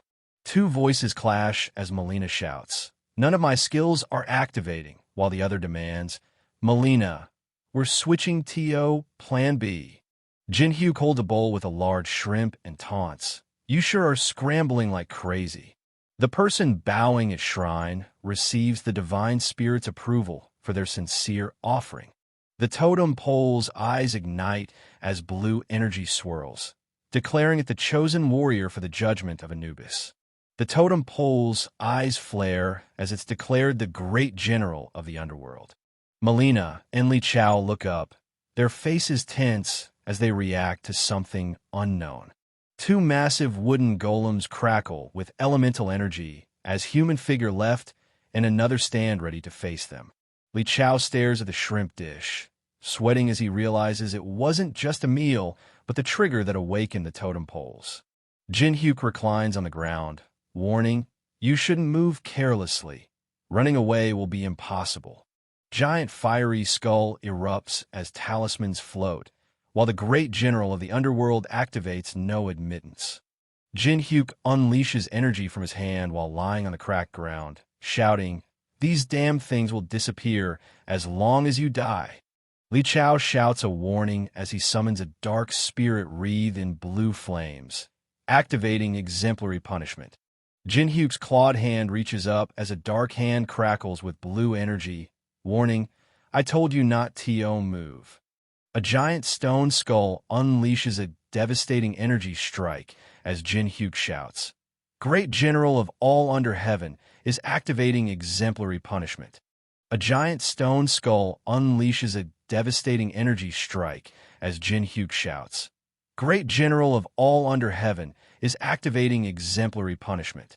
A massive wooden statue, head crashes down, crackling with energy. Melina clutches her arm, frustration breaking through as she warns, "Damn it, I told you we should have run away in the beginning." A large wooden arm breaks as the man in the white coat demands, "Stop. Since it looks like we've more or less established the hierarchy, shall we have a chat now?" Jin-hyuk's skill activation fails, blocked by the level difference, and his luck stat refuses to trigger. Jin-hyuk's skill activation fails, blocked by the level difference, and his luck stat refuses to trigger. Jin-hyuk demands to know why the demonic humans interfere with the players despite humanity's extinction risk. Melina shouts warnings as the man struggles, trapped in the cracked ground. Li Chao shouts, "Never," as the giant statue raises a fist charged with blue energy. Melina sits on the ground, stunned as she reads a sharp message on her phone.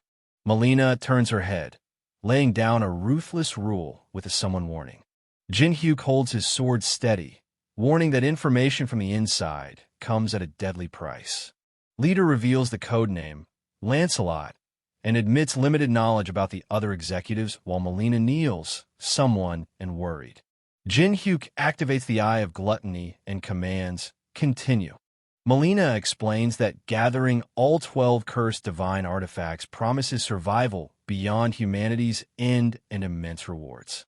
Jin-hyuk sits, admitting he knows nothing beyond someone's words about Lancelot and the 12 cursed divine artifacts. Jin-hyuk shouts, mocking his opponents as the distorted mask warps his face. Jin-hyuk shouts, mocking his opponents as the distorted mask warps his face. Melina kneels, someone and worried, as Jin-hyuk thanks her for the information and asks if he can leave. Melina pleads desperately, shouting, "You promised you'd let me go if I told you everything I knew." Jin-hyuk steps forward, energy crackling in his hand, warning Melina, "Don't worry, I'll keep my promise, after you sign the contract."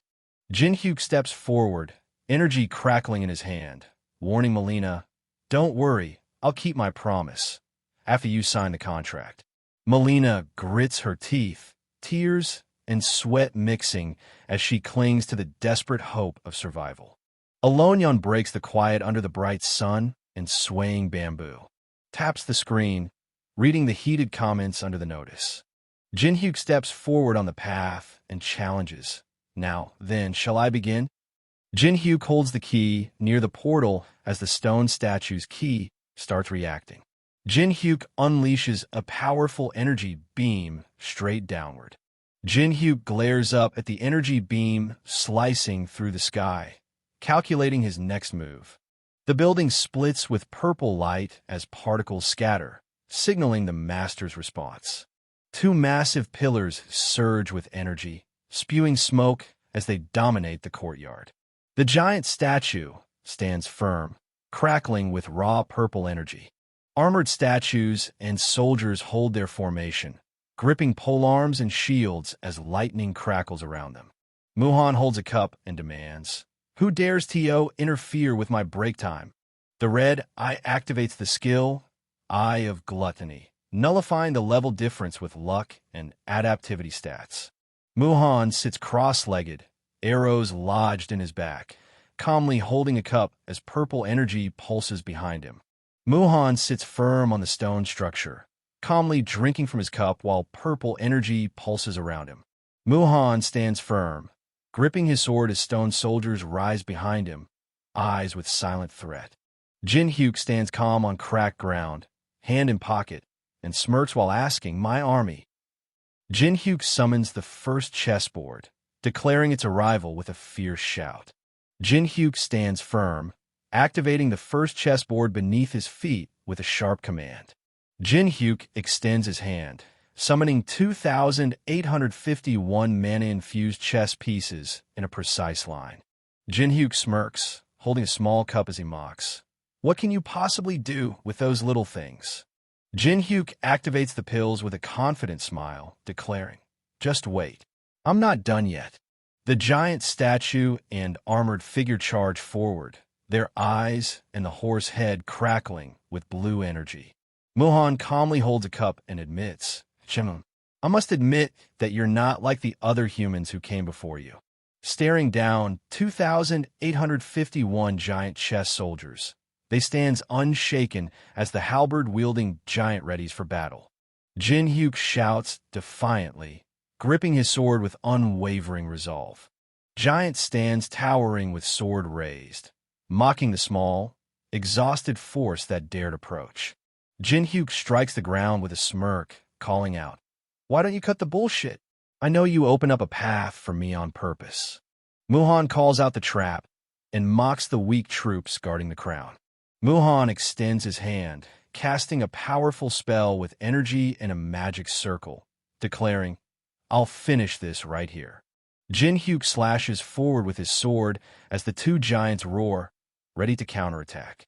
The giant laughs loudly while the cool giant strokes his chin, mocking the lack of worthy opponents and perfect forms. Muhan shouts angrily, "You son of a bitch, are you insane?" Jin Hyuk smirks, unbothered by the rising tension. Jin Hyuk challenges with a smirk, asking, "What? Are you worried about me?" as the woman folds her arms silently. Alice admits her worry, saying, "That guy isn't the guardian of the third floor for nothing."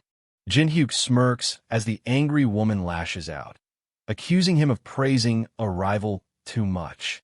Alice crosses her arms, grimacing as she mutters, "If only I wasn't confined in that corridor."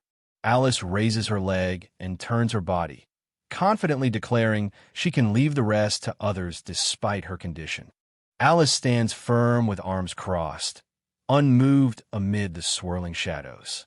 Jin Hyuk smirks and activates magic while warning, "I'm sure a certain someone would be pissed off by what you just said."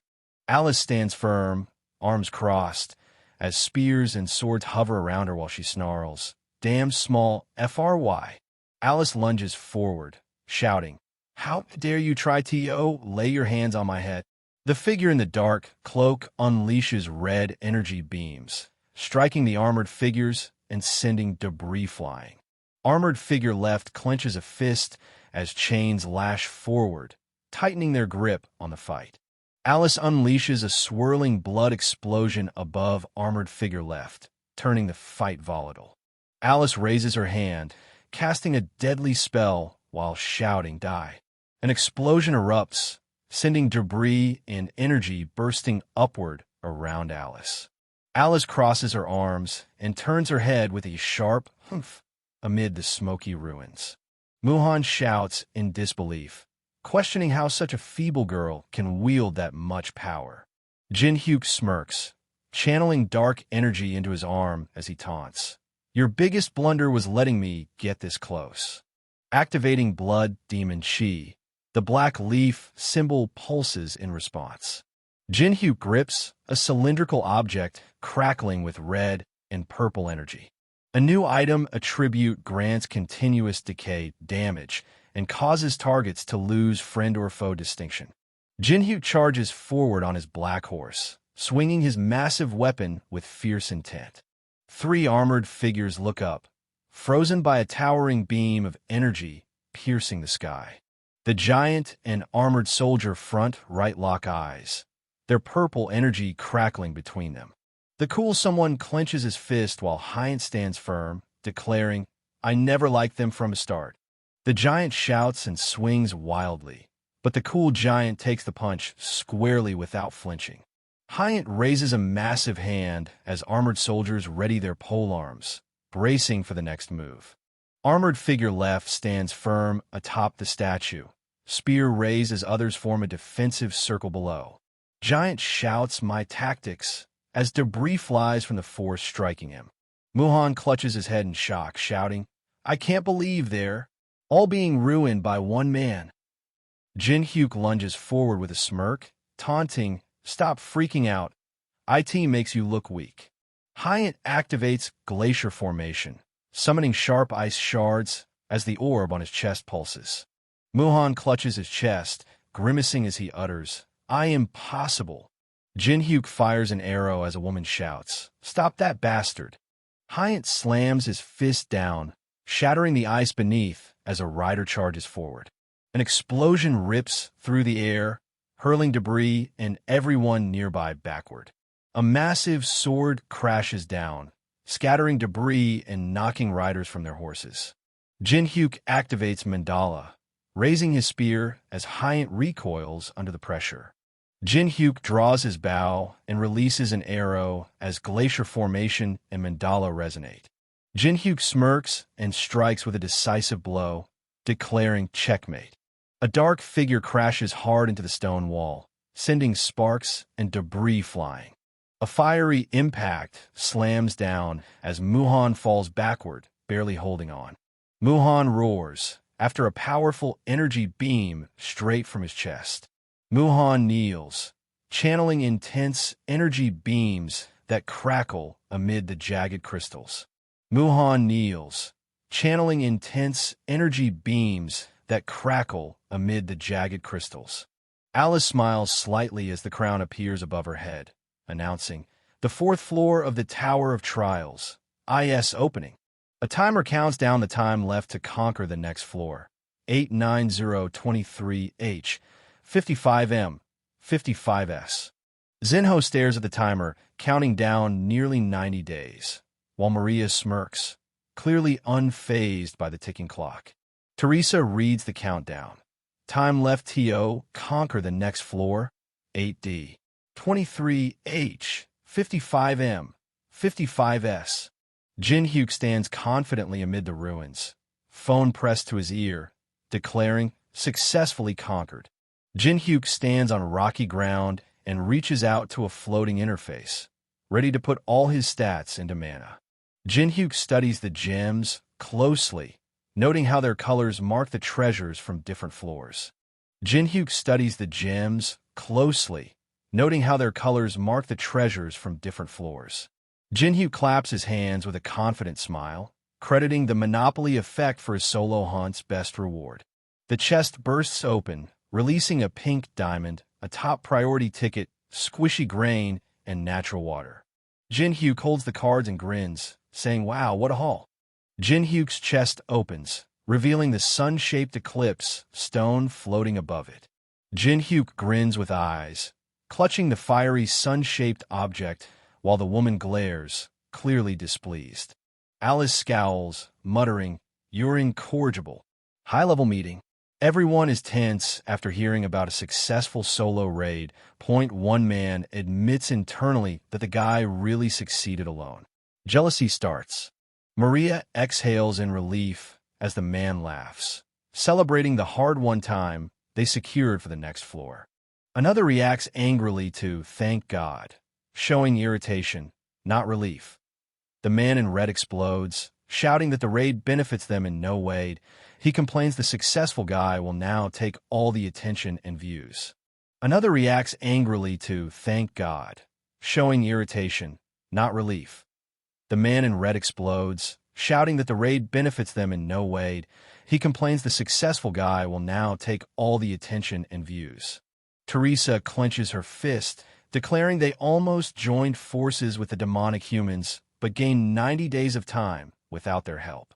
Teresa lashes out, demanding, "How could you say something like that about someone who helped US in such a crisis?" Mr. Beck stays silent, sweat trickling down his face, while Maria anxiously pleads for a response. Teresa spits out, "Are you all serious?" with sharp disbelief. Wait, T sits with arms crossed, demanding, "Do you all really feel the same way as 10-way SSI? Say something."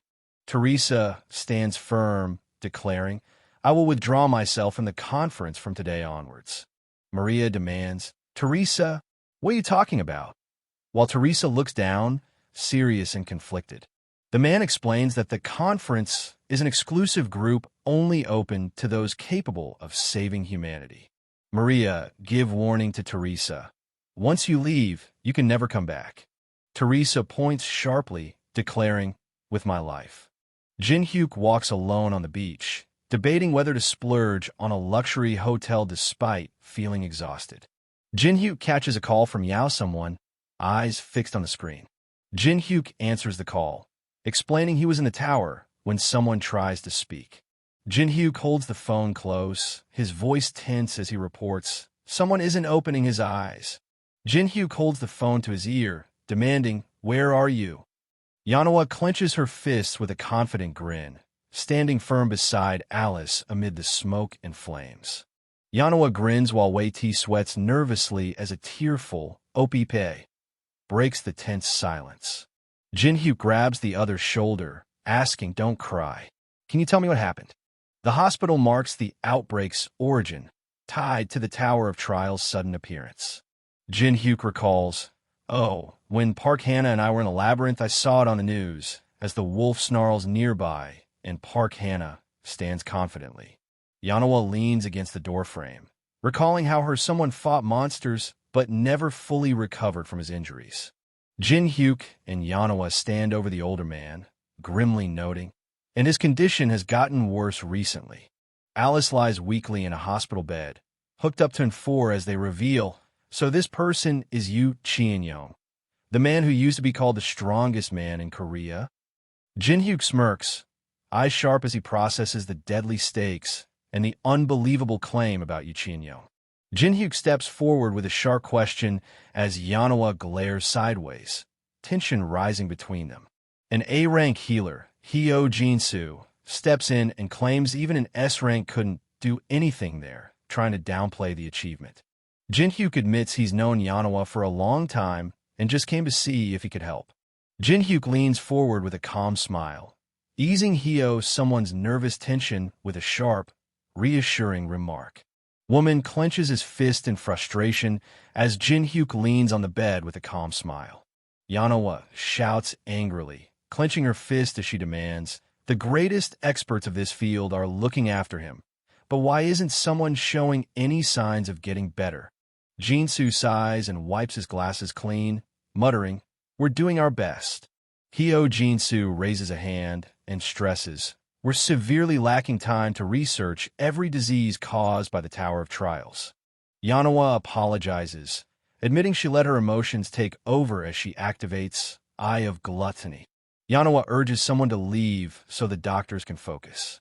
Jin-hyuk glares intensely, baring his teeth as he recognizes the voice calling out, "Someone OPPA?" The protagonist appears behind them with a terrifying presence and glowing red eyes. His inner thoughts reveal suspicion. He knows they were getting greedy and hiding something. He's tired of pretending and silently judges them. He openly calls them leeches. Grandpa's hand trembles as the pen hovers near his arm, his cultivation clashing with the tower's mana and trapping him in a coma. Jin-soo explains a costly new treatment using magic crystals while the patient listens quietly in bed. Yanawa clenches her fist, promising, "I will prepare it for you, even if I have to sell the entire dojo." Yanawa clenches her fist, promising, "I will prepare it for you, even if I have to sell the entire dojo." Jin-hyuk shouts, "You damn thug," while the man in the white coat sweats nervously. Jin-soo points angrily, demanding, "What are you talking about?" "Scamming." Jin-soo adjusts his glasses and warns, "This is very unpleasant. Even if you're the young lady's guest, you can't just spout whatever you want." Jin-soo sweats nervously, glancing sideways as doubt creeps in despite his confident words. Jin-hyuk points accusingly, demanding, "Look at you, borrowed name accounts, and even a crypto wallet? Just how far have you gone?" Yanawa frowns, questioning, "Appa, what do you mean?" "Borrowed name accounts." The group panics and shouts back, accusing him of lying and demanding proof. They try to suppress and steal credit. The protagonist arrives, sees through them, and puts them on the defensive. Jin-hyuk's eye flashes red as he processes the shocking realization about the Black Cloud Guild and the resident. Jin-hyuk stands frozen, piecing together the shocking link between the Black Cloud Guild and the resident. Jin-hyuk processes the shocking message. A resident of the tower made contact with a human, while Alice looks on with displeasure. Yanawa faces off against three men in a tense standoff inside the cramped room. Jin-hyuk stands tense and serious, processing the shocking news about Hong Deokpyo's contact with a resident. Jin-hyuk stands tense and serious, processing the shocking news about Hong Diokpyo's contact with a resident. Jinsu rushes toward the hospital bed while Jin Hyuk watches, tense and someone. And foot delivering kick crashes into Jinsu's face, halting him mid-stride. Jin Hyuk blocks the runner's path, pointing a finger and demanding answers. Yanoa spits out a harsh warning, tears running down her face. If someone passes away, you'd better give up on getting out of here alive. Jin Hyuk raises his arm, trying to calm down Yanoa, as tension fills the cramped room. Grandpa lies unconscious on the bed, purple veins spreading across his skin as the urgent treatment begins. Jinsu shouts in frustration, clutching his chest as he defends their efforts to help Yu Chien-yo. Jin Hyuk orders someone kick him just once, while calling out the other's stubborn defiance. A fighter flips through the air, landing a kick while Jinsu watches, startled. Grandpa grimaces in pain, trapped by a severe mana congestion disease that should have killed him long ago. Jin Hyuk clenches his hand, focusing on the squares while shouting, "I can't let him die." A man bleeds from his mouth, eyes wide in shock, as Jinsu sweats nervously nearby. Jin Hyuk holds the vial with a sharp smile, calling it an elixir and challenging its maker. Dispenses a single drop from the bottle while recalling a long friendship with someone. Jin Hyuk pours a strange liquid onto the wrapped object, determined not to miss his chance to copy his skill from Yu Chien-yo. Grandpa grimaces in pain as the elixir is absorbed through the foredrip. Grandpa breathes out softly, eyes closed as he rests on the hospital bed. Jinsu calls out desperately, "Grandpa," as he lies unconscious in the hospital bed. Yanoa breaks down in tears while Jin Hyuk watches silently from behind. The condition has been fulfilled. The true heavenly flower cultivation technique is successfully copied, boosting mana recovery by 30% and reversing aging. The impossible happened. The patient was completely cured, proving the protagonist's power is real and exposing everyone who tried to deny or suppress it. The impossible happened. The patient was completely cured, proving the protagonist's power is real and exposing everyone who tried to deny or suppress it. Jin Hyuk steps on a man on the ground and snaps, "Screw off, small FRY." Jinsu falls backward, someone in panicking, shouting, "WH, what are you going to do to me? Are you going to kill me?" Jin Hyuk stands firm with arms crossed, setting a clear condition: return the money or face consequences. Jinsu sweats and frowns, sensing something suspicious as the situation seems to resolve too easily. Jin Hyuk demands, "What? You don't want to live?" while clutching his chest with a serious, someone expression. Yanoa stares at her phone showing 36,350,000,000 Korean wons has been transferred to you. Jin Hyuk watches as the man charges forward, shouting, "I'm alive! I'm alive!" Jin Hyuk stands on the rooftop, eyes fixed on a man running across the street below. Jin Hyuk listens as the woman explains they let the target go to trace his base instead of wasting time. Jin Hyuk stands tense on the rooftop as the winged woman leaps off, warning, "Don't stray off anywhere." Yanoa asks for a moment to confirm the elixir's absorption while the other person reaches for the door. Jin Hyuk stands tense beside Grandpa's motionless form and admits, "Everyone's gone now." Grandpa lies still on the bed, admitting, "You knew? I thought I had completely hidden it." Grandpa sits up in bed, smiling and apologizing, while the young man reassures him it was perfect. Jin Hyuk sits beside Grandpa's bed, admitting he understands the distrust toward the healer. An older man laughs heartily, amazed by Jin Hyuk's accurate insight and happy to see him healthy. Jin Hyuk explains how someone's unusual call showed just how worried she was, confirming their connection. A hand lies still with an 4 needle taped in place as a voice promises to answer any question after waking up. Grandpa sits up in bed, his voice shaking as he asks, "What happened during the outbreak?" Grandpa sits up, wincing as he clutches his shoulder and recalls, "It all happened while I was heading to a conference." Grandpa leans forward, someone in worry demanding, "Why in the world?" A sudden explosion of purple energy rips through the street, shattering cars and sending debris flying. The police officer jumps back, eyes wide as a massive object crashes onto the street. The police officer struggles as his gun jams, while a man throws a punch at the lunging monster. Grandpa orders the police officer to evacuate the people while he braces to hold off the creatures. A heavy step cracks the concrete as the voice notes, "I see that there are some useful people among the outsiders." Two figures on the rubble as one speaks. Well, then, setting the stage for what's next. One of them smiles confidently and declares, "Let's play." The blackened hand grips the clawed object tightly as a sharp crack echoes out. They unleashes a blast of energy that forces the dark creature to recoil against the towering buildings. Panting, Grandpa swings his sword with effort, admitting, "I can more or less take care of these giant monsters," but Grandpa's smirk fades as surprise hits him, realizing the fight just took an unexpected turn. The dark-haired man with torn cloak grips his sword as the unknown man clenches his fists, declaring, "My fists," before launching into the fight. Grandpa swings his sword with a smirk, shouting, "Aren't reaching this man," as he blocks the attack effortlessly. Grandpa clenches his fist, blood dripping as the dark-haired man with torn cloak smirks, taunting, "Damn. IT." Grandpa touches his chest thoughtfully, recalling, "That's my last memory. I've never seen Grandpa have command over such a swift sword." The young man narrows their eyes, piecing together the elder's words, long hair and oriental attire. If the elder is telling the truth, this changes everything.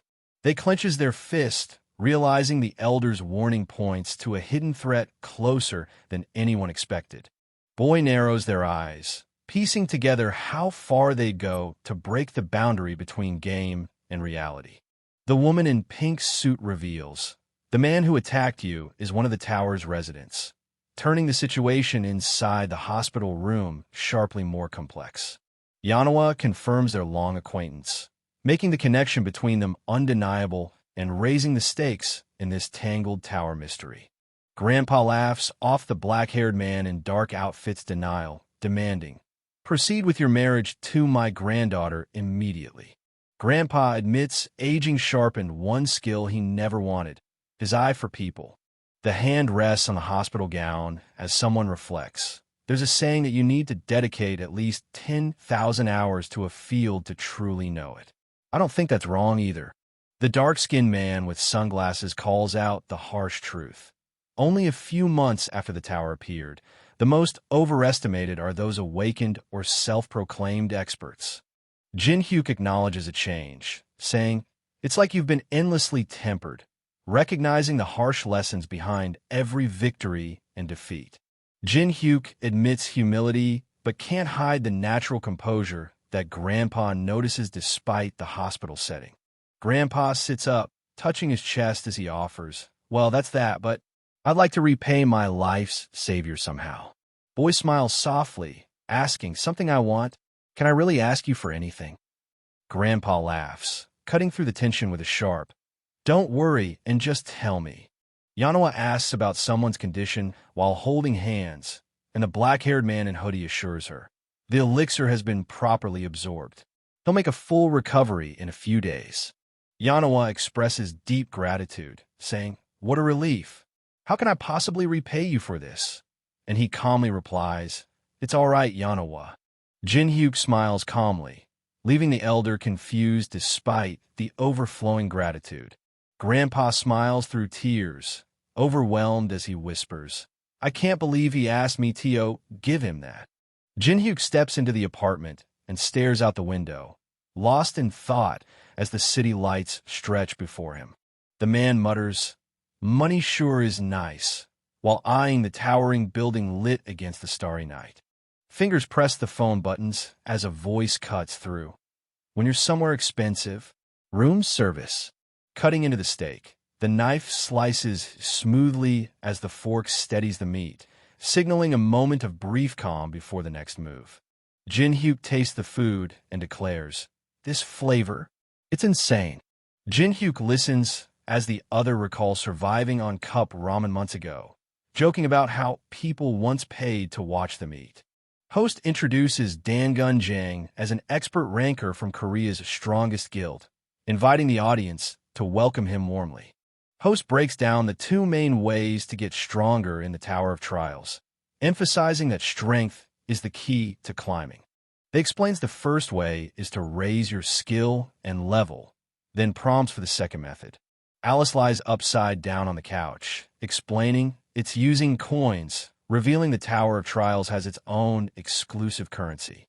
He explains, having the purchasing power to obtain even better items is one of the best ways to become a ranker, while the woman in pink suit listens attentively.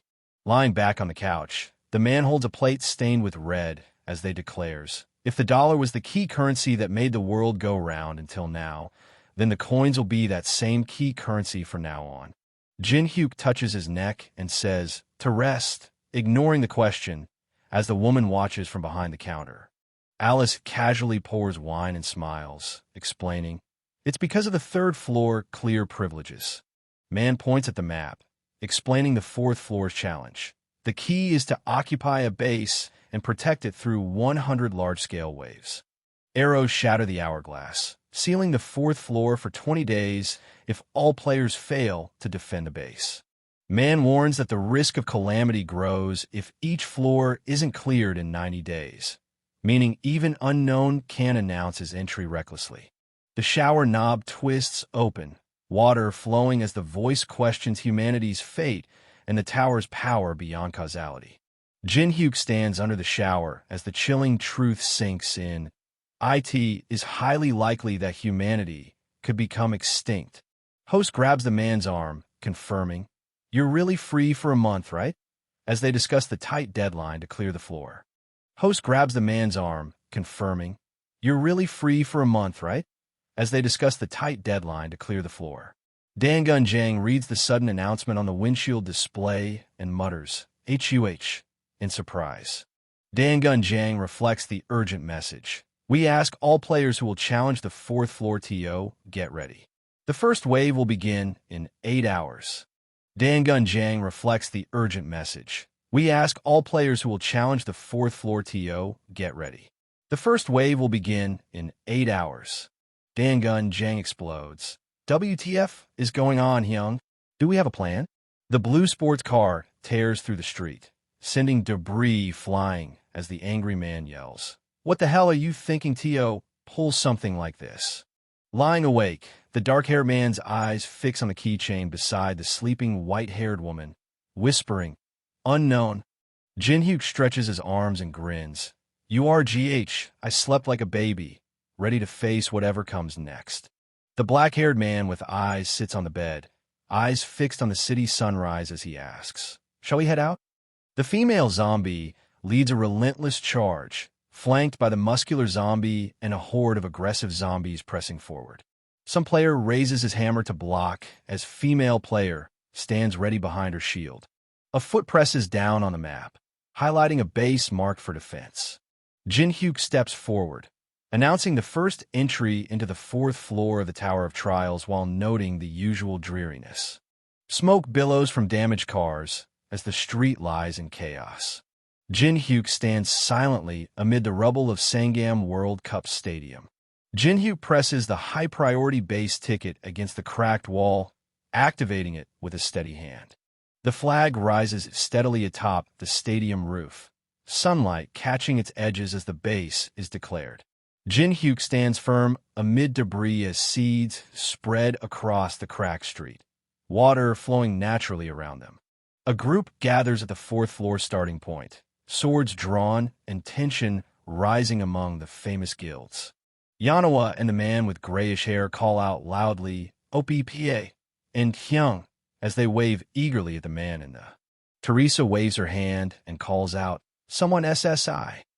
Yanawa raises a hand, warning, don't be surprised, I called her here, as Teresa and the man with grayish hair exchange shocked looks. Yanawa stands among the ruins, explaining the sudden meeting as the others listen intently. Teresa turns back, softly saying, being together with you is better, too. The blond man points out a distant group, shocked to spot you someone, Lee Taemin, Teresa, and even Kong Jin-hyuk standing together. Jin-hyuk states, "There aren't many of them, but the lineup is insane. Have you all come prepared?" Yanawa and the man with grayish hair and brown assess their limited control over summons against the overwhelming zombie waves. Jin-hyuk gestures confidently, challenging the idea that difficulty kills the fun while revealing the stadium choice. Yanawa counts on her fingers, sweating nervously, while Yusung holds his head in frustration. Yusung clenches his fists, glaring fiercely as tension crackles between the four. The girl calls out, "Teresis, you're like a pervert," breaking the tension with a sharp jab. Smoke rises over the damaged street as shouting echoes through the rubble-strewn city. Teresa asks about base defense, and Jin-hyuk listens closely, ready to explain. Teresa points out, "But you know that there's only 4 of us here, right?" As the others pause, realizing the harsh truth. Jin-hyuk speaks calmly with his eyes closed, assuring, "OH, don't worry about that. The last one will be here soon." Yusung lands forcefully near the group, sword ready as he calls out, "Kong someone." Yusung glares fiercely, sword thrust forward as he snarls, "I'll kill you, you son of a bitch." Yusung stands firm on rocky ground, gripping his sword as blue crystals pulse behind him. Yusung stares intently at the screen hovering before him, tension tightening his grip. Yusung sweats nervously, his mind racing with doubts about the impossible order. Yusung sweats nervously while staring at the floating holographic screens, defiantly declaring, "If you come now, I'll face you without using my left arm and right leg." Yusung raises his sword, taunting as he prepares to strike with sharp confidence. Yusung clenches his teeth, sweat dripping as blue fragments flicker around him. Jin-hyuk glares intensely, his voice cutting through, "I'll kill him." Yusung shout, "You son of a bitch, I'll kill you," while the black-haired man points sharply, demanding, "You're finally here? Over here." Yusung grips the sword, its elemental magic pulsing as he mutters, "A tribute sword." Yusung grips his sword tight, snapping, "You asked if I'm a chicken? I'll show you right here." Swings his sword upward with fierce force, shouting, "Whether I'm a chicken or not." Jin-hyuk points sharply, challenging, "It's good to prove yourself, but you're going to fight me with that incomplete sword?" Yusung holds his sword firmly, explaining the need to complete an attribute sword to unlock its full power. Jin-hyuk points at the floating box and explains, "It just so happens that the random box that appears on this floor includes the item that can complete that attribute sword." Yusung shouts, raising his hand as he calls out the unpredictable truth about the random box. Jin-hyuk raises a finger confidently, declaring, "Don't you already know that I prefer abnormal shortcuts?" Yusung locks eyes, daring with a sharp, "How about it?" One voice demands, "That item better come out of that random box," as a 5-man party is officially formed. The group stands alert, eyes fixed on the city as the announcement declares, the minimum number of members for the base defense has been fulfilled. The blonde woman questions the trustworthiness of someone, while Jin-hyuk listens silently. Yanawa watches tensely as the man with grayish hair and brown stands silently between her and the man with dark hair and scar. Teresa calls out loudly to Jin-hyuk, grabbing his attention as Yanawa watches quietly nearby. A hand pushes forward a wrapped object stamped with a golden dragon, saying, "Take these." Jin-hyuk holds twin swords, marveling at their power as he feels the mana rivaling divine artifacts. Yanawa hands over a small object, while Jin-hyuk questions how she got it, revealing a personal connection to Grandpa. Jin-hyuk holds the sword steady, reading the note attached while muttering, "That old man sure is consistent with his jokes." All theme members stand firm on the stairs, eyes locked on the battered stadium crowned with a red flag. Yusung scoffs, "We're supposed to defend this massive base with just the 5 of us?" As Yanawa warns, "You're peerless as always when it comes to thoughtlessness," while Jin-hyuk insists, "I have a plan, so don't worry." 3 figures fix their gaze on the battered stadium, while Jin Hyuk breaks the silence with, "I was wondering who made the stadium their base." Blondie and the others stand firm on the steps, confronting the man below with a sharp, accusing, "But it was you guys?" Jin Hyuk examines the sword handle closely, muttering, "That pattern is—" Lee Sir stands casually with hands in pockets, speaking off dash. "So, you're Kong, Jin Hyuk." Jin Hyuk and Teresa lock eyes on the approaching group, tense as the truth hits. He's one of the members of the Murim on the 21st floor. The brown man shouts accusations while gripping his sword, eyes locked on Nam Gung as tension rises. A woman with long black hair steps forward confidently and declares, "Yeah, that's me." A woman with long black hair steps forward confidently and declares, "Yeah, that's me." A man in black raises a hand to cut off Teresa's introduction with a sharp insult. A man in black raises a hand to cut off Teresa's introduction with a sharp insult. Teresa confronts Jin Hyuk with sharp questions, her surprise clear as he responds with a calm, knowing smile.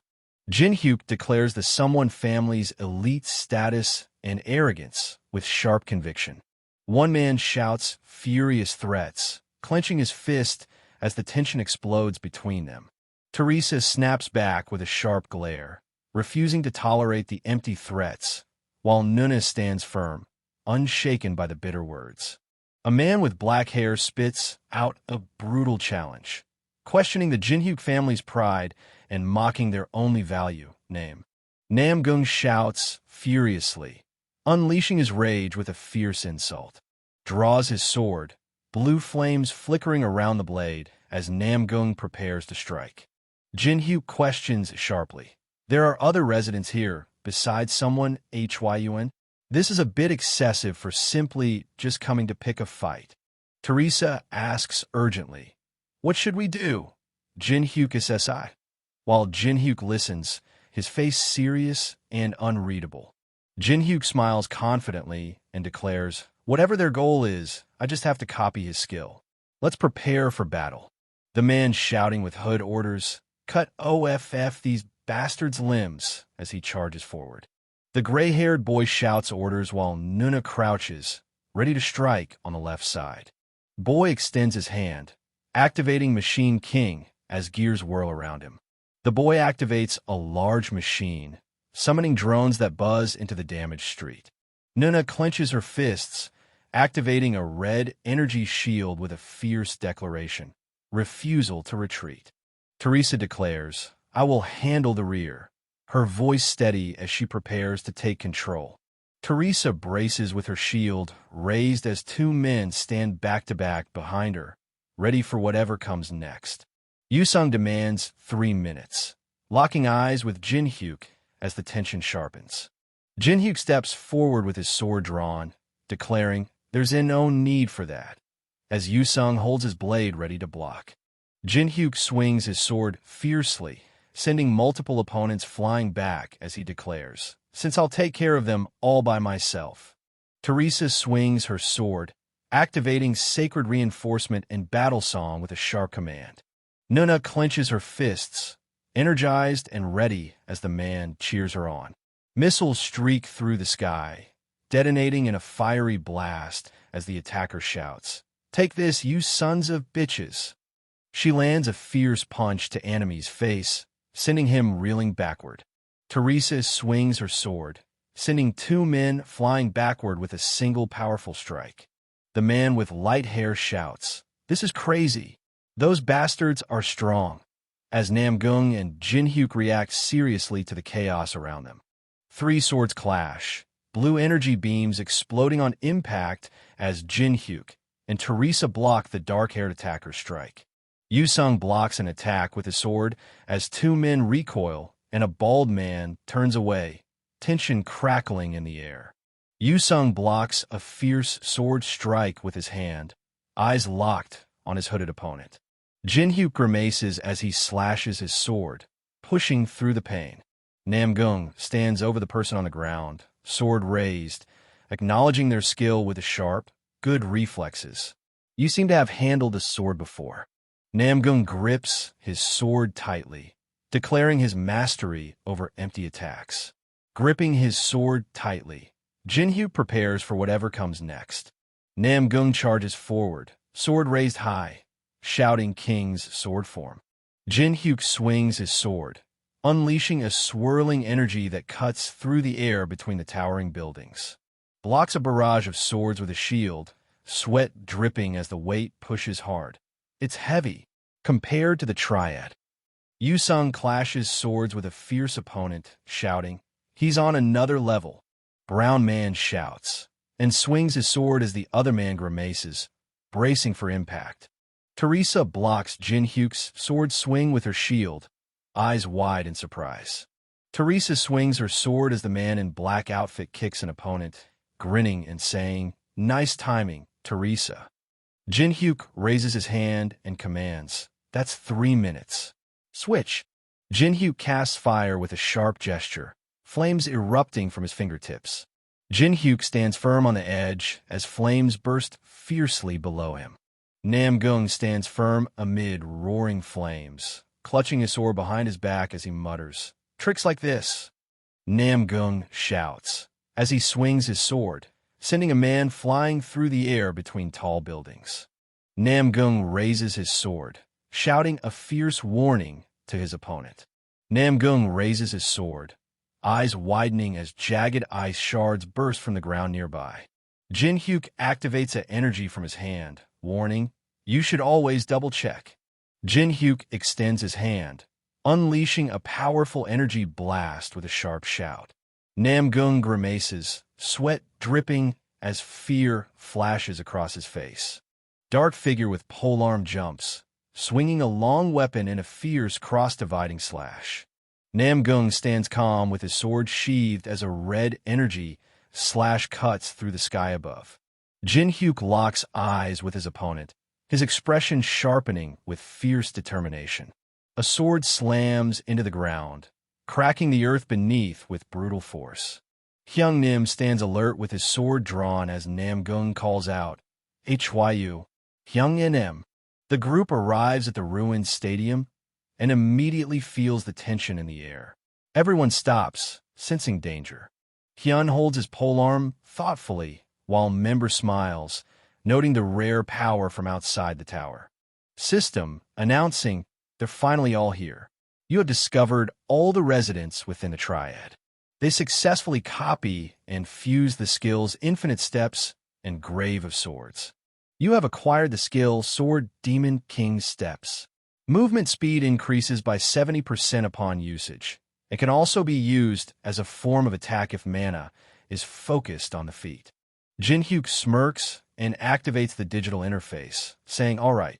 Hyun grips his staff firmly, eyes sharp as he replies, "I'm perfectly fine." Member whispers with a sly smile, while Jinhyuk smirks and the hooded man trembles nervously. Namgung shouts angrily, "I was fine on my own. Who told you to butt in?" Hyun holds his staff calmly while Member smiles, reminding Namgung, "We weren't doubting your skill, but the Lord's order was for conciliation, not execution."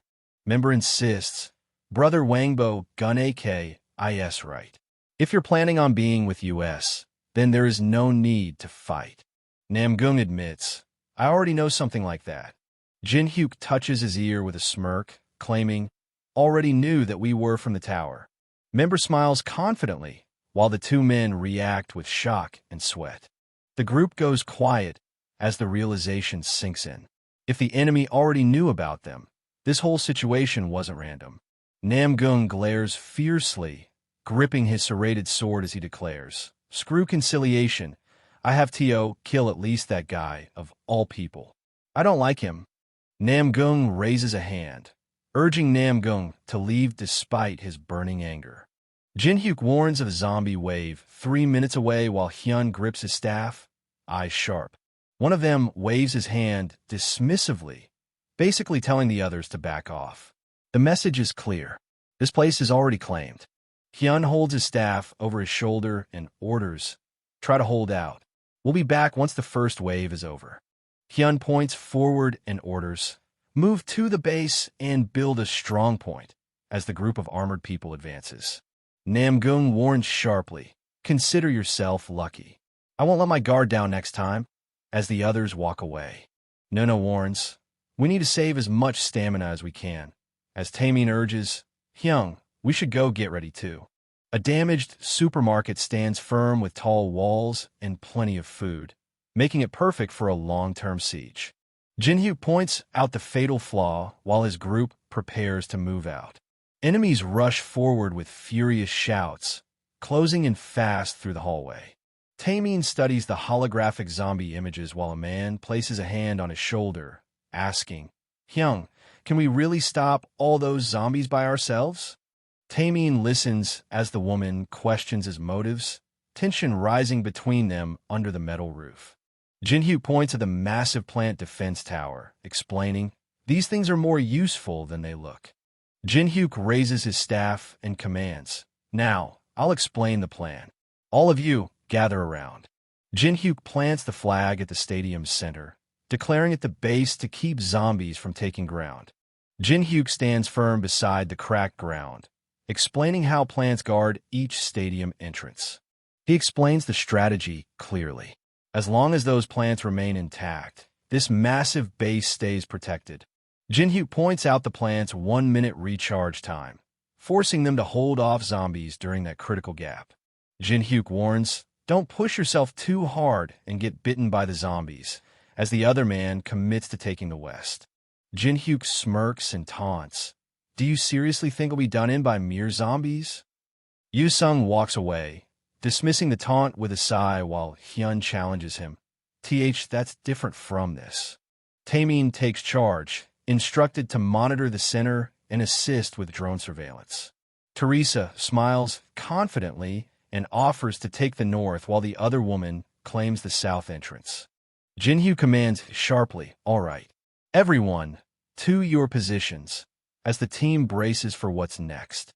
Jinhyuk grips his twin swords with a confident smile, ready to test their power. Taemin kneels, reaching toward the holographic machine while holding his other hand up defensively. Jinhyuk focuses on the floating screen, declaring, beginning the first wave. Taemin shouts a sharp warning. They're coming.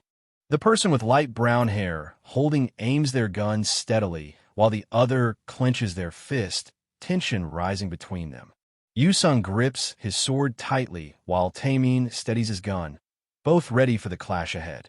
The zombie horde rushes forward with a fierce shout inside the damaged building. Someone bursts out of the building, scattering papers across the running track. The solar plant activates, flooding the area with blinding light. An enormous flower descends as a fiery explosion erupts beneath it. The zombie horde screams as flames rain down around them. Flames consume the large flowers, spreading quickly toward the fence. The zombie horde rushes forward, screaming with fierce aggression.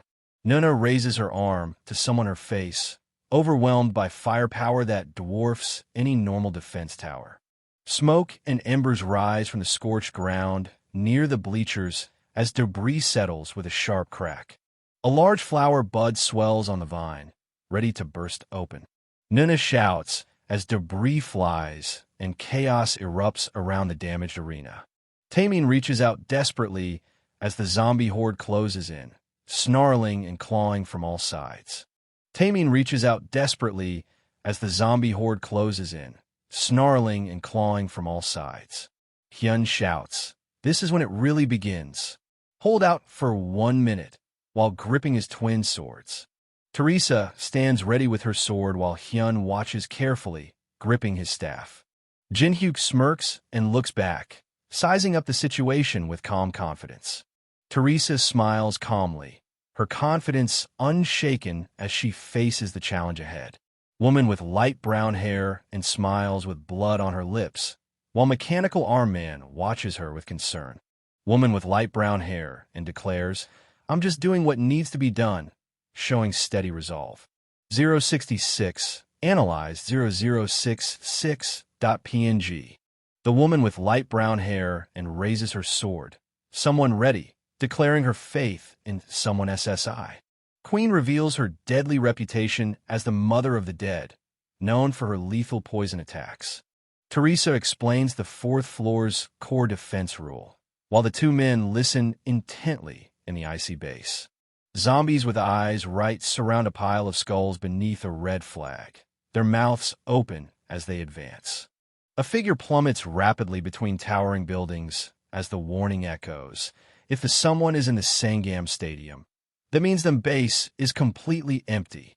Queen unleashes a someone claw strike, while Jinhyuk braces with grim determination.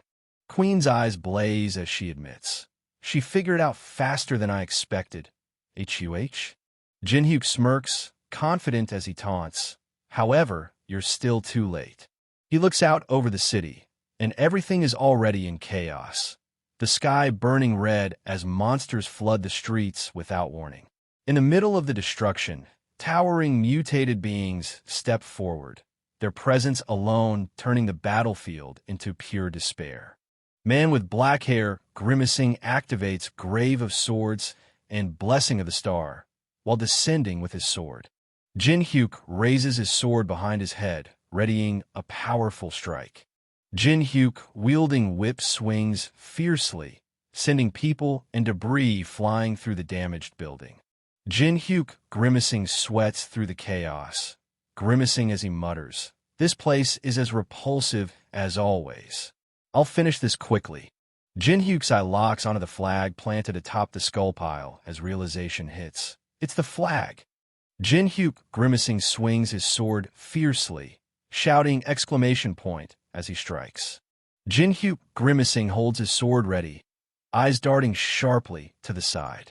Jinhyuk, grimacing, kicks forcefully while swinging two swords down, shouting, "IT appeared." The weapon pulses with energy as the attacker shouts, PR. The two-headed butcher creature raises his cleaver, laughing wildly. "Buha, meat."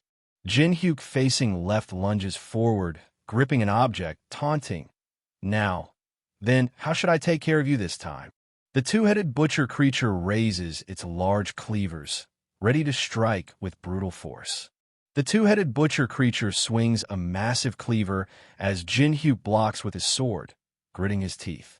The two-headed butcher creature snarls as the swords clash, shocked that his cleaver doesn't cut.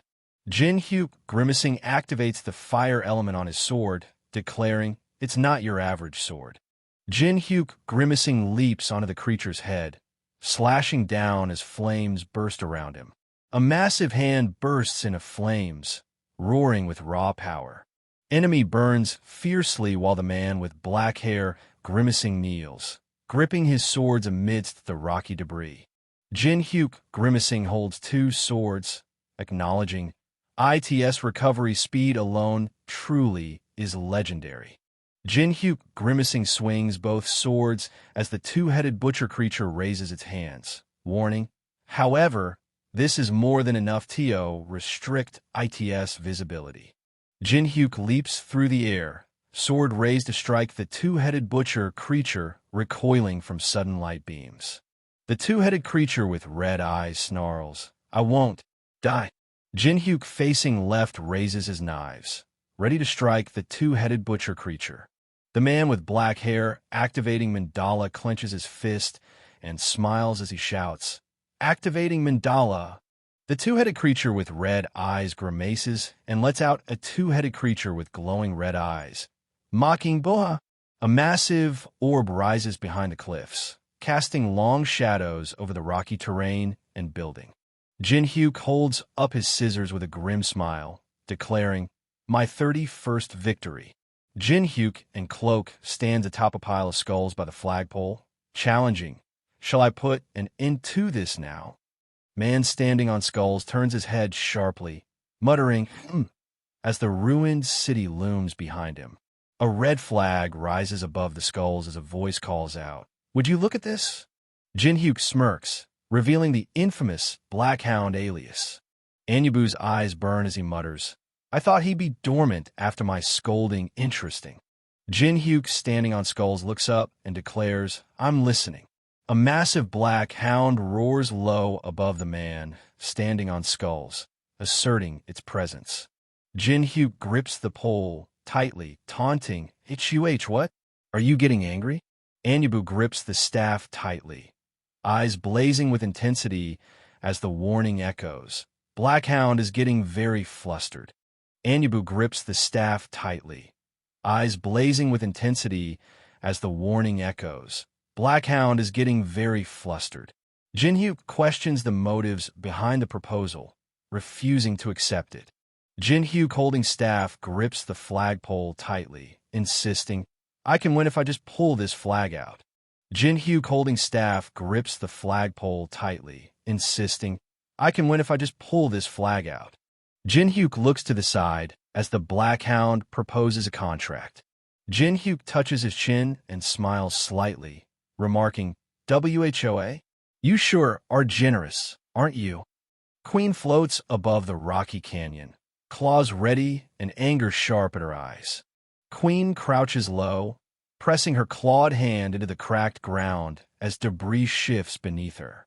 Queen narrows her eyes, fixated on the untouched flag planted atop the skull pile.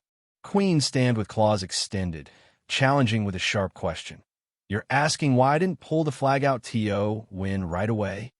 Jinhyuk welds metal fiercely, sparks flying as he reveals, "It's because someone insisted that I fight you." Queen narrows her eye and snarls, "Depo SIT." Jinhyuk balances a metal pot on his head and grins, "Yeah, a deposit." Jinhyuk holds a severed head and brandishes a cleaver, declaring, "And not only that, I was paid in advance." Clawed hand grips a skull-topped weapon, ready for the next move. Red-haired figure with mask raises a large sword, snarling, "You'll regret it." Jinhyuk activates Blessing of the Star, cutting light attribute powers in half with the Eclipse Stone. The red-haired figure with mask advances steadily, sword in hand, while the man watches, powerless to stop her. The red-haired figure with mask advances steadily, sword in hand, while the man watches, powerless to stop her. The red-haired figure with mask unleashes a powerful energy beam, triggering a massive explosion. The red-haired figure with mask stands firm, gripping her large sword amid swirling smoke and scattered debris. Jinhyuk blocks the attack with his arm and activates the mandala, surprising his opponent. Jinhyuk smiles confidently amid the scattered debris, steady after his block. Enemy covers her face with a clawed hand, desperate as yellow energy crackles around her. Queen shouts, "Disappear!" and swings her large sword with fierce intensity. The sword slashes through with brutal force as cries of pain erupt. Jinhyuk activates Sword Demon King's steps, slashing forward with a surge of speed. Jinhyuk extends his hand, unleashing a surge of frost with glacier formation. The red-haired figure with mask snarls, breaking through the ice shards with fierce intensity. Jinhyuk jumps and swings his large weapon down through the ice shards. The queen reels as ice shards explode around her, struck by a sudden, brutal attack. Jinhyuk lunges forward, swinging his large sword down with full force. Queen stands defiant amid the wreckage, shouting, "I won't die." With just that, Jinhyuk smirks, gripping his large weapon behind his back, admitting, "I know, this is nowhere near enough." Queen charges forward, raising her sword with a fierce cry. Jinhyuk swiftly dodges the blazing attack, narrowly escaping the fiery strike. Demon Queen activates glacier formation, ice crystals rapidly spreading over her eyes. Dark claws clamp down on the Demon Queen as she grimaces in pain. Jinhyuk swings his large red weapon with fierce determination, shouting. Queen screams as a massive sword swings down toward her. Queen snarls, eyes burning with rage, muttering, irritating, "Human." Queen swings her large sword down with a burst of energy aimed at Jinhyuk. Jinhyuk glares intensely, his eyes burning with sudden resolve. The Demon Queen braces with her sword as a dark-haired figure leaps down toward her through the cracked floor. Queen swings her large weapon with fierce force. Queen swings her large weapon with fierce force. The silhouetted figure with weapon steadies the large sword as dark tentacles coil around them. The silhouetted figure with weapon steadies the large sword as dark tentacles coil around them. Jinhyuk falls backward, raising his arm as he struggles to regain balance. Jinhyuk reads the message and grins, saying, WHOA, you sure are generous, aren't you? Umbu extends a hand and challenges, I'll agree to this battle if you agree to one condition. Jinhyuk reaches out his hand and demands the B-grade item called White Branch, claiming it's nothing special. The white branch floats silently, revealing itself as a common medical item easily found beyond the 10th floor. Umbu's eyes burn with intensity as the cold truth cuts through the 42nd floor. Everything here is worthless trash. Umbu's eyes burn with intensity as the cold truth cuts through the 42nd floor. Everything here is worthless trash. A hand reaches up to claim the jackal's tooth and white branch, locked by the rule forbidding the flag's removal before the someone battle ends. Clutching the white branch and jackal's tooth, the hand asserts control over both relics. Jinhyuk grips the branch tightly, claws digging in as tension builds. Jinhyuk grips the branch tightly, claws digging in as tension builds. Jinhyuk smiles confidently as purple energy pulses from his hand. Jinhyuk smiles confidently as purple energy pulses from his hand. Queen shouts with fierce determination, sweat dripping down her face. The system intervenes, warning that the divine artifact on the 4th floor can only be used once due to scaling limits. Jinhyuk grips his weapon tight, ready to make that one chance count. Queen descends fiercely, sword raised for a crushing strike. The silhouetted figure with weapon lunges in close, and the red-haired figure with mask freezes, admitting, I can't. Dodge! The silhouetted figure with weapon lunges in close, and the red-haired figure with mask freezes, admitting, I can't. Dodge!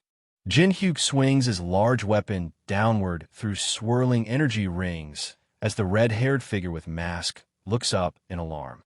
Jinhyuk swings his large weapon downward with fierce precision. The sword pulses with energy, ready to strike. The silhouetted figure with weapon raises their blade, locking eyes with the red-haired figure with mask amid the flying debris. Queen takes a brutal hit from the purple energy spikes, piercing through her defense. Jinhyuk smiles calmly, holding his large red weapon with quiet confidence. Umbu bares its sharp teeth, mouth wide open in a fierce snarl. Queen winces sharply, caught off guard by a sudden strike. Queen sits on the floor, struggling to hold back tears with quiet sniffles. Demon Queen clutches the skull doll tightly, tears streaming down her face. The Queen stands firm, staring down the slightly open doors ahead. The Queen's eye sharpens, revealing the stitched skin beneath her intense gaze. Jinhyuk calls out the cowardice of Muhan while acknowledging the strength of the other fighter. Queen staggers, injured, as the man with the weapon turns away, saying goodbye. Jinhyuk stands calm with a slight smile, red flames rising behind him as the message, "You have leveled up," echoes around. The base stands battered but intact amid shattered crystals and rubble. The base stands battered but intact amid shattered crystals and rubble. Teresa catches her breath, sweat dripping as she admits, "Someone says I did it." Teresa kneels amid the rubble, eyes fixed forward as she admits, "This time, as well." Two men discuss the rapid progress, noting, "Only 24 hours have passed since the 4th floor opened." Two men discuss the rapid progress, noting, "Only 24 hours have passed since the 4th floor opened." Yanawa and Yusung wave eagerly and call out as Jinhyuk enters, joining them at the table. Jinhyuk smiles and explains, "Sorry I'm late. I had to pick someone up." Alice raises her hand to her chest and calls out, "This is quite shabby for a banquet hall."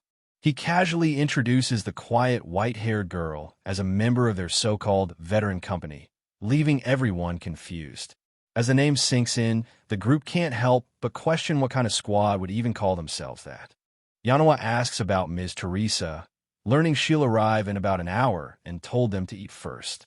Jinhyuk crosses his arms with a slight smile, saying, "I thought you wouldn't come at all, but I guess you still came." Jinhyuk puts a hand on the other man's shoulder, breaking the tension with a sly smile. Jinhyuk puts a hand on the other man's shoulder, breaking the tension with a sly smile.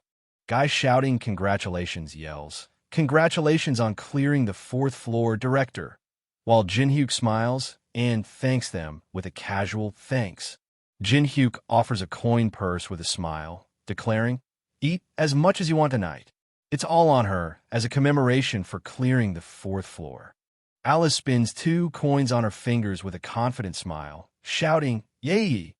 Jin-hyuk takes a slow sip of beer, eyes fixed on the plates of fried chicken in front of him. Jin-hyuk takes a slow sip of beer, eyes fixed on the plates of fried chicken in front of him. Alice bites into fried chicken, amazed she can enjoy so much for just 2 coins. Alice bites into fried chicken, amazed she can enjoy so much for just 2 coins. Jin-hyuk lifts a drumstick with his fork, ready to take another bite. Alice accepts the offered bite as the other person insists, "Okay, you can have it." Alice eats fried chicken with a smile, while Jin-hyuk offers more, joking about her unexpected strength. Yoo-sung asks, "What did you do before all this happened, Hyung?" As Jin-hyuk responds with a simple Jin-hyuk drinks beer and reveals, "I was a medical student," while Yoo-sung gasps in surprise. Teresa bursts through the door, shouting, "Everyone, I'm sorry I'm late." Teresa raises a drink with a confident smile, while the woman with brown hair and bun watches, phone in hand, as a man covers his face in disbelief. Jin-hyuk flashes a slight smile and asks, "Can I tag you? Let's take a selfie together, Yuni." Jin-hyuk clenches his fists, staring at the monitors as he recalls always facing the Tower of Trials alone. The tension instantly flips as phones come out and the girls start snapping photos, turning the awkward introduction into a full-on spotlight moment. Meanwhile, the rest of the crew watches in disbelief as the so-called veteran company casually steals all the attention. Alice smiles while the man eats chicken and holds a glass, exchanging casual words in the noisy night. Jin-hyuk sits back, checking his status screen and noting, "Oh, I went up 3 levels." Jin-hyuk stares at the screen, realizing his growth has suddenly accelerated beyond anything he expected.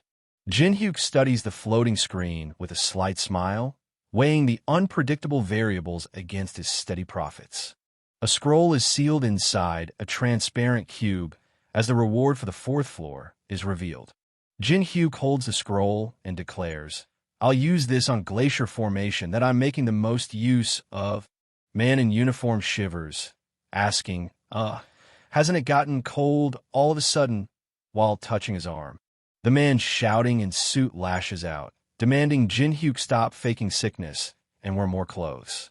Jin-hyuk taps the holographic screen while holding a finger to his ear, signaling he's ready with "next up."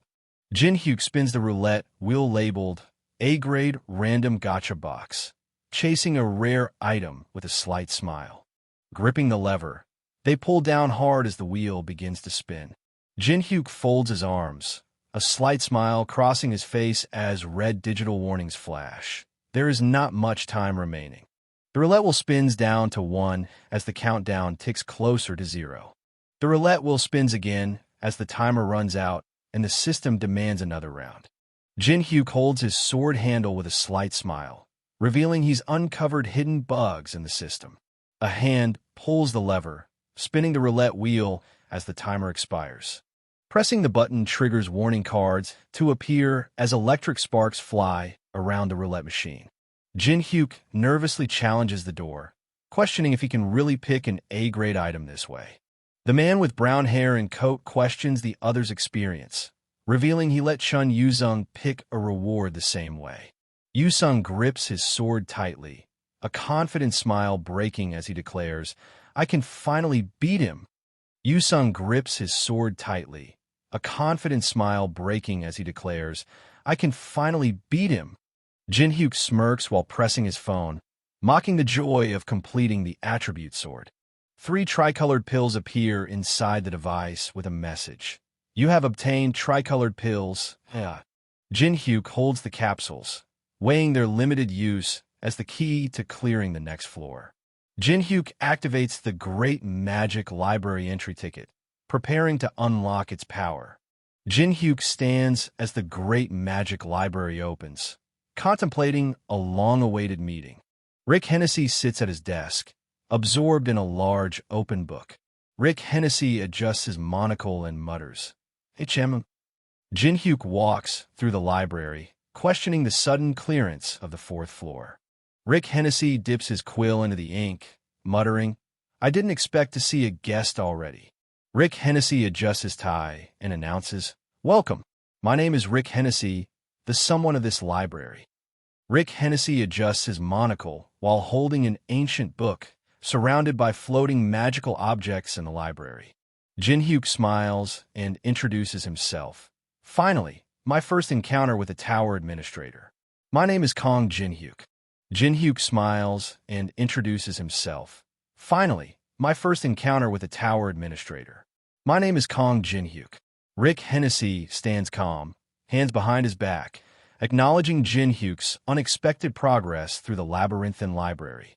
Jin-hyuk smiles slightly and declares, "I happen to be a very lucky person." Rick Hennessy warns, "I don't mind if you browse through the books, but there are no books of your level that you can read here, Kong Jin-hyuk."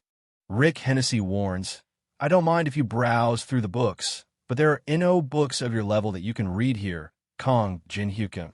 Jin-hyuk holds up a red book and confirms, "Right." Hennessy narrows their eye and asks, "You know, rune language?"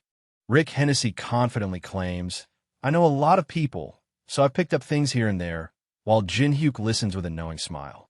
Rick Hennessy calls out the man's surprising knowledge. He should be someone who has only just entered the 5th floor, but he already knows rune language.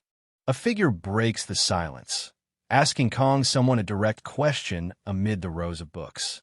Rick Hennessy confidently calls out the difference in skill and background of his opponent, sizing them up beyond the average someone. Rick Hennessy raises his hand, summoning the Anubis-like figure with scales, claiming the Egyptian gods are backing him. Rick Hennessy freezes, stunned by the unmistakable energy of the god Anubis manifesting nearby. Jin-hyuk smiles confidently, acknowledging the power granted to him while canceling the judgment of Anubis due to no chosen subject. Rick Hennessy adjusts his someone in coat, declaring, "A person of value must receive corresponding treatment." Manager bows deeply, someone in hand, offering a sincere apology for mistreating a valuable guest. Jin-hyuk smirks while the Anubis-like figure gasps, stunned by his words. Anubis would have collapsed from stress if he saw this. Rick Hennessy gestures as magical books float around him, offering one as a gift to atone for his mistake. Jin-hyuk asks, "Can I really choose anything I want?" And Rick leans forward with a confident, "Of course." Rick Hennessy offers a gift of equal value, holding up a sign that reads 12F 127 as he speaks. Jin-hyuk firmly declares, "I will take this," holding the ornate book up without hesitation. Jin-hyuk firmly declares, "I will take this," holding the ornate book up without hesitation. Jin-hyuk holds the book confidently, dismissing its ancient claims as just a book written by some Chinibu lizard. Rick Hennessy laughs loudly, declaring, "Pardon me," as expected of someone who has received the blessing of the gods. Rick Hennessy adjusts his someone as a digital effect flickers near the building, warning, "I will keep my eye on you from now on, Kong someone Nim." Rick Hennessy smiles slightly as he begins to dissolve into light pixels, saying, "I will look forward to the day that we meet again." Jin-hyuk holds a book and focuses on a hologram, reading the words "Someone, Kong Jin-hyuk." Person breathing heavily gasps for air while the other runs forward through the debris.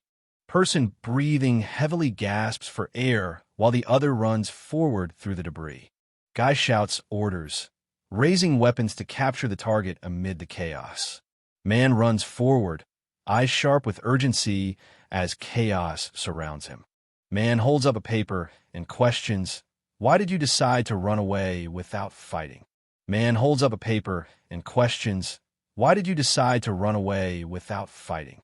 Man hold a return stone, explaining, "Because I couldn't even summon my subspace inventory, I was only able to escape by using a return stone that I had in my pocket." Man behind counter holds up a return stone and announces a 20% discount, pricing it at 5,000 gold. Teresa points at the phone and demands, "Take me with you to the 5th floor." Teresa leans in, insisting, "I can't let you go alone," while the player stays tense, caught off guard by her sudden persistence. Jin-hyuk stands firm, telling the woman, "You can't. No matter how much you want to come with me, I could just sneak in by myself, so give up." Player and Teresa hold hands, locking eyes with quiet determination. Teresa sweats and warns, "Promise me that you won't push yourself then."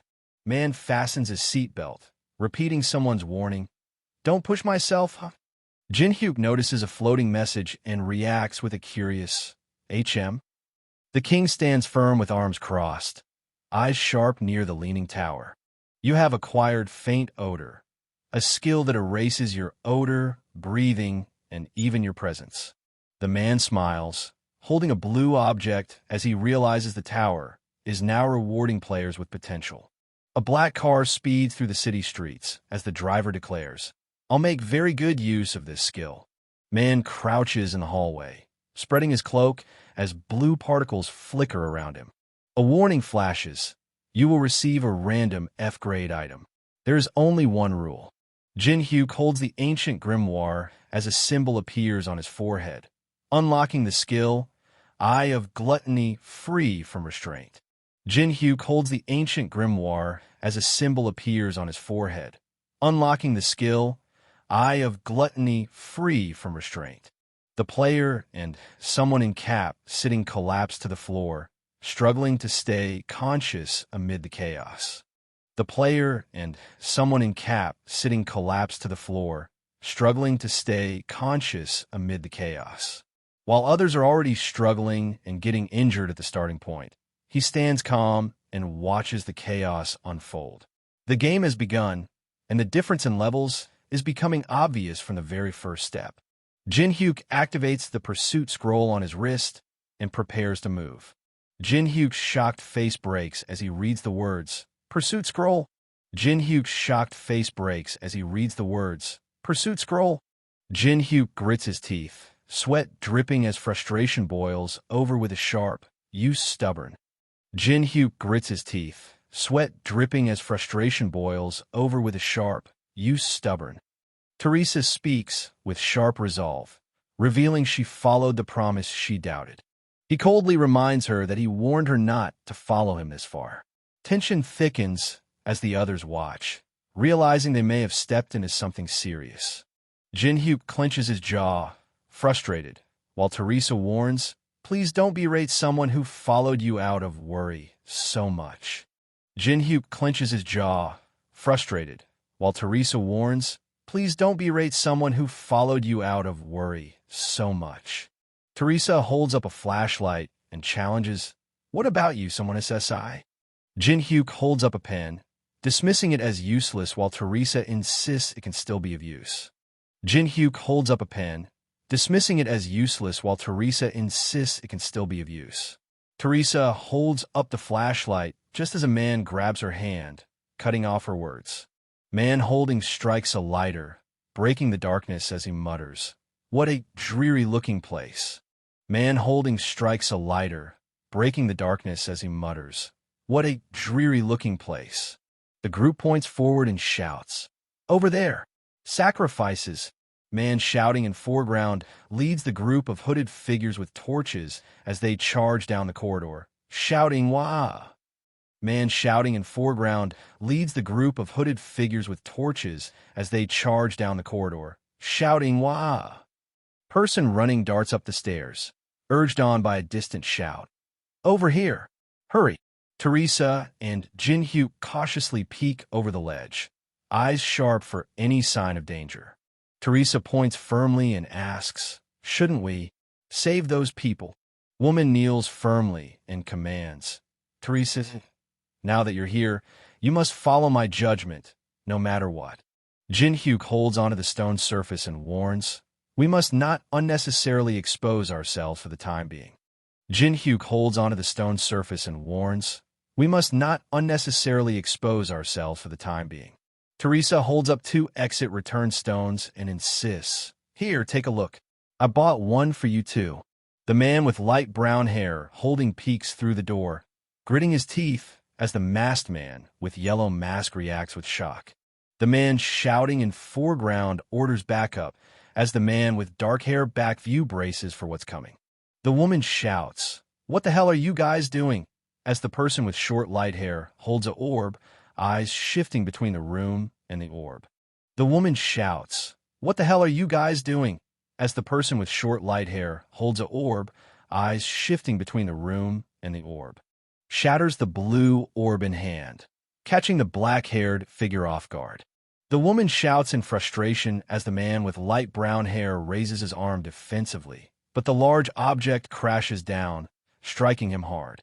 A blade burns against his skin as he grips it with sheer force, refusing to let it pierce through. Blood and sparks mix in the air, but his expression doesn't waver for a second. Inside the wrecked store, chaos erupts as everyone panics and scrambles to survive. Fear floods their faces, realizing this isn't a prank or a scam anymore. Hot Guy towers over the two on the ground, polearm ready as the person with short light hair cries out in panic. Jin-hyuk holds the broken glass orb, mocking how easily Teresa trusted the broadcast scam. Teresa offers a gift, then suddenly turns at scream. Teresa glances back, clutching her fist as the enemy in the yellow hood watches her with eyes. The enemy grabs the woman from behind, shouting, "A sacrifice for our god." Teresa grabs the enemy by the collar and lunges forward to strike. The person in dark outfit and the blonde-haired figure are thrown backward by the explosion's force. Jin-hyuk and Teresa stand back to back, alert and ready as they realize they've been discovered. The group of hooded figures with torches chants, praying for a sacrifice to bring forth their king. Enemy freezes, stunned by a sudden light flaring at their neck. Enemy charges forward, fists clenched, shouting through the smoke and fire. Jin-hyuk smirks, gripping a bloody knife, and taunts, "Who wants to do the next sermon?" The group of hooded figures with torches freezes, shaking their hands nervously as one turns head in surprise. The giant enemy stands firm, gripping a massive hammer as the cloaked figure stammers, "SSIR proxy." The person in orange hooded outfit smiles as a giant hand grabs someone else, who clasps their hands and says, "It's not that we're scared, but—" Jin-hyuk leans in, asking Teresa, "Teresa, you've played tag before, right?" Hot Guy raises his massive hammer while the woman nervously warns, "That giant head is it, so don't get caught by him." The giant enemy swings his massive weapon down with brutal force. Someone roars start and swings his massive weapon down as Jin-hyuk and Teresa sprint forward to intercept. One hooded figure kneels, questioning sacrifices while another stands firm, reporting captures without complications. One hooded figure kneels, questioning sacrifices while another stands firm, reporting captures without complications. The leader shouts, "IT is the promised time for the great 1-2 descend once again at last." Ah! The leader's smile fades as they stare at the screen, showing the newly discovered sacrifices. The leader's smile fades as they stare at the screen, showing the newly discovered sacrifices. Jin-hyuk lowers his gaze and lets out a small, frustrated smile. Person partially visible speaking asks, "You know him?" in a tense, close conversation. The man with dark hair back view answers with a simple, firm yes. The figure in purple hooded robe watches the surveillance screens as the man holds a dagger hidden behind his back. The person holding mask grips the white mask tightly, eyes fixed on the symbol.